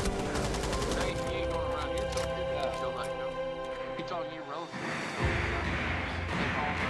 But he's talking to somebody who's telling you that, well, that died. Y'all be good to go. She died last night. She comes to her room.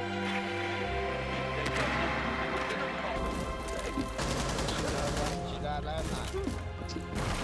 Why do you think you come back out of like gangbusters today? That's why you're the dad. Who? That lawyer, his dad, he said he called down there and they said that she was in a deep coma. Well, she didn't come out of it. Guess what? We got information from the ME that she didn't make it because of the burns. Now you sit there, you think about it. You think about what we're saying. That woman, those kids will never see their mama again. You got a chance to see your kids. I don't know that. You got a chance to see your kids again somewhere down the road.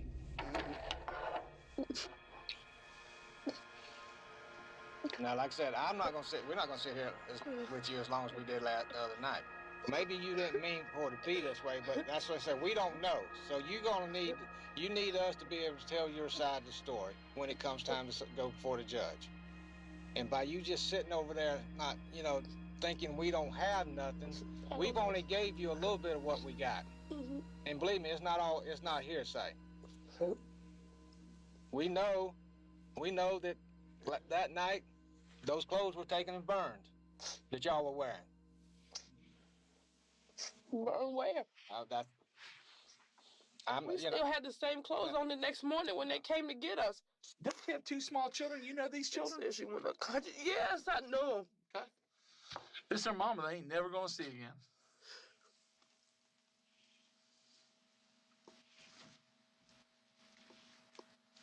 And that oldest I think the oldest one was a boy, correct? He saw this. He saw the stuff going down at the trailer park that night. No, when those people said that those babies was locked up in the room. I'm saying the people said, they saw all the commotion with us at their all's house that night. They were sitting in that patrol car. They knew something was wrong. Have you ever heard of a dying declaration? No. That's powerful.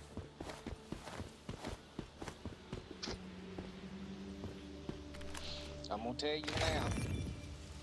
When we walk out this door this afternoon, there's not going. Next time you see me, we'll be in a courtroom. Either way it go, I ain't going home. So, right. But Tina, I don't want to walk out this door. I want to talk, but I'm not saying what I want to tell.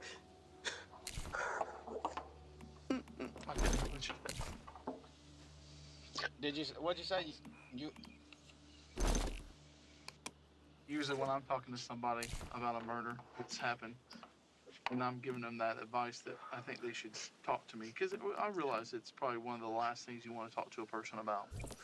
And certainly you don't want to tell the cops about it. But I think the thing to keep in mind and what I reiterate to these people is that, if there's circumstances, if there's a reasoning behind this that can be mitigating. I mean, if there's a reason why this happened that, shows why you did this, it had to be agonizing. And then to run a distance that she ran, because we know, the burnt clothes and her shoes and everything is right there in the woods. To run that distance to a house and beg for help and to wait there, still cooking, for the ambulance to get there. And then the last thing you're saying is, besides telling who your accusers are, am I going to see my kids? Am I going to live? Those are your last questions before you're knocked out and told, hey, you may or may not talk to somebody again. In one last-ditch effort to get a confession or some semblance of remorse from Tina. Thanks to Freedom Mobile's affordable plans, Sam's not worried about getting a great connection at a great price. But he is worried about a different kind of connection. Oh, Sam, we can't help with that. DJI Terra V 4.4 has supported M4E's images for PPK processing, further improving mapping accuracy. PPK, post-processed kinematic technology, enhances UAV geolocation accuracy by correcting satellite carrier phase observations using data from a nearby base station. Previously requiring third-party software, PPK corrections can now be processed directly in DJI Terra by importing recorded data from both the drone and base station, achieving centimeter-level accurate POS coordinates for geospatial data. The major advantage of PPK is that it does not require a real-time connection between the drone and the base station. It can be used for BVLOS flights and doesn't require an internet connection either. Here's the PPK workflow in DJI Terra. Import the M4E survey images and selects POS from local PPK. The software will automatically recognize satellite observation data from the DRTK. It can also support standard R, INEX, and RTCM formats. Then, confirm the coordinate system and base station center. Click to start calculating. The PPK corrections will be applied to the reconstruction process. This PPK workflow will support more DJI Enterprise drone models later. Stay tuned for DJI Terra updates.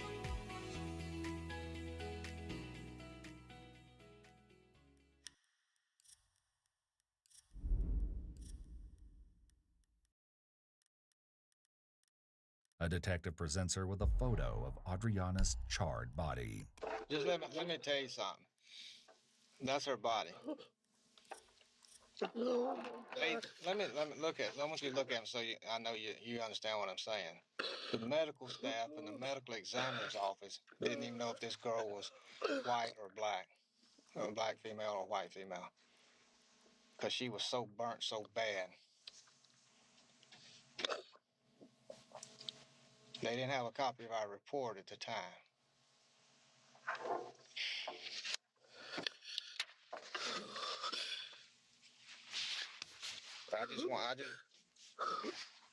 You wouldn't want this to happen to you, would you? You wouldn't want to go out this way, would you? Huh?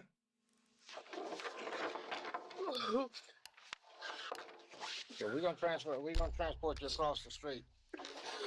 Just hang right there right now. Okay. Tina doesn't budge. However, the photos have clearly had an effect on her. After she's left in the room waiting to be taken to jail, she mumbles haunting things to herself through her sobs, even seemingly calling out to Adriana. The words she chooses to use are bone-chilling. Adriana, Lord have mercy. Come back and haunt us, terrorize. Please, Adriana. Adriana. I told you. Oh, you was a sweet girl. Oh, I tried to avoid.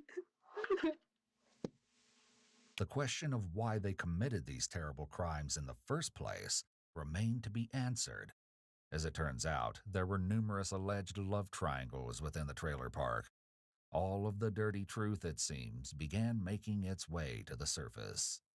Not only did Adriana reportedly tell Heather that Tina was sleeping with Darren, but allegedly Adriana herself was sleeping with Darren.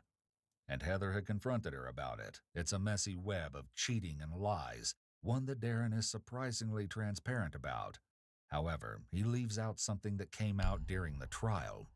According to Tina, she only slept with Darren in exchange for substances. Tell me what was going on. There's been a discussion between us about an accusation flying around between you being accused of sleeping with your neighbor and friend of your wife. Is that correct? Yeah. What's her name? Tina Brown. Tina Brown, okay. So the accusation is that you've been sleeping with Tina Brown, and who has been making these accusations? Everybody. Everybody. Yeah. Has Andrina Zimmerman been making those accusations? My wife told me that. She told her that today. Okay, so your wife told you that Adriana had reported to her that you've been sleeping with Tina Brown. Is that correct? Yes. Okay. If you recall, in Darren's video interrogation with police, he dilly-dallied on the phone while he was unashamedly talking and laughing with someone who wasn't his wife. I will call you right back, man. You done? Yeah. All right. Who's that, Heather? Little tenderoni. Huh? I don't know, the little tenderoni, man. Oh, sorry. When you said you were on the phone with your sugar thing or whatever just now, was it Tina you were talking to? No, it's somebody else. Okay. But you told me that night you were seeing Tina. Yeah. Okay. So is she not your sugar thing? Yeah, that's my old mama. Okay. That's the old mama. Okay. All right. Did you and Ms. Zimmerman have any kind of relationship? Somewhere. All right. Did y'all have? Somewhere. Okay. This ain't like Monica Lewinsky, man. We you know, did you have sex with her or did? Yeah. Okay. So you had sexual intercourse with Ms. Zimmerman. Yeah. Did your wife know this? No. Did your wife know of you having sex with Tina? No. I bet you don't know about this other thing you got on the side either, does she? Okay. Okay. So, have you been accused by Heather of having sex with Zimmerman? Okay. Did Tina make any accusations? I mean, Tina probably knows that you're sleeping with Zimmerman, doesn't she? Okay, so none of you girls know that you're sleeping with Heather. You're doing a good game, right? Okay. So, Heather is aware of the accusations of you having sex with Tina. Yeah. But her and Tina are still tight cooking fish together. See, that's what blows my mind, man. You got a good game going on. If them two, knowing the accusation there, you still got them over there cooking fish together. Either you got a good game or Tina does, because she's playing it off well. So, you know, me and Rusty sat there and laughed about that all night, but we couldn't figure out how you were getting away with that, man, because our wives would, you know, we'd be done. They'd have our cars and our boats and everything else, you know. So you getting away with it. On May 10th, soon after Tina, Heather, and Brittany were arrested, the police received a letter from an incarcerated man who said he knew who killed Adriana and what the true motive was for the heinous crime. He stated that several months prior to the murder, he bought an illegal substance from Darren at the Roadway Inn. He alleged that Adriana was with Darren in the hotel room while the illegal transaction took place. According to him, Heather arrived and threatened Adriana with a box cutter, reportedly yelling that she would get Adriana sooner or later. Fortunately, their date would end sooner rather than later. During the trial, it was revealed that the murder was even more disturbing than the police could have imagined. Adriana had been lured to the trailer by Tina under the guise of rekindling their friendship. When she arrived, Tina used the stun gun on her and dragged her to the bedroom. There, Heather stuffed a cigarette. Brittany beat her. When they drove her to the woods, Brittany and Tina took turns tasing her until Tina poured gasoline on her and lit her on fire. According to Heather, as the fire started, Tina jumped up and down, exclaiming, "Burn, bitch, burn." Tina Brown received a death sentence for her crimes against her former friend, making her one of only 3 women on Florida's death row. Though Brittany was 16 at the time of the murder, she was sentenced to life in prison. Heather took a plea bargain, testifying against Tina in order to receive only 25 years for the second-degree murder she was convicted of. At the time of this video, Tina has filed a motion to have her death sentence thrown out because of false testimony at a trial. According to Tina, the witness at the trial, the witness was coerced by Heather to testify that Tina had confessed to her in jail that she was the mastermind behind Adriana's murder. Heather reportedly threatened the witness, forcing her to say that Heather was present but had nothing to do with the murder. To this day, the former friends are spinning rumors about each other and trying to climb the ladder to reach salvation. Only time will tell when they fall on the side. One thing is for certain, this brutal yet petty crime against Adriana should never have happened. Students with ADHD save 10 hours studying with this Chrome extension. But no, by all means, go ahead, skip the ad. Save a few seconds. I have to do a lot of reading for my job, you know, emails, reports, write-ups, but sometimes reading can get really, really tiring. To stay focused, I use a free Chrome extension called Speechify. All I do is highlight the text, right-click, and then Speechify reads it out to me. SEC data show $359 million of GameStop shares failed to deliver. I can increase the speed and can pick from a variety of really high-quality voices, which just makes it so much easier to focus. I can now listen twice as fast as I can read, and my eyes don't get strained, especially if I'm working late at night. And with one click, I can send whatever I'm reading to my phone so I can listen to it on the go. Use Speechify for free on Google Chrome so you can spend less time reading and more time doing what you love.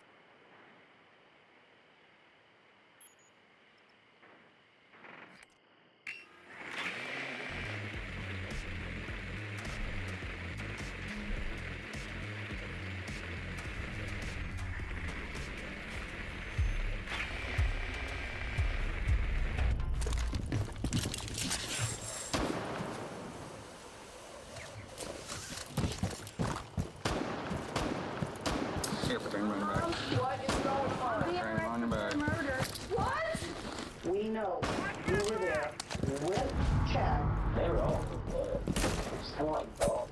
He said if we ever talked, we were dead. I'm just like, hey guys, you know, you wanna go do this? And when you said do this, what did you tell them you meant? Wanna go kill somebody? I don't know what to do. Just call Grandma and Grandpa and tell them that they need to call Marred by a history of mental health struggles and attempts at taking her own life, a young teenage girl's family fears the worst when she goes missing in Pinckneyville, Illinois. But in a textbook example of reality being stranger than fiction, the Stevens family couldn't have dreamed of a worse scenario than the one that was about to unfold, even under those circumstances. 15-year-old Sydney Stevens was a bright girl who enjoyed fishing, four-wheeling, and hanging out with her friends and older sister, 18-year-old Dakota Wall. From the outside looking in, it appeared that Sydney was living a rather normal life. But underneath the surface, things were anything but ordinary. Tracy Stevens and her daughter Sydney had a great relationship, for a long time at least. However, in recent months, they'd been fighting. Not only that, but Sydney and Dakota had been engaging in fights of their own. Tracy's husband, Tim Wall, told police that Sydney and Dakota used to be very close, but had recently grown apart. In addition, Tracy's divorce from Tim was not something that Sydney took well. It left another void in her failing support system, especially when she found out that Tim was not her biological father. With the heaviness of everything weighing down on her, Sydney began to engage in behavior that was previously very out of character. There were times she'd run away. Even worse were a series of attempts she'd made to end her own life. When she went missing on July 19, 2010, Tracy filed a missing persons report, just as she had the previous month, an occasion where Sydney had chosen to disappear. While it seems certain Sydney had run off yet again, hours turned to days, and Sydney still hadn't returned. Then a horrifying development came on July 25th. For a place that proclaims itself the friendly little city, it was anything but that on the fateful day. Two fishermen found the lifeless body of Sydney, face down in the local Buku Creek. Detectives were stumped as there was little information to go on initially. But as the investigation immediately got underway, details quickly emerged. Law enforcement would eventually unravel a tangled web of lies and uncover a shocking revelation that could only be described as the ultimate betrayal. Let's begin now with an acquaintance of Sydney and our first person of interest, 18-year-old Carl Dane, who authorities have called into question just 3 days after Sydney's body was recovered. I guess you know what we want to talk to you about, the situation with Sydney. And, what do you know about it, Carl? That whole situation, just general hurt. I want to know what you know about what happened to Sydney. I don't know anything. Do you remember where you were on Sunday night, what was that? 18th? I was sitting at home. That's a pretty quick answer. How do you know where you were that long ago? I just remember, I remember what I'm doing, every once in a while. Hannaford Snack Pals help make healthy eating fun for kids and easy for parents. Travel around the world. Create crafty masterpieces. Fun-fueled worksheets. Cook up new recipes and more at HannafordSnackPals.com. 119 Ministries has produced hundreds of biblical teachings, and now you can own all of them on one physical device. We're excited to announce that our entire video library in HD quality is now available on a flash drive. This drive can be plugged into your PC, phone, tablet, or anything else with a USB or USB-C port. The drive also contains written transcripts of our teachings for those who prefer to read rather than watch. Of course, we still offer all of our material for free at testeverything.net, but having a physical copy will allow you to watch our videos anywhere and anytime without the need for an internet connection. Having a physical copy will also ensure that our teachings are available if we are ever removed from video websites, which is a danger that ministries around the world are facing more and more. We want to continue to reach as many people as possible. Now, you might be asking, but what about all the new teachings released every week? Well, in addition to receiving all our past teachings, your purchase comes with free updates for life. Each flash drive comes with instructions that will allow you to easily download and store new teachings as they are released. Or mail us in the flash drive once a year, and we will update it for you and send it back at no charge to you. We hope you are blessed by this new resource. And as always, any proceeds our ministry receives goes right back into producing more teachings. Get your 119 flash drive today by going to 119flashDrive.com. Most people who are being honest have a reasonable memory. When suspects have a memory of extremes, detectives will see that as a red flag for deception. For example, if a suspect remembers what they were doing on an ordinary day 2 months ago, that is unusual. Going for the other extreme, if a suspect can't remember what they did yesterday, that's also unusual. Sydney's older sister, Dakota, is brought in almost 2 weeks after Carl's interview to talk about the tragic event. While getting settled, the detective, Janice Barber, informs Dakota that she's from Chester, Illinois, and relays that it isn't unusual for her to help out with major cases from other towns. Can you tell me about your and Sydney's relationship? Well, we got along great till puberty. And don't touch my stuff, I hate you, fall face weird kind of thing. Like, typical teenage sister. Yeah. Things. But, like, we got along great unless I was on my period or she was on her period, then we absolutely did not want to be around each other. Sure. But other than that, we got along great unless she was trying to take my stuff and we were fighting about chores or something. So let's talk about Sydney and her disappearance. Her disappearance is what everybody originally thought it was.